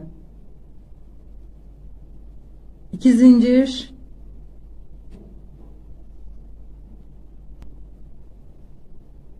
1 2 3 4 5 6 7 8. 8. kutuya kadar aynı şekilde örmüştük. 9. kutuda burada 8 trabzan oldu, burada da 8 trabzan oldu. Çünkü burada ilk boşluğa değil, ikinci boşluğa battık, bir tane eksiltmiş olduk, 8 oldu. Sonda da bir tane eksilttik, burada 8 oldu. Şimdi 1 2 3 4 5 6 7 8 9 10. kutucuğu yapıyoruz.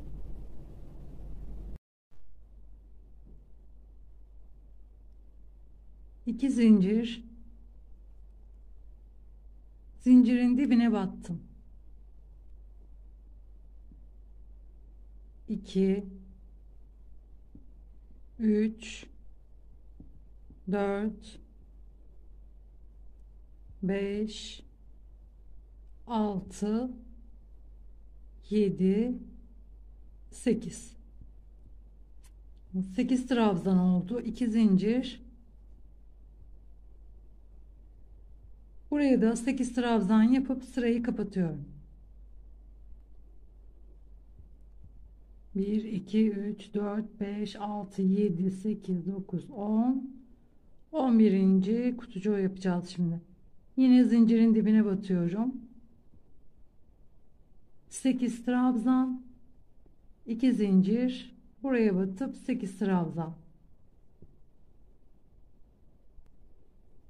12. kutucuğu yapacağız şimdi.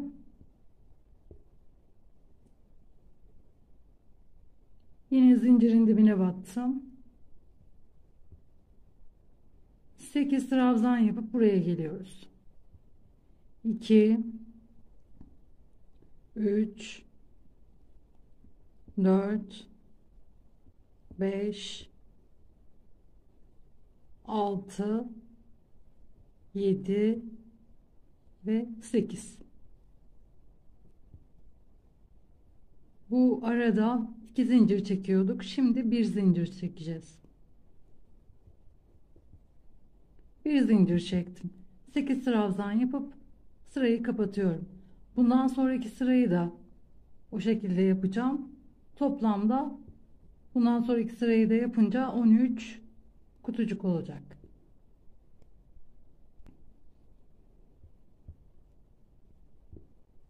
Bir, iki, üç, dört, beş, altı, yedi, sekiz, dokuz, 10, 11, 12, 13.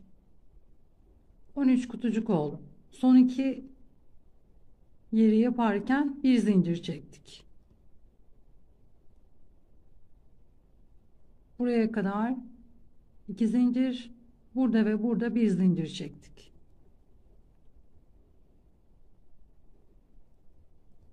Üç zincir, bulunduğum ilmeğin dibine batıyorum. Trabzan yaptım. 2 zincir, yine bulunduğum ilmeğin içine 2 tane trabzan.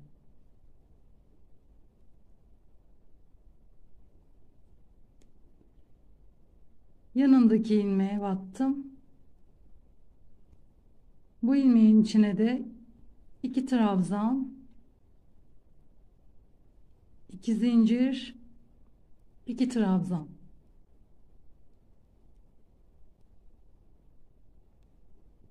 Yanındaki ilmeğe geçtim. 2 trabzan, 2 zincir,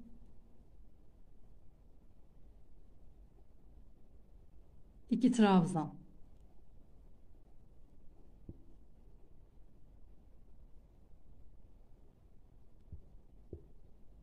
Bu şekilde tamamlıyoruz sırayı.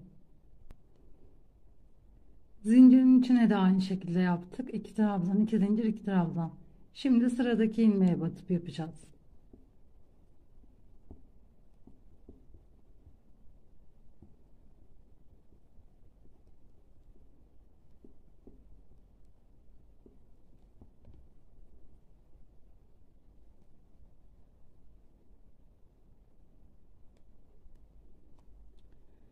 Sona geldim.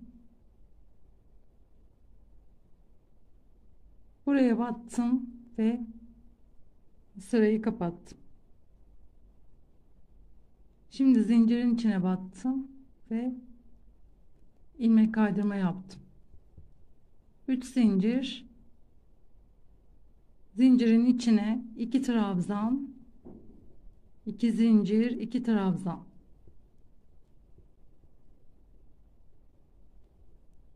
Zincir çekmeden diğer zincirin içine geçtim.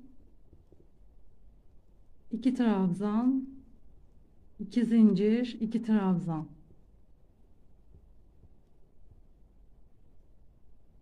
Diğer zincirin içine geçtim. 2 trabzan, 2 zincir, 2 trabzan.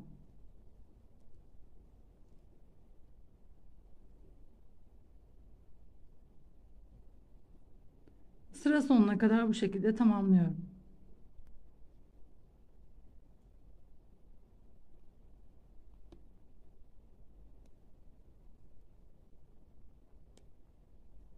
Sırayı kapattım. Yine ilmek kaydırmayla zincirin içine geldim.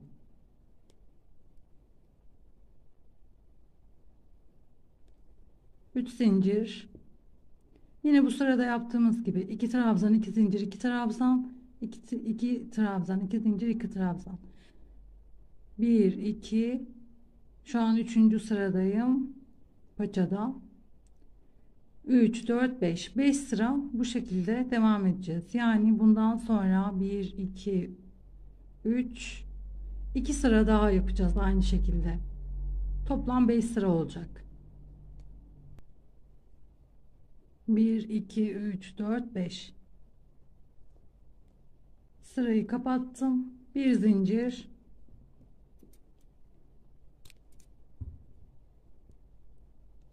ipi kestim.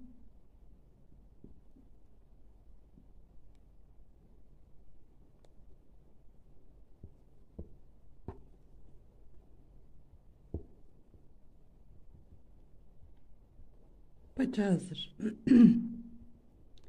Şimdi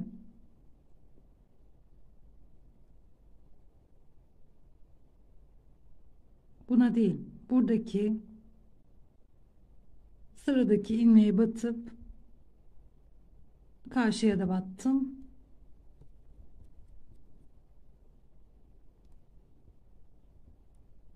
İpi tuttum. 1 2 3. 3 zincir çektim.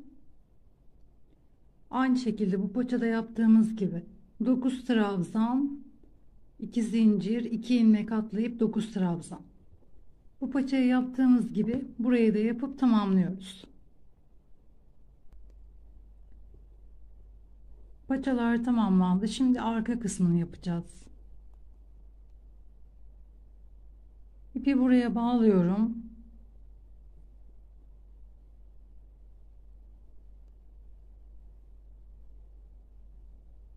İki zincir çektim.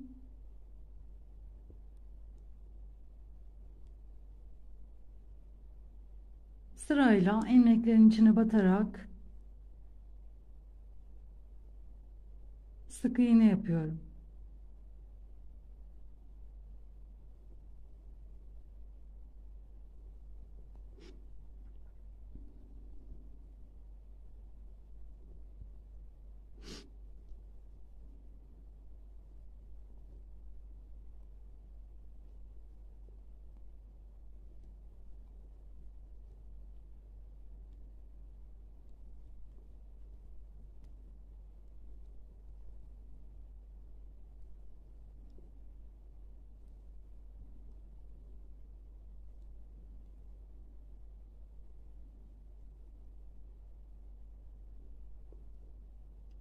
Bu en sonuncuya bir tane daha yapıyorum. Çift.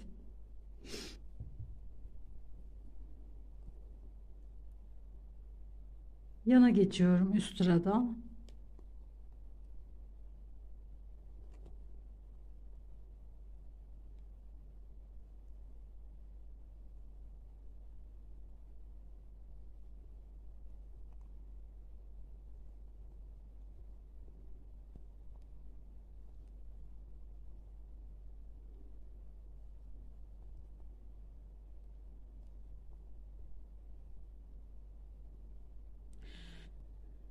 Evet, burada çift yaptık. 1 2 3.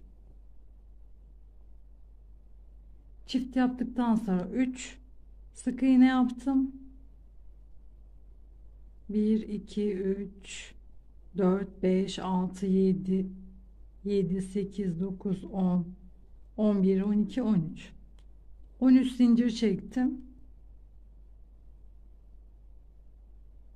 Bu ortadaki ilmeğin sağ tarafına bir sık iğne, bir tane de soluna,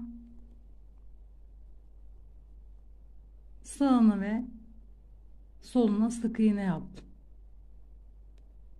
Yine 13 zincir,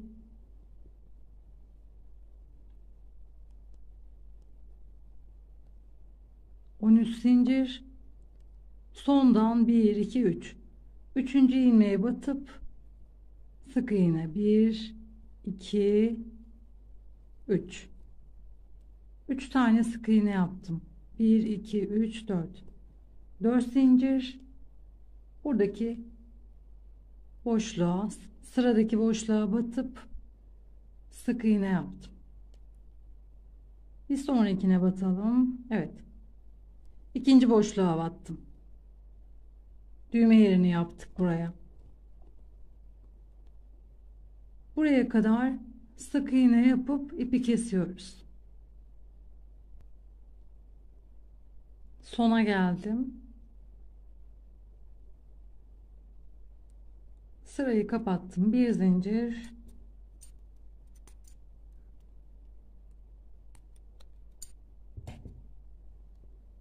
ipi kestim.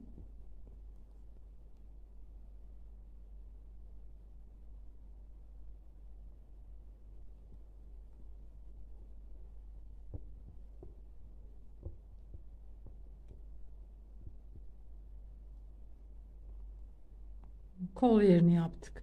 Şimdi buraya çiçeğini ve çiçeğin üstüne incisini yapalım. İpi alttan tuttum, üstten tuttum ve kendime doğru çevirdim. Alttan tuttum, üstten tuttum ve kendime doğru çevirdim.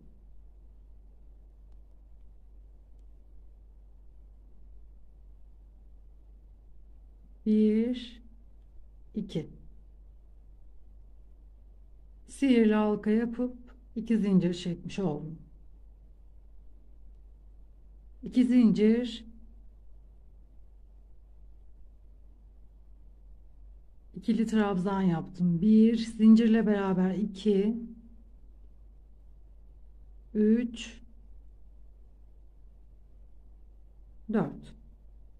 2 zincir, boşluğa batıp ilmek kaydırma yaptım. 2 zincir, yine 3 trabzan, 1, 2, 3 ve 4.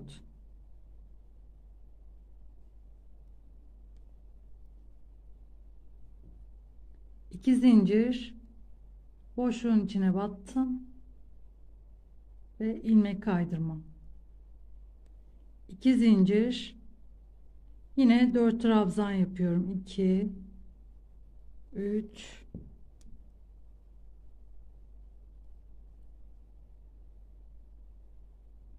4. 2 zincir, boşluğa battım ve ilmek kaydırma.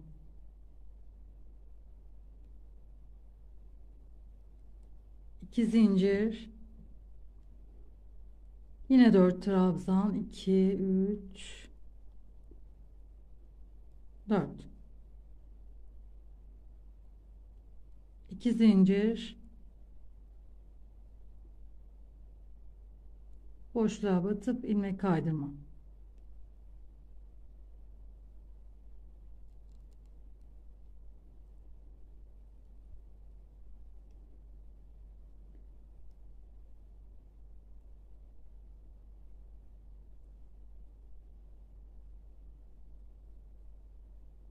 İpi çekip sıkıştırdım.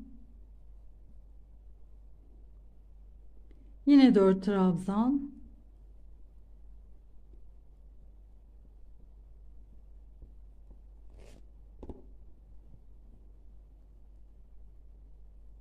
2 zincir boşluğa ilmek kaydırma. 1 2 3 4 5 tane oldu. Yandaki boşluğa ilmeğin içine batıp ilmek kaydırma yapıyorum. Bir zincir çektim, ipi kesiyorum. Biraz uzun kestim.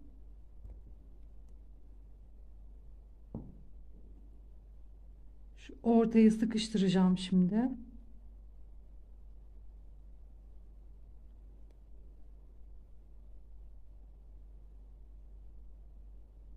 Bu ip burada ya, şuraya ortaya alacağım.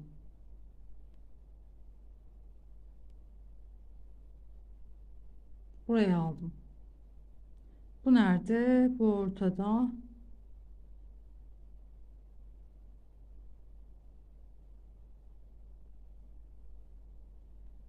Şöyle karşılıklı olsunlar.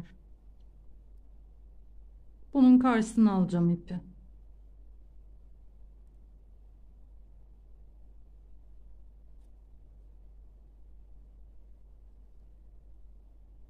Karşılıklı oldu.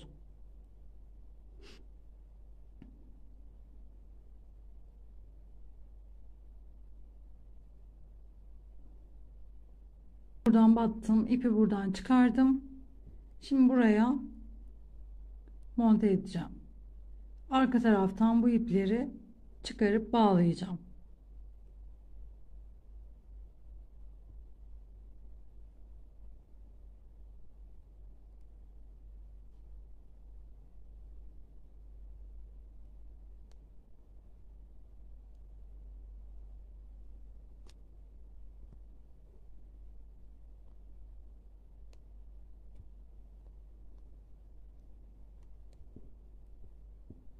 Dikebilirsiniz de.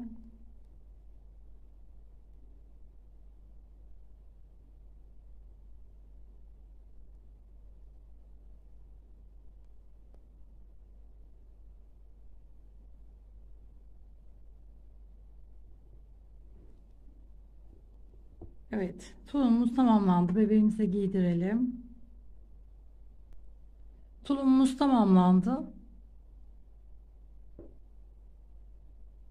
Buraya düğme dikebilirsiniz. Ben ip bağlayıp bağcık yaptım. Buraya düğme dikebilirsiniz. Ve tulumumuz tamamlandı.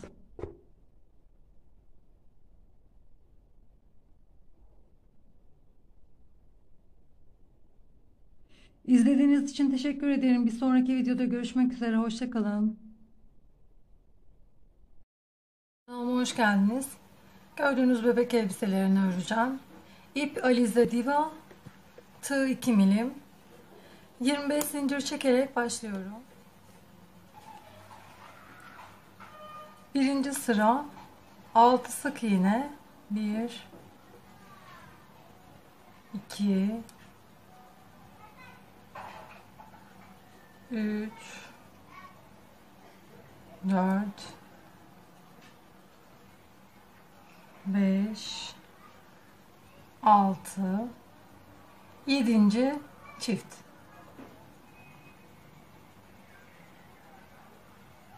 Altı sık iğne, 7. çift battım. Kalan zincirleri sonda 7 zincir kalana kadar sık iğne yapıyorum. Sonda 7 zincir kaldı. 7. zincire yine çift sık iğne yaptım. Kalan 6 zinciri sık iğne olarak devam edeceğim. İkinci sıra bir zincir çekip geri dönüyorum. Bu sırayı komple sık iğne olarak devam edeceğim.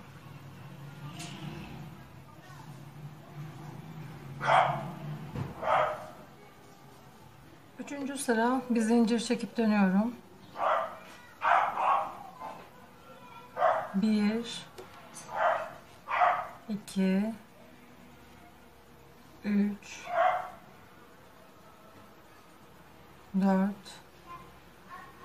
5 6, 7. 8. zincir ilmeğe çift batıyorum. Sonda 8 ilmek kalana kadar sık iğne yapmaya devam edeceğim. 8. ilmekteyim. 1, 2, çift yaptım. Kalan 7 ilmeği sık iğne olarak örüyorum.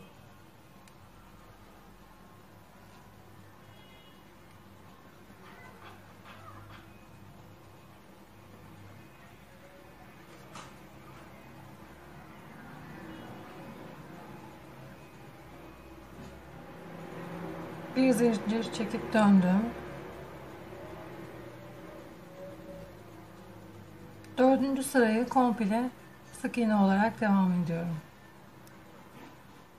5. sıra,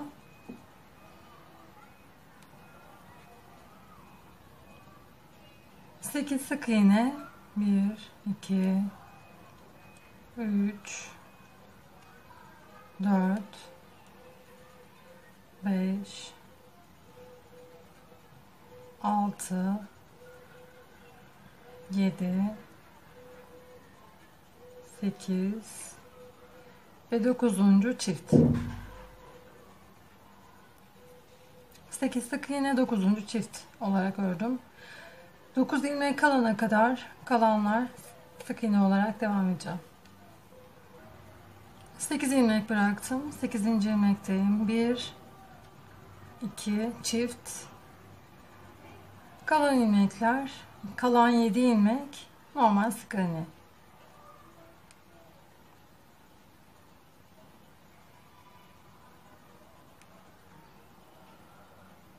6 ve 7. 6. sıraya geçiyorum. 6. sıra komple sık iğne.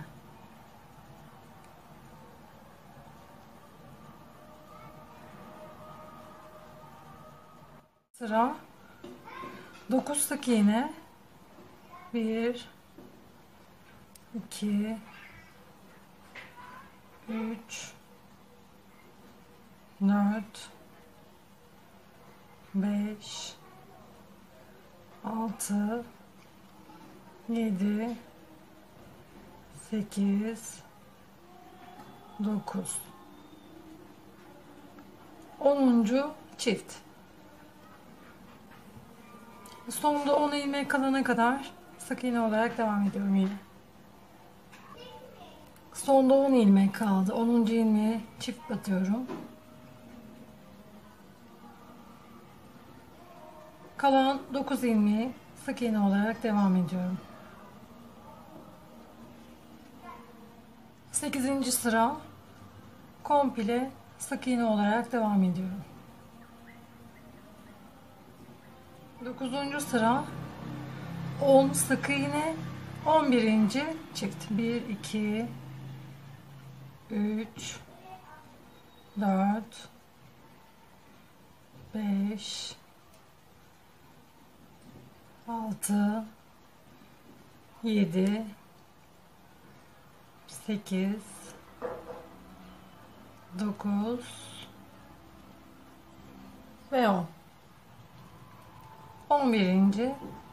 çift. Sonda 11 ilmek kalana kadar sık iğne olarak devam ediyorum. Sondan 11 ilmek kalmıştı. 11. ilmeğe yine çift yapıyorum.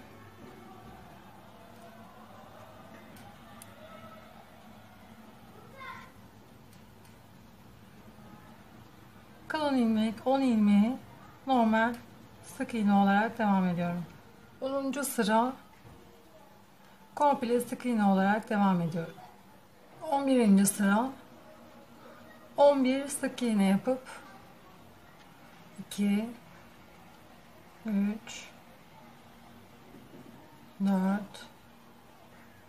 5, 6, 7, 8, 9,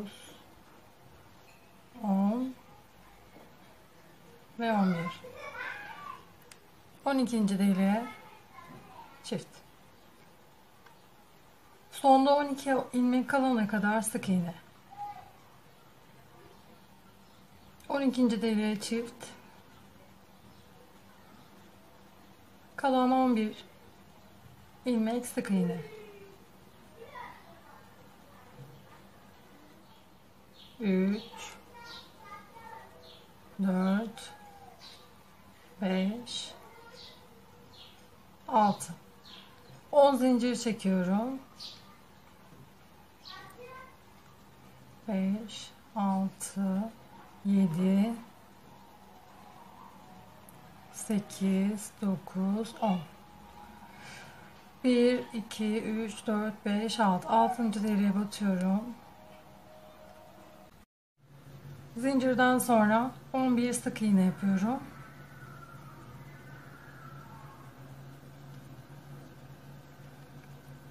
İki, 4, 6, 7, 8, 9, 10 ve 11. 10 zincir çekip 2, 3, 4, 5, 6, 7, 8, 9, 10. 6 sık iğne bırakıp 1, 2, 3, 4, 5, 6. 6. deliğe batıp kalanı sık iğne olarak 6 ilmeği sık iğne olarak örüyorum. 13. sıra arka lobtan şu şekilde arka ilmeğe, ön ilmeğe değil arka ilmeğe batarak devam ediyorum.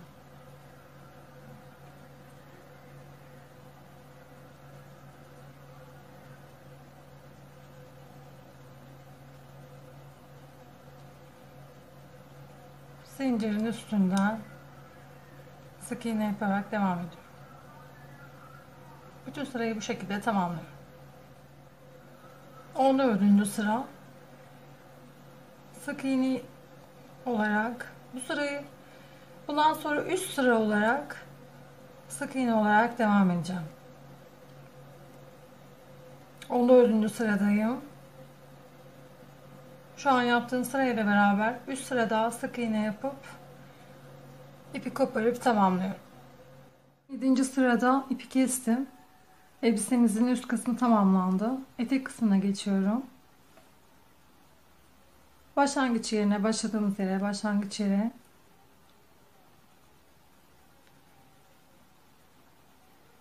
bir sık iğne, ikinci deliğe çift sık iğne, aynı deliğe çift, bir tek,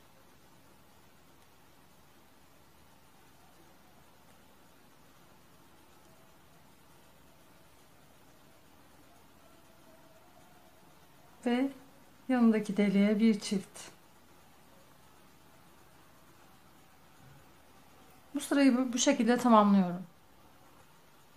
Etekte ikinci sıradayım. İkinci sıra komple sık iğne. İkinci sıradan 8. sıraya kadar sık iğne olarak devam. Şimdi 8. sırayı da tamamladım. Bakalım. Bir tek bir çift olan yer burası. 2, 4, 6, 8. Evet, 8. sırayı bitirdim. Şimdi birleştiriyorum. Şöyle biraz daha yakınlaştırayım.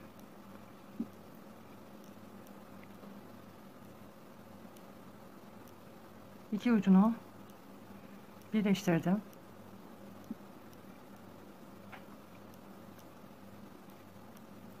Şimdi şöyle yapalım.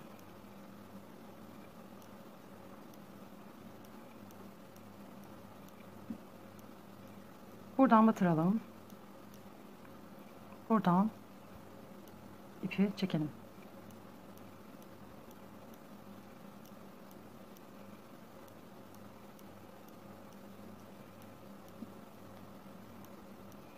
Bakalım hangi tarafı örmüşüz? Bu tarafı.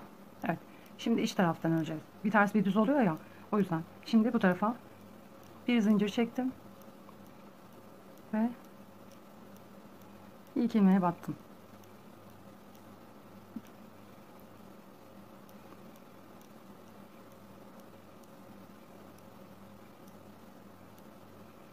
Şimdi buradan itibaren herhangi bir şey yok. Arttırma, eksiltme, hiçbir işlem yok. Sadece sık iğne yapıyoruz. İstediğiniz boyda sık iğne olarak devam edebilirsiniz.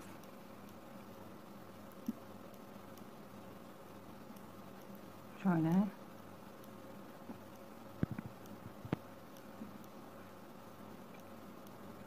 Şimdi arka kısmı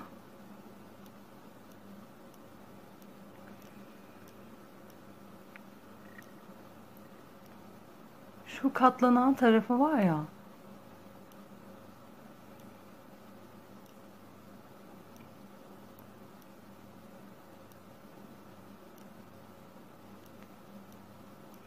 buradan başlayacağım örmeye. Bakalım iç tarafı tam mı? Örelim, bu taraftan örelim.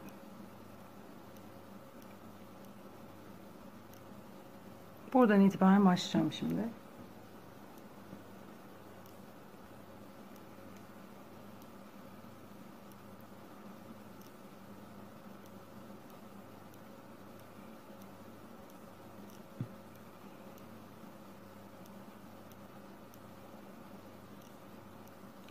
Sık iğne olarak devam ediyorum. Bakalım, buraya bir yapmışım.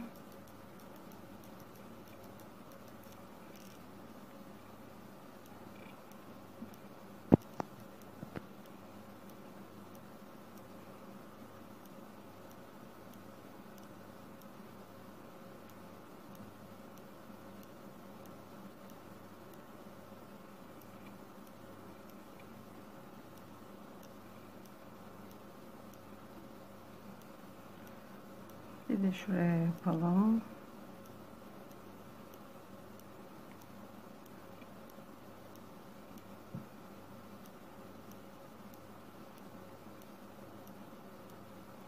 Bu şekilde devam ediyorum. Bakalım, daha bitiş noktasında bayağı var. Devam.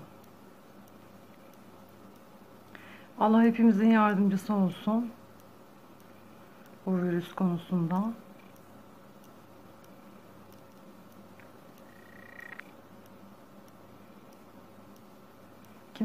Hiç kimse yani ders alması gerekenler ders almamış gibi görünüyor. Ama hayırlısı.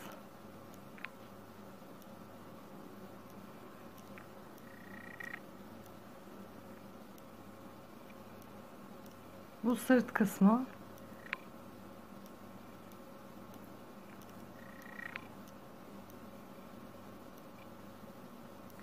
Evet.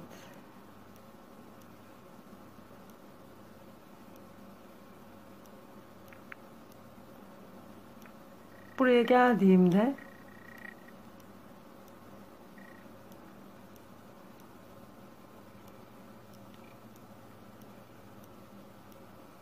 örmeden içinden geçiriyorum burada. Buradan tekrar devam. Benim ataş yine düştü.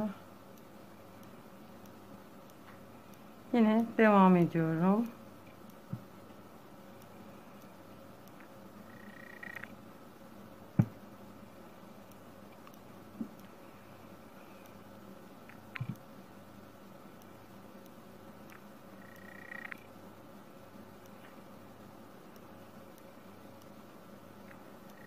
Şu ipi de saklayalım. Bütün modelleri videoya çekmek istiyorum ama inşallah nasipse.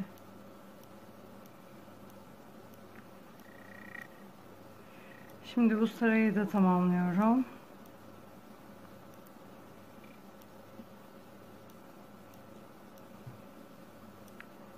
Bu sırt kısmı. elbisenin.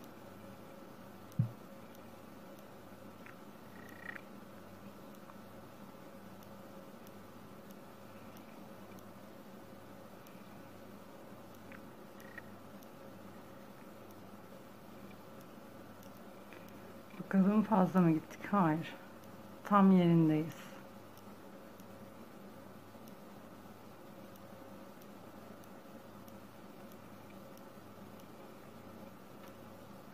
Tamam. Pardon, bir zincir çektim, geri döndüm. Tekrar buraya kadar sık iğne yapıyorum.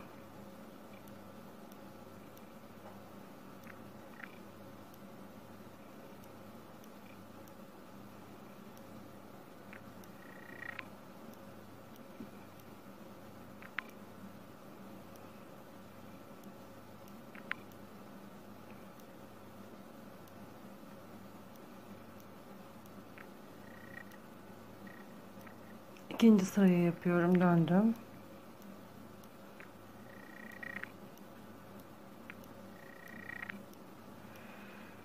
Bakalım ve burada.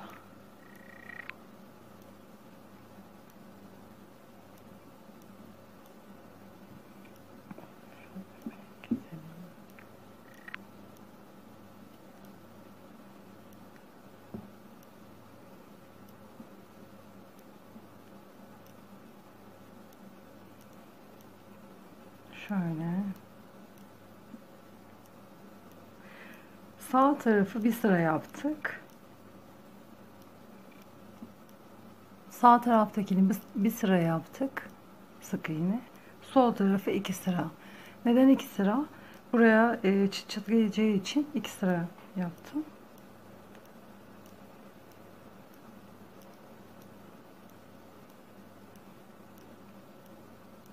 Şu şekilde.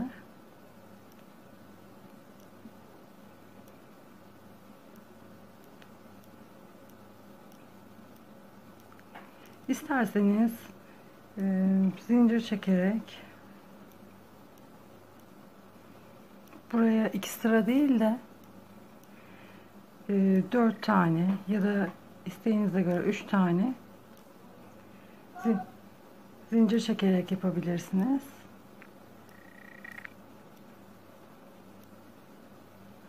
Dört zincir çekip bu şekilde de düğme dikecekseniz bu şekilde de yapabilirsiniz.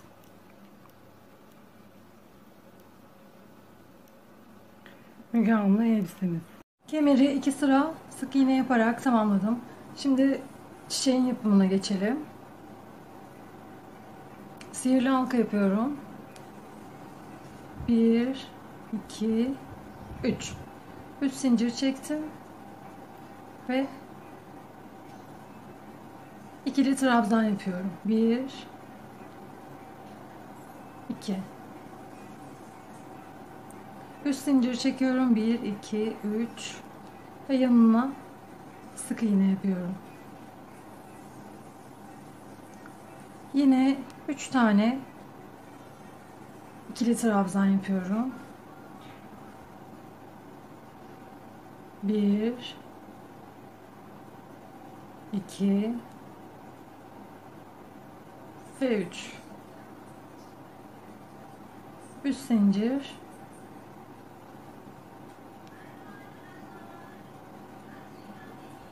ve sık iğne. İstediğiniz şekilde isterseniz 2, isterseniz 4, isterseniz 5 tane bu şekilde dilimli yapabilirsiniz. Pıtırcık yapımına geçtim. Pıtırcık 1 2 1 2 3 dipte olan 2 ilmeğin üstüne batıp sık iğne yapıyorum. 1 sık iğne, ikinci sık iğnenin üstüne yine pıtırcık yapıyorum. 1 2 3 dibine batıyorum. Sık iğne yapıyorum. Yanda bir sık iğne, İkinci sık iğnenin üstüne yine pıtırcık.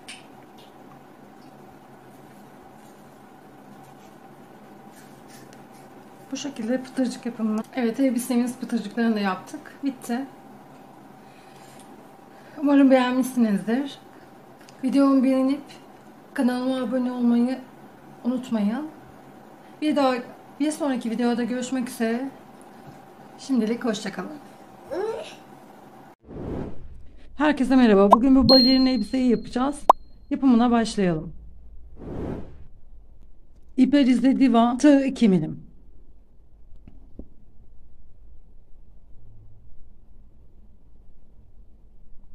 ...33 zincir çekiyorum.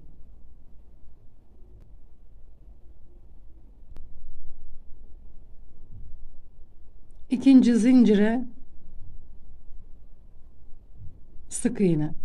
Sırayla zincirlere batarak sık iğne yapıyorum. Sıra sonuna kadar 32 zincir sonuna kadar 32 sık iğne olacak. İkinci sıra bir zincir çekip döndüm. İlk boşluğun ilk ilmeğin içine sık iğne. Sırayla zincirlere batarak 32 sık iğne. Birinci sırayı sık iğne yaptık. 2 3 4. Dördüncü sırada dahil sık iğne yapıyoruz. Beşinci sırada farklı bir işlem yapacağız. Beşinci sıra bir zincir çekip döndüm. İlk ilmeğin içine 2 tane yapıyorum. Çift. 33 bu sırada şimdi 32 ilmekti. 32 sık iğneydi. Şimdi bir tane arttırdık, 33 oldu. Sıra sonuna kadar sık iğne olarak devam ediyorum. 6. sıra bir zincir döndüm. İlk boşluğun içine sık iğne. 10 tane sık iğne yapıyorum. 11. çift. Aynı iğnenin içine 2 tane. 1 2 3 çift. 3 sık iğne çift. 2 kez daha aynı işlemi tekrarlayalım. 10 sık iğne çift. Aynı ilmeğin içine 2 tane. 3 sık iğne çift. 3 sık iğneyi 3 kez yaptık. 3 sık iğne çift 1, çift 2, çift 3. Yani 3 kere 3 tek bir çift yapmış olduk. Kalan 11 sık iğne örerek devam ediyoruz. Olacak. Bir zincir çekip dönüyorum. 7. sıra. 11 sık iğne yapıyorum. 11 12. çift.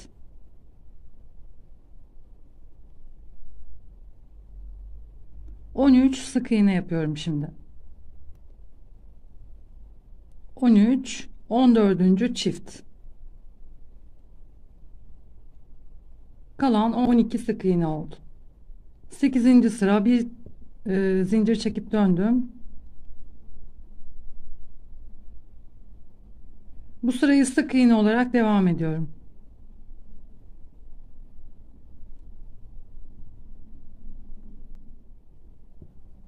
Dokuzuncu sıra bir zincir çekip döndüm. 11 sık iğne. 12. çift. Aynı ilmeğin içine 2 tane.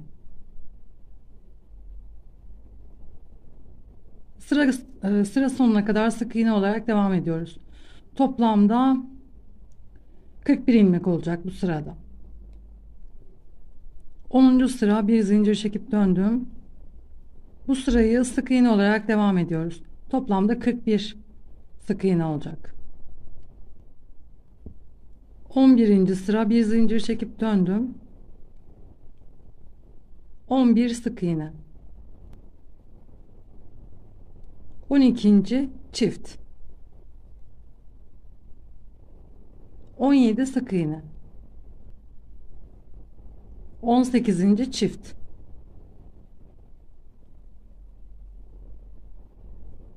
11 sık iğne.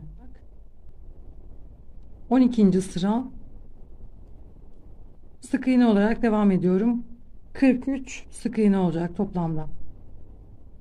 13. sıra bir zincir çekip dönüyorum.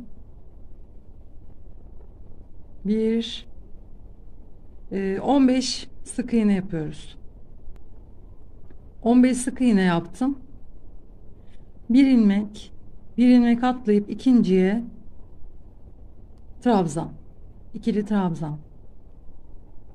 Aynı ilmeğin içine 10 trabzan, 2 3 4 5 10 trabzan yapıyoruz aynı ilmeğin içine. Bir ilmek 10 trabzan yaptım. Bir ilmek atlayıp ikinciye sık iğne. 1 2 3 tane sık iğne. İpi üstüne attım. Bir ilmek atlayıp ikinciye yine buradaki gibi 10 trabzan yapıyoruz. Aynı ilmeğin aynı boşluğun içine. Bir ilmek, iki ilmek atlayıp üçüncüye sık iğne. Kalan ilmekler sık iğne. 14. sıra bir zincir çekip döndüm. 17 sık iğne yapıyorum. Şu sondakine, şu köşedekine basmıyorum. Trabzanın üstüne 1 2 buraya kadar 9 trabzan. Trabzanların üstüne batarak 9 trabzan. 9 trabzan. Buradaki ilmeğe değil, ortadaki şuraya, buradaki ilmeğe ilmek kaydırma yapalım. Ortadaki iki ilmeği sık iğne.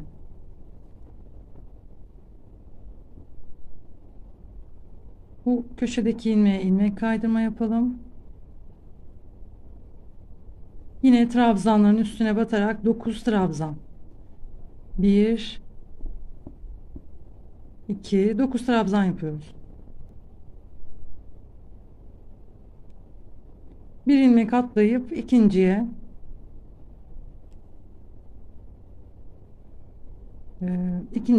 sık iğne. Kalan ilmekleri sık iğne olarak devam ediyorum. 15. sıra 15. sıra buraya kadar sık iğne yaptım. Bu köşedekini atlayıp diğerine sık iğne. Orta kısma kadar sık iğne yapıyorum.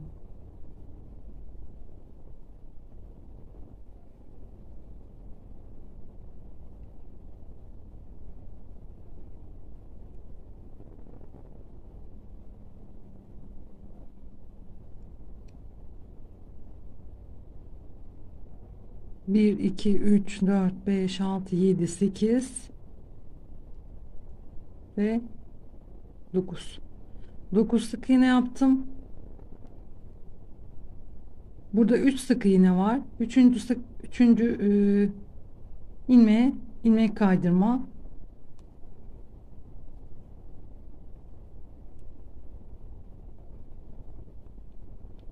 Dokuz sık iğne yaptım.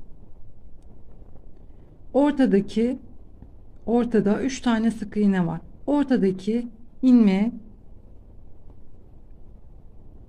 sık iğne yaptım. Bir ilmek atlayıp ikinci ilmeğe sık iğne.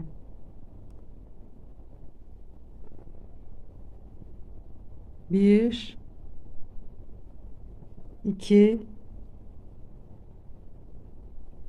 üç, dört, beş, altı, yedi, sekiz, 9. 9 sık iğne oldu. Bir ilmek atlayıp İkinciye sık iğne. Kalan ilmekler sık iğne olarak devam ediyoruz. 16. sıra. Bir zincir çekip döndüm.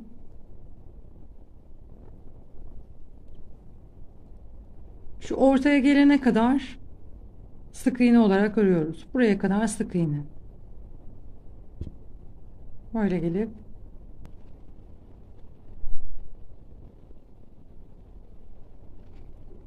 tam ortadaki iki ilmeği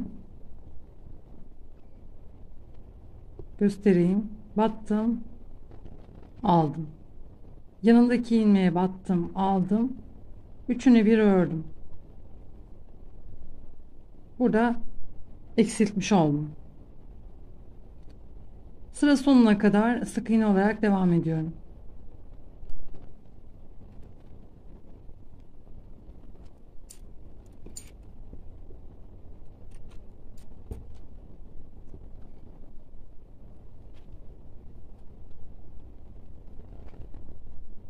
Üst tarafı tamamlandı. Şimdi etek kısmına başlayacağız. Elbisenin üst kısmı bitti. Böyle şortla bluz olarak da kullanabilirsiniz. Böyle de güzel oldu. Etek yapımına, elbisenin etek kısmına, bale eteğin etek kısmının yapımına başlayalım. Etek kısmına geçiyorum. Bu ipin olduğu bölüme değil, diğer tarafa.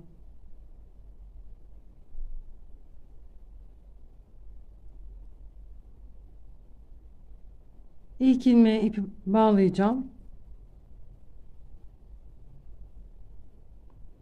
İpi geçirdim. Bir zincir çektim. Sırayla ilmeklere batarak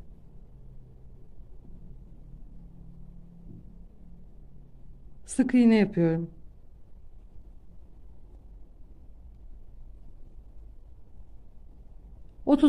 Sona kadar 32 sık iğne. İkinci sıra 4 zincir döndüm. 2 kere doladım. Aynı ilmeğin içine 1 2 3 2 kere doladım. Aynı ilmeğin içine 1 2 3 2 kere doladım. Burada 3 oldu. Yandaki sıradaki ilmeğin içine 1 2 3 2 kere doladım. Aynı ilmeğin içine 1 2 3 2 kere doladım. Aynı ilmeğin içine 1 2 3 2 kere doladım. Sıradaki ilmeğin içine, boşluğun içine 1 2 3 her ilmeğin içine 3 tane 3 tane yapıyoruz. Sırayı bu şekilde tamamlıyorum. Etekte 3. sıra 4 zincir döndüm. 2 kere doladım. Bir önceki sıradaki gibi 3 kere de çekiyorum. 2 kere doladım. Aynı ilmeğin içine 3 tane. Biraz önceki sırada yaptığımız gibi. Aynı ilmeğin içine 3 tane.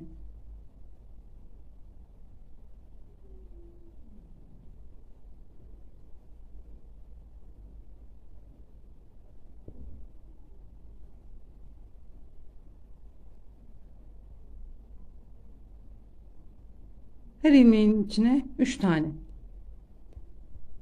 Sıra sonuna kadar bu şekilde devam ediyoruz. 2 ucu birleştiriyorum. 1 2 3 4 5 6 7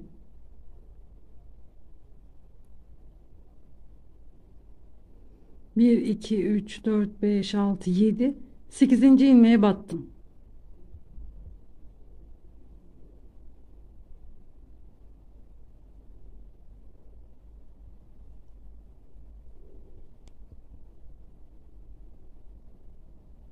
Sekizinci ilmeğe batıp sık iğne yapıyorum. Sırayla sık iğne yaparak devam ediyorum.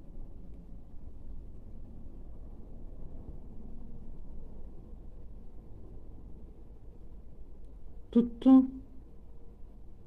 Şöyle. 1, 2, 3, 4, 5, 6, 7, 8.'ye battım ve sık iğne yaptım. Sık iğne olarak devam ediyoruz.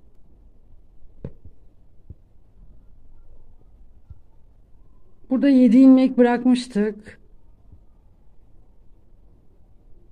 Şimdi ikisini bir öreceğiz.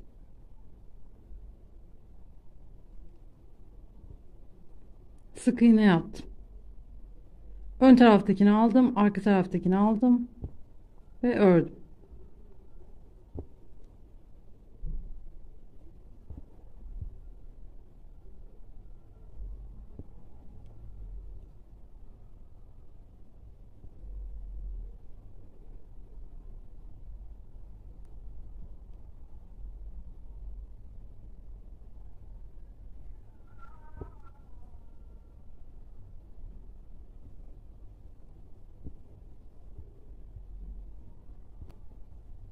Burayı kapattım.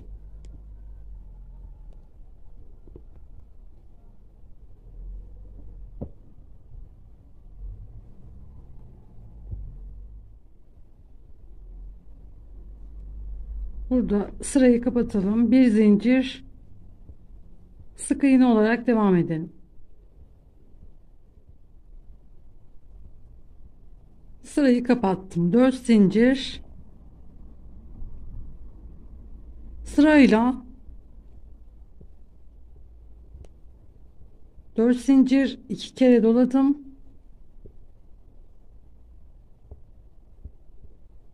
Sırayla ilmeklere batarak 3 kere de çekiyorum. Yandaki ilmeğe battım.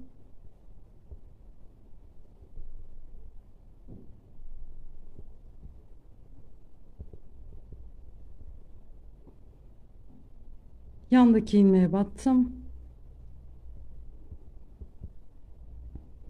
3 sıra bununla beraber 3 sıra bu şekilde devam ediyorum. Sırayla ilmeklere batarak 3 sıra yapıyoruz. Bu sırayı yaptıktan sonra 2 sıra daha. 3 sıra ördüm. 1 2 3. Sırayı kapattım. Bir zincir ve ipi kestim.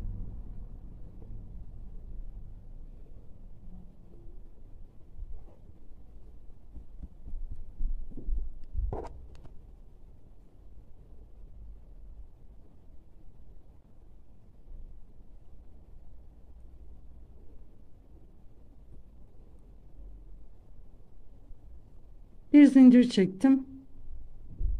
2 ipi de gizleyerek gidiyorum. Sık iğne olarak devam ediyorum.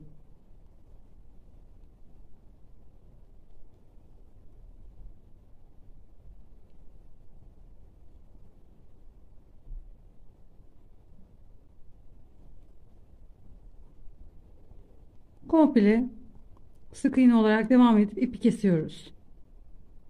Etek kısmı bitti. Sırayı kapatıyorum.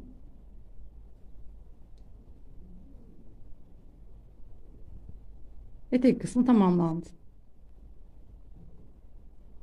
Arka kısımdan bu sık iğne yaptığımız kısımdan ipi bağlıyorum.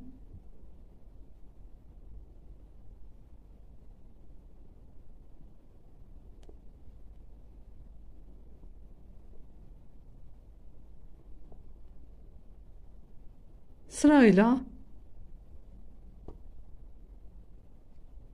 ilmeklere batarak sık iğne.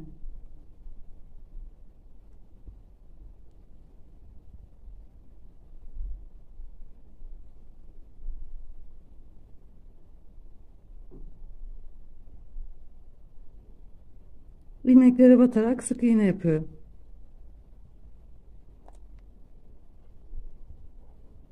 Böyle devam edip ön kısmı da yapıp arka kısımda burada ipi koparıyoruz. Burada başladık, burada bitiriyoruz.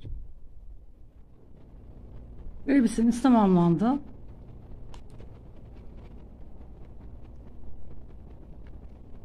Ben şöyle her zamanki gibi ip bağladım.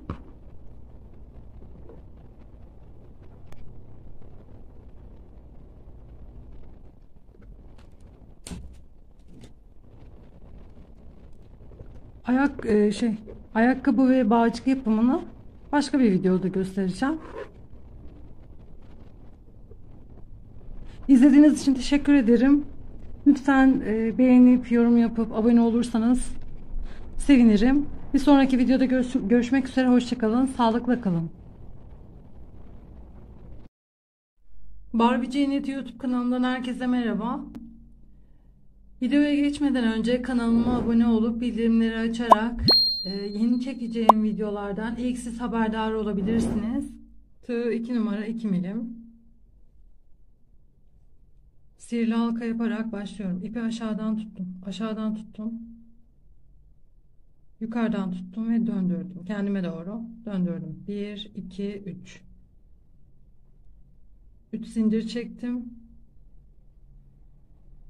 1, 2, 3. Üçlü trabzan yaptım. 1, 2, 3, 12 trabzan.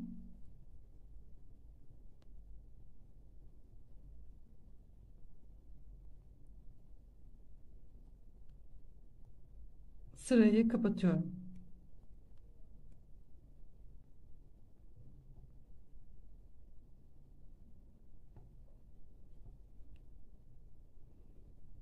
Bir, iki, üç. 3 zincir. Bulunduğum ilmeğin, zincirin dibine battım. 1, 2, 3. 3 kere de çektim. Üçlü trabzan yaptım. Çift oldu. Yanındaki ilmeğe batıyorum. 1, 2, 3. 3 kere de çektim.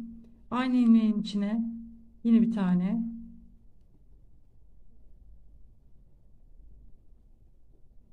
Çift, çift. Birinci sırada 12 trabzan yapmıştık. Şimdi bütün ilmeklerin içine batarak 24 trabzan olacak. 4, 16, 18, 20, 22. 2 tane daha yapıyorum.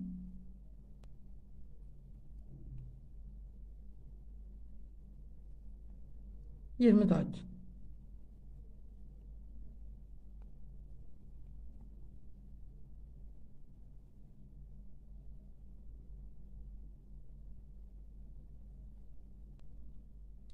İkinci sırayı kapatıyorum. Üçüncü sıra 1, 2, 3. Aynı ilmeğin dibine batıp üçlü trabzan.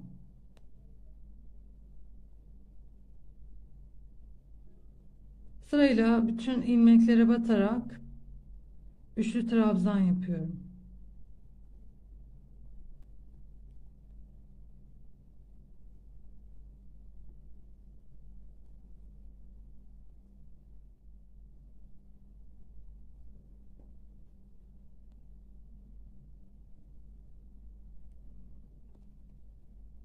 Dördüncü sıra ipi üstüne attım. Bulunduğum ilmeğin içine batıp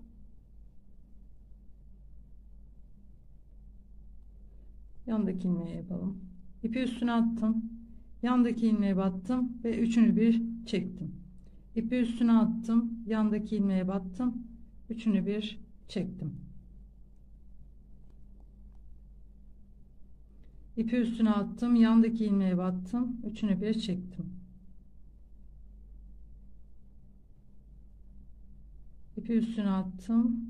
Üçünü bir çektim. Bu sırayı çok sıkı yapmayın. Çok da gevşek yapmayın. Orta yapın. Çok gevşek yapınca şapka çok gevşek oluyor. Çok sıkı yapınca da küçücük oluyor. Daha doğrusu bütün sırayı sıkı yaparsanız bütün şapkayı. Ama özellikle burasını dar yaparsanız çok daralıyor. Kafaya geçirilen kısmı burası çünkü. Şurada. Sırayı kapattım. Bir zincir çektim. Yandaki ilmeğe 1 2 3. Aynı ilmeğin içine 3 sık iğne. Yandaki ilmeğe 1 2, yandaki ilmeğe 1 2, yandaki ilmeğe 1 2 3. Aynı ilmeğin içine 3 sık iğne, 3 2 2 3. Şimdi yine 2 2 3. 3 yaptım, 2 tane yapıyorum. 1 2 1 2 1 2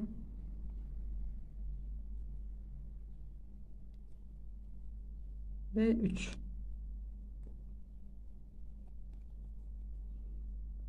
3 2 2 3 2 2 3.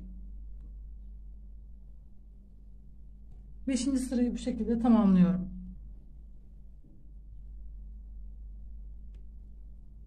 Beşinci sırayı kapatıyorum. 6. sıra, bir zincir çektim. Yandaki ilmeğe battım.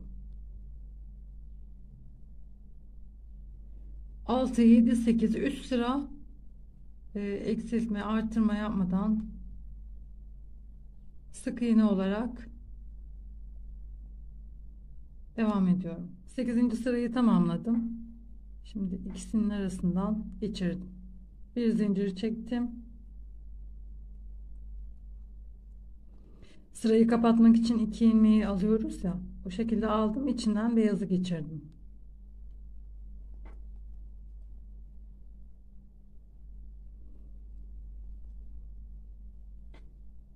Sırayı sık iğne olarak devam ediyorum. Şapkamız bitti. İzlediğiniz için teşekkür ederim. Kanalıma abone olup bildirimleri açmayı. Barbie Cennet YouTube kanalıma hoş geldiniz. Bugün bu pantolonu yapacağız birlikte. Abone olup bildirimleri açarsanız sevinirim. İpe Rize Diva tığ 4 numara 1.60 milim. Döndürdüm. Sıkıştırdım. 38 zincir. 3. zincire ikili trabzan.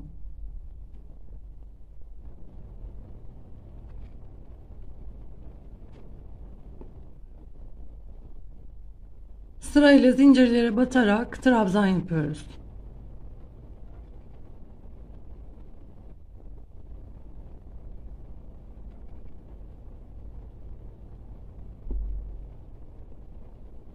Zincir sonuna kadar 36 trabzan.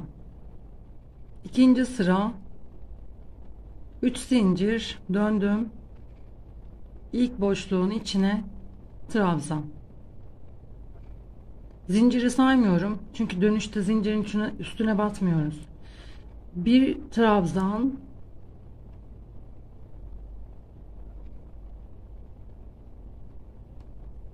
ve çift. Bir trabzan çift.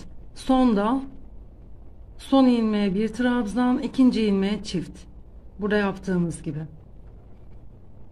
Trabzan olarak devam edip sonda bir tek, bir trabzan, bir çift. Sonda bir trabzan, bir çift. 3. sıra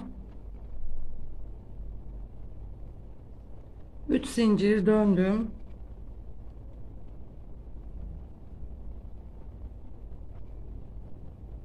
İlk boşluğun içine trabzan.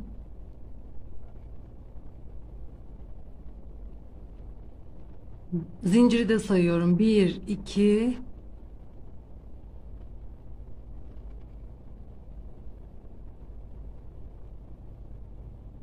3 dördüncü çift.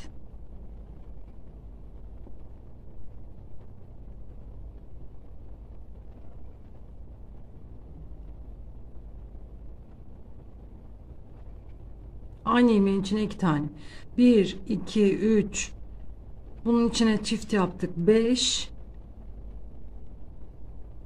6 7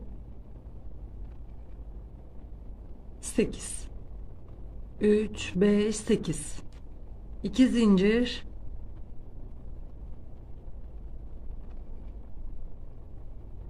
bir iki üç, 2 ilmek atlayıp üçüncüye trabzan. Bu boşluğun içine, aynı boşluğun içine 9 tane 8 tane trabzan yapıyorum. 2 zincir, 1 2 3, 2 ilmek atlayıp üçüncüye trabzan. 15 trabzan yapıyorum.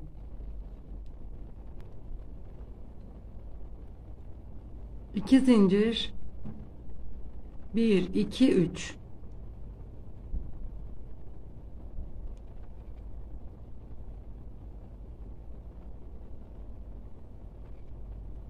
buradaki gibi 8 tane trabzan yapıyoruz. 2 zincir, 1 2 3,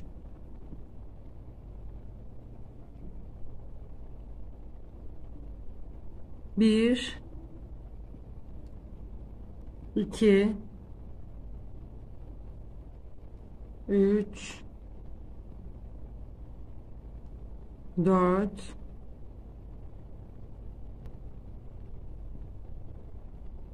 dördüncü çift, 3 trabzan çift, 3 trabzan,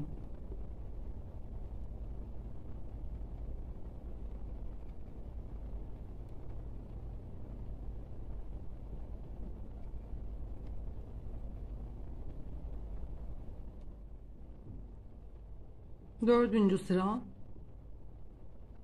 3 zincir döndüm.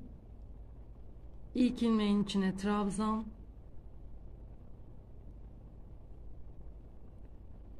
2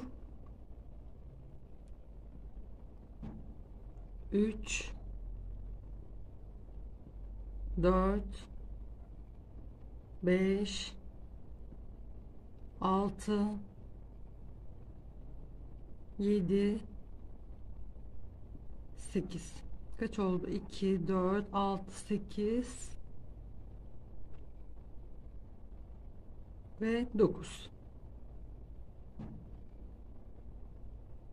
2 zincir, boşluğa sık iğne, 1 2 3 4 5, 5 zincir, 1 2 3 4, dördüncü ilmeğe sık iğne, 1 2 3 4 5, 5 zincir, boşluğa sık iğne, 2 zincir, trabzanın üstüne trabzan, 15 trabzan yapıyoruz.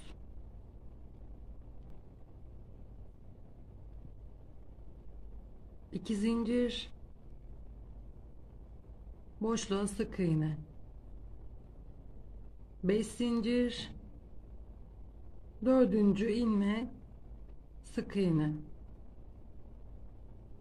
5 zincir, boşluğa sık iğne, 2 zincir, trabzanların üstüne, 5. sıra 3 zincir döndüm. İlk ilmeğin içine trabzan, 2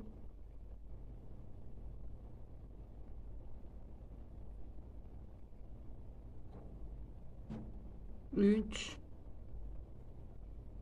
4 5 6 7 8 9. Sondaki trabzana batmıyoruz. Buraya batmıyoruz. 9 tane yaptık.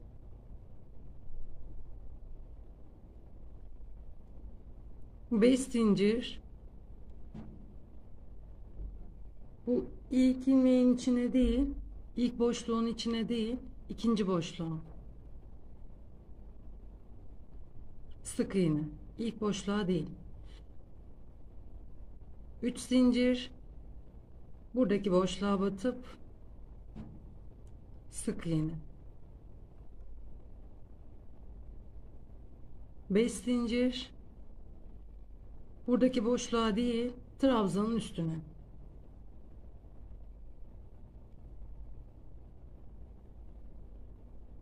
On beş trabzan yapıyoruz.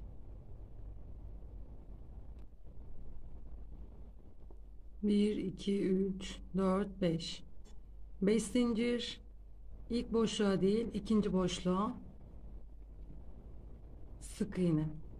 3 zincir. Karşıdaki boşluğun içine sık iğne. 5 zincir.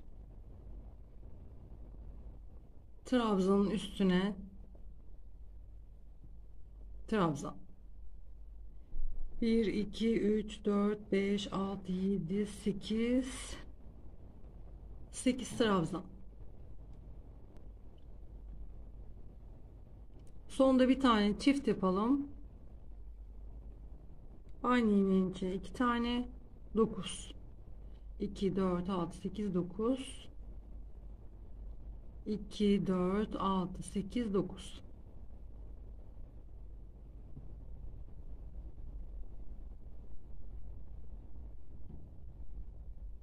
Kapattım, birleştirdim sırayı. 1 2 3 4 5.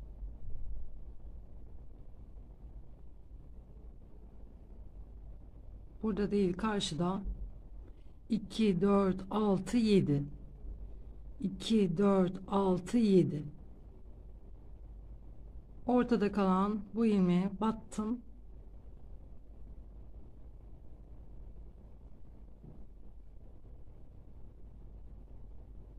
İlmeği çektim.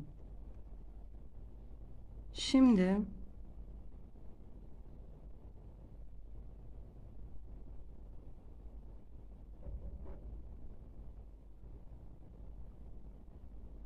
ipi almadan battım, içinden geçirdim. 1 battım, geçirdim. 2 battım, geçirdim. 3 battım, geçirdim. 4 ilmek kaydırma. İlmek kaydırma yaptık ve ağını yaptık şu anda. 1 2 3 3 zincir. Hemen bulunduğum noktaya, şuraya birleştirdiğim noktaya aynı zincirin dibine battım. 2 şu boşluğa batmıyorum, araya 2 ilmeğin üstüne batıyorum, trabzanın üstüne.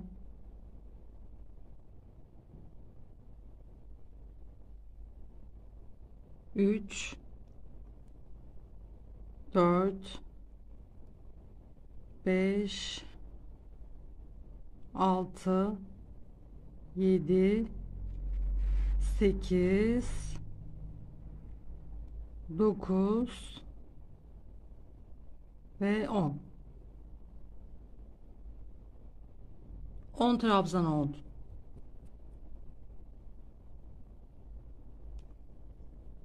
İki zincir, sık iğne, boşluğa, zincire,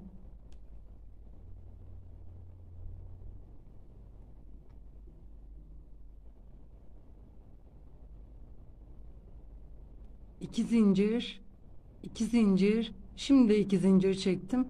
Bu ortadaki boşluğa trabzan. 3 zincir, aynı boşluğun içine trabzan, 2 zincir,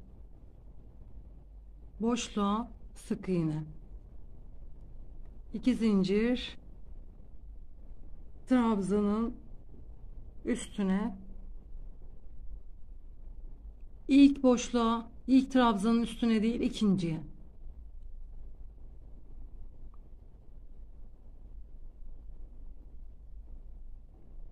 2 3 4 5 6 7 8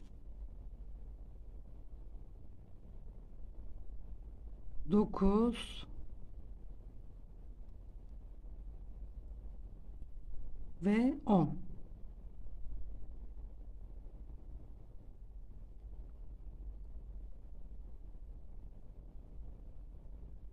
Sırayı kapatıyorum.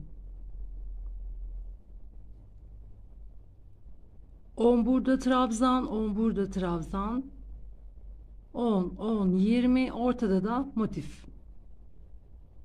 Ortada da motifimiz gidiyor. Ben ipi ikiye böldüm. Siz de ayırabilirsiniz. İki paçayı birden,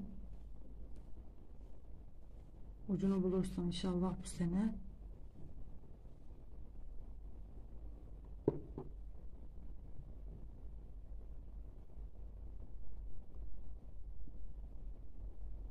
Şuradan ipi bağlayıp, isterseniz böyle yapıp düğüm de atabilirsiniz. Şöyle.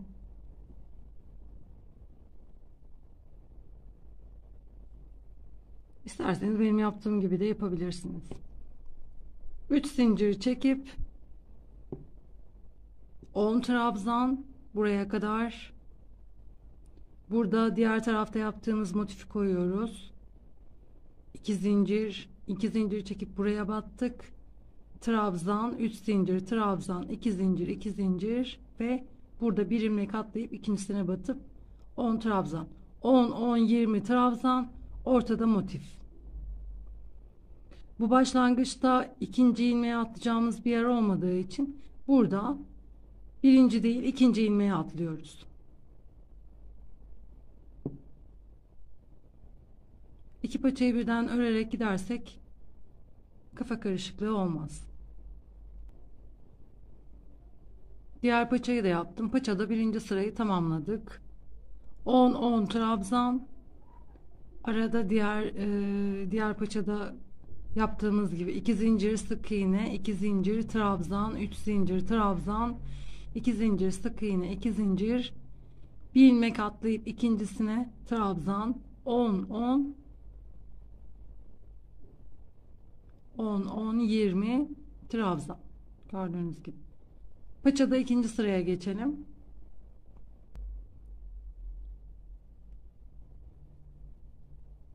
Üç zincir,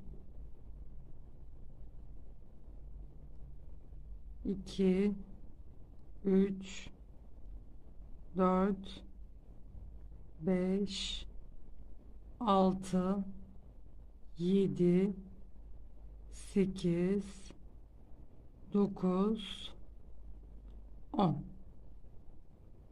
10 trabzan, 2 zincir, 2 zincir çektim. Şu ortadakinin içine 8 tane trabzan.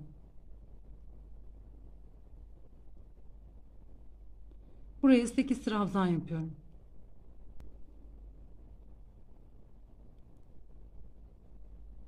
İki zincir, ilk trabzanın üstüne batıp buraya kadar 10 tane trabzan yapıp kapatıyorum. Diğer paçada da aynısını yapalım. 1 2 3 paçada 3. sıra. Buraya kadar 10 trabzan yapalım.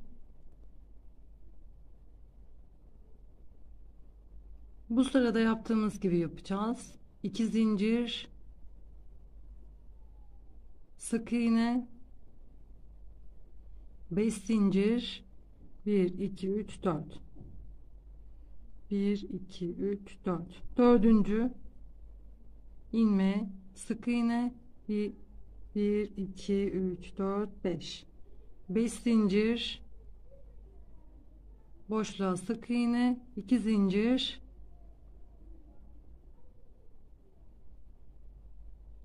trabzan. 10 trabzan yapıp sırayı kapatıyoruz. 1 2 3, paçada 4. sıra. Sırayı kapattım. Bir tane ilmek atlayıp ilmek kaydırma yapıyorum. 1 2 3, 3 zincir, buraya kadar trabzan.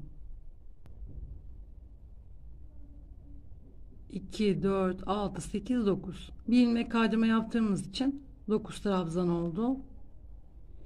1 2 3 4 5, 5 zincir, ilk boşluğun içine değil, ikinci boşluğun içine, buraya sık iğne, 3 zincir, karşıdaki zincirin içine sık iğne, 5 zincir, trabzanın üstüne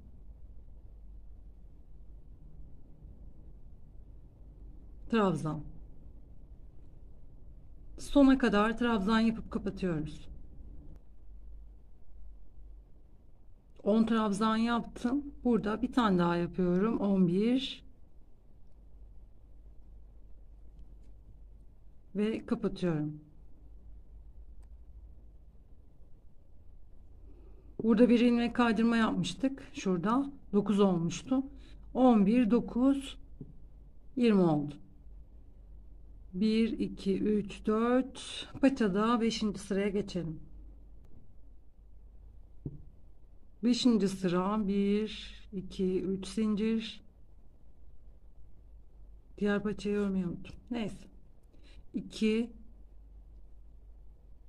bunu ördükten sonra buna geçiyoruz da ben bunu örmeyi unuttum. 3,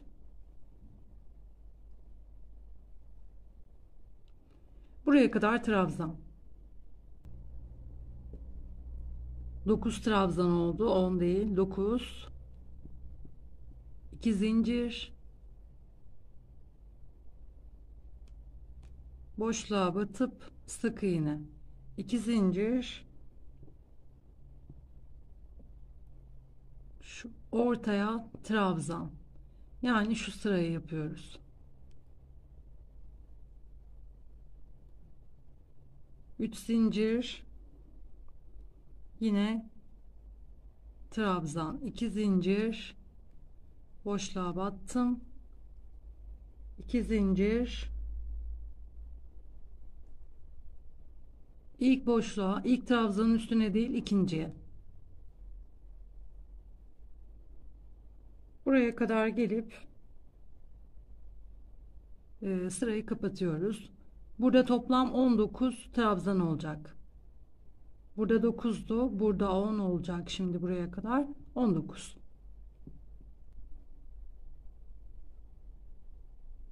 Şimdi bu sırayı yapacağız. Şunu, pardon, şunu. Bu sırayı yapacağız. Bunu yaptık, bunu yapacağız. Bu trabzanlar, burası 4 motif olana kadar aynı şekilde devam ediyoruz.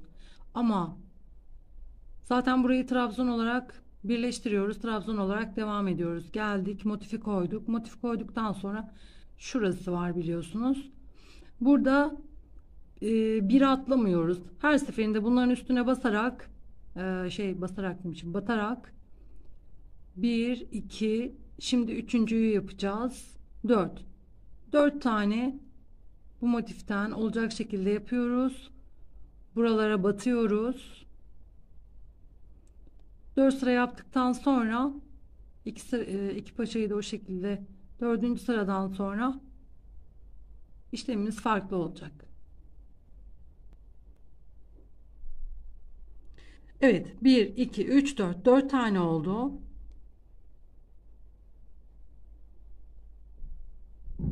Aynı şekilde 4 tane gittik. 20 20 demişim. Trabzan ortaya motif koyduk. Aynı motifleri sırasıyla tekrarladık. Şimdi 1 2 3 4 tane motif oldu. Üstüne ilk motifimizi yapalım. Yine 3 zincir trabzan. Buraya kadar trabzan olarak öreceğim. Şimdi 2 zincir buraya battım.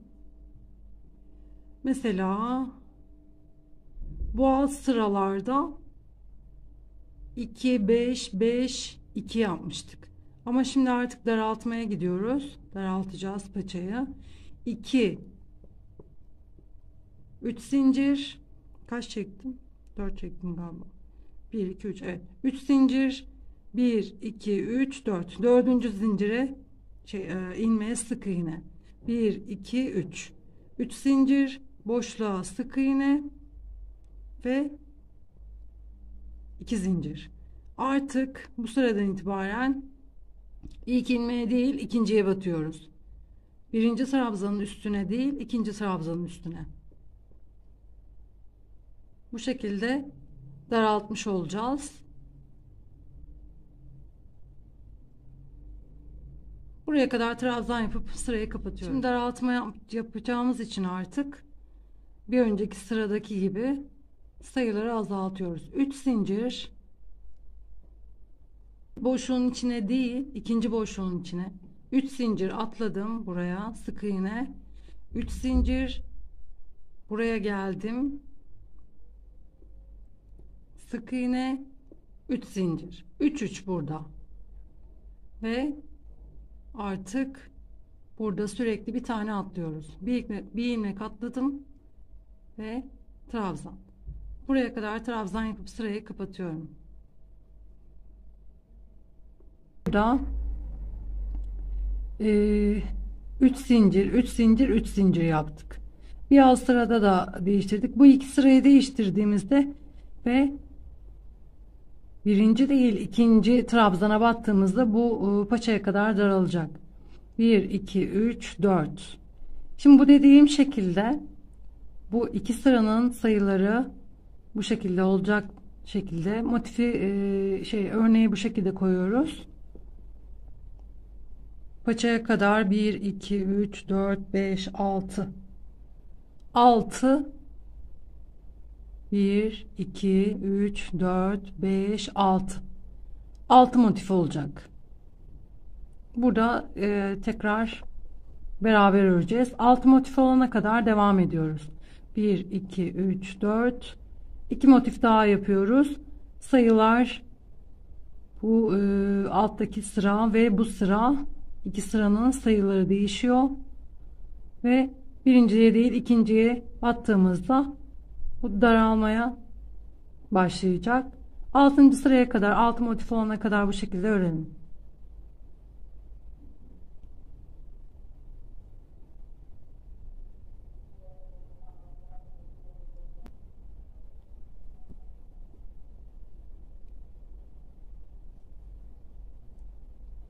Bir zincir çekiyorum. Sırayla ilmeklere batarak sık iğne.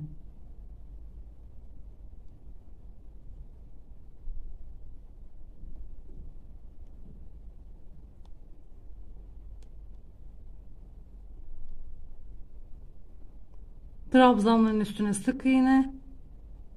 Zincirlerin içine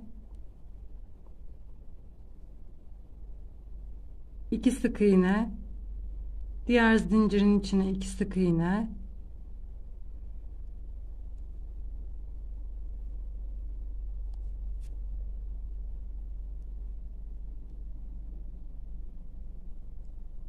diğer zincirin içine 2 sık iğne,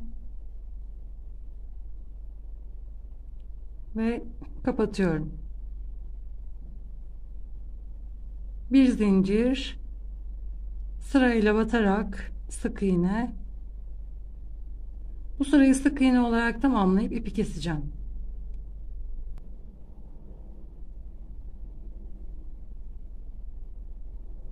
Kapattım. Bir zincir çektim.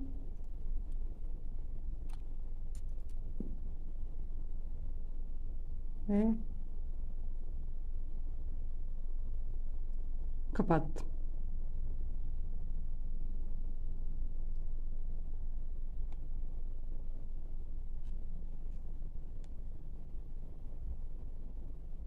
İçine de sakladım.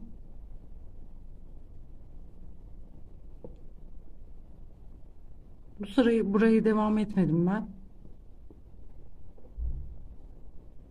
Evet.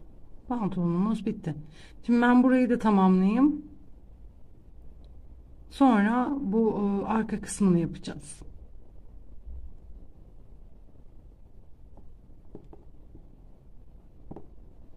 Dediğim gibi ikisini de ben ördüm. Gevşek enli, normal örüşümle.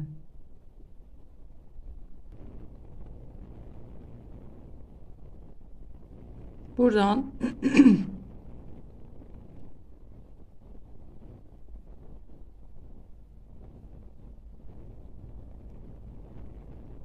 ipi bağlayıp şunların ikisini de örerek, gizleyerek arkadan geçirdim, bir zincir çektim. Sırayla pardon, sırayla ilmeklerin içine batarak sık iğne yapıyorum.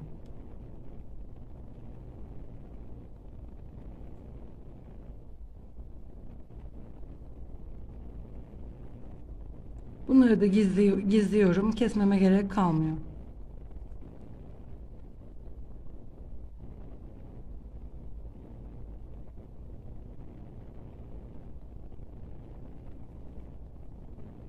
Sona kadar, buraya kadar sık iğne yapıyoruz. Buraya kadar sık iğne yaptım.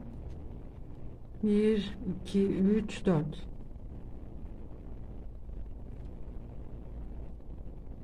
Şimdi arka kısmı yapacağız. 4 zincir çektim.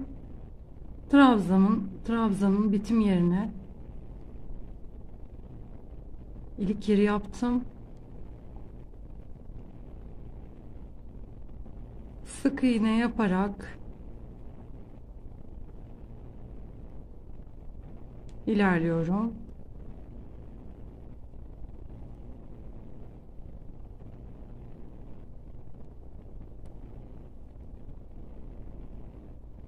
Şimdi bir 4 zincir daha çekip buraya batacağım. İkinci ilik yerini yapacağım, düğme yerine. 4 zincir,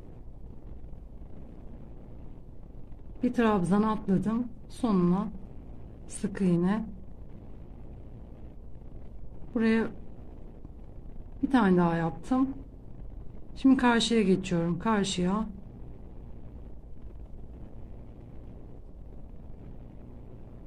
buradan karşıya battım, sık iğne. Buraya kadar sık iğne yapıp ipi koparıyorum.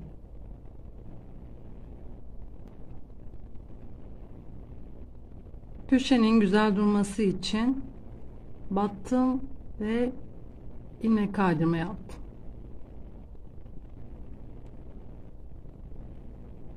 Bir zincir çekip ipi kesiyorum.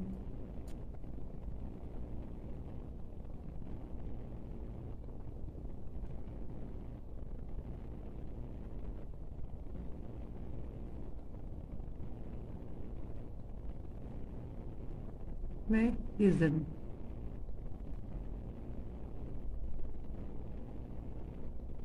Düğme yerleri de hazır. Pantolonumuz tamamlandı.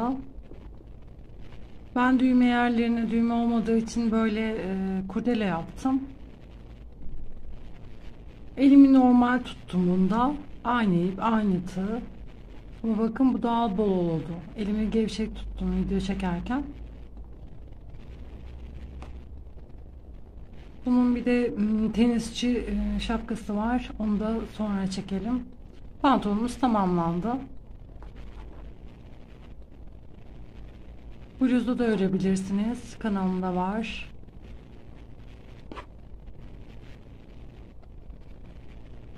İzlediğiniz için teşekkür ederim.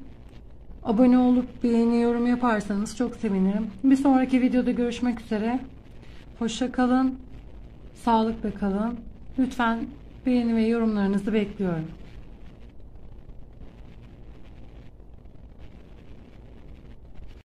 Barbie Cennet YouTube kanalımdan herkese merhaba. Bugün bu elbiseyi yapacağız birlikte. Yapımına başlayalım. Elinizde olan ipleri kullanabilirsiniz. Ben 1.75 tığ kullandım. Siz ipinize göre tığ kullanabilirsiniz. İpi sıkıştırarak başlıyorum. 30 zincir çekerek başlıyoruz. 1 2. İkinci zincire batarak sık iğne yapıyorum.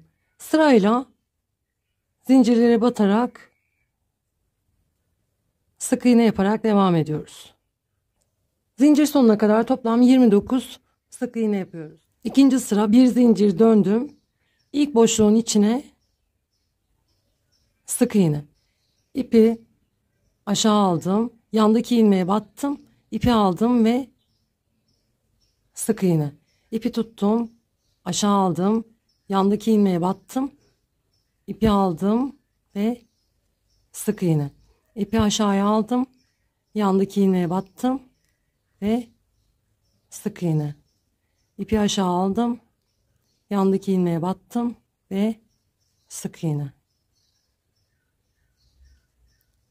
İpi aşağıya alıp yandaki ilmeğe battım. İpi aldım ve sık iğne. Bu şekilde sırayı devam ediyoruz. Sondaki ilmeği sık iğne değil, yine ipi tutarak saçak yapıyoruz. Döndüm. Bir zincir, ilk boşluğun içine sık iğne. Bu sırayı sık iğne olarak devam ediyoruz. Sık iğne olarak tamamladık. Bir zincir döndüm. İlk boşluğa sık iğne.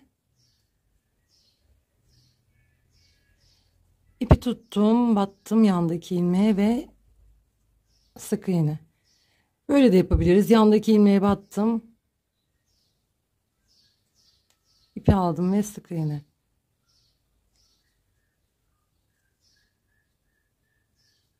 Hangisi kolayınıza gelirse.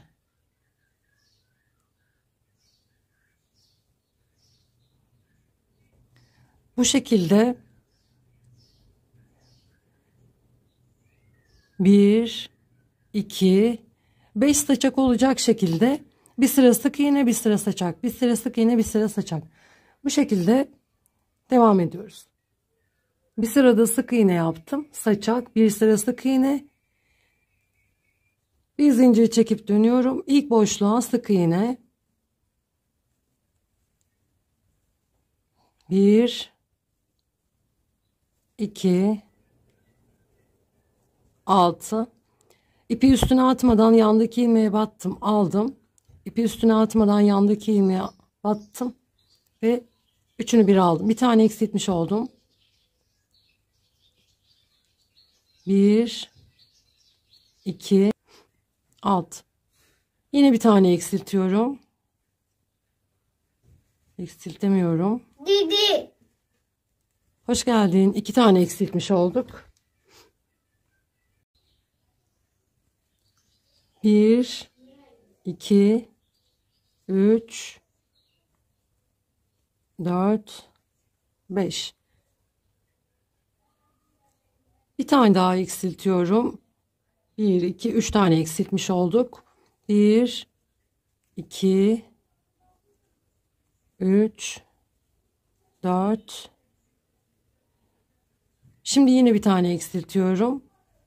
4. 4 tane eksiltmiş olduk. Sondaki ilmeğe batıyorum. Yine döndüm. Bir zincir. İlk boşluğa değil, ikinci boşluğa sık iğne. Sıra sonuna kadar sık iğne olarak devam ediyoruz. Bir zincir döndüm. İlk boşluğa değil, ikinci boşluğa batıp sık iğne olarak devam ediyoruz.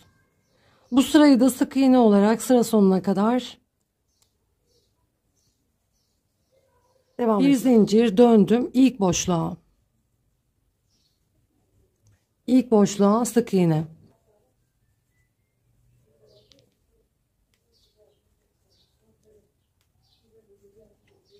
Sonraki sıralarda da ikinci ilmeğe değil, sürekli dönüşlerde birinci ilmeğe batacağız. Şimdi sık iğne olarak buraya gelene kadar devam ediyoruz. Şu an neredeyiz? Buradayız. 2, 4, 6, 8, 10, 11. 10-11 sıra sadece sık iğne olarak devam ediyoruz. Zincir çektim. İstediğiniz uzunlukta çekebilirsiniz. Bu arkalardan, ilk ilmeklerden çapraz yaparak geçirdim. Şu burayı da iğneyle, iplikle dikebilirsiniz. İşlemimiz tamamlandı. Bir sonraki videoda görüşmek üzere. Hoşça kalın, sağlıklı kalın.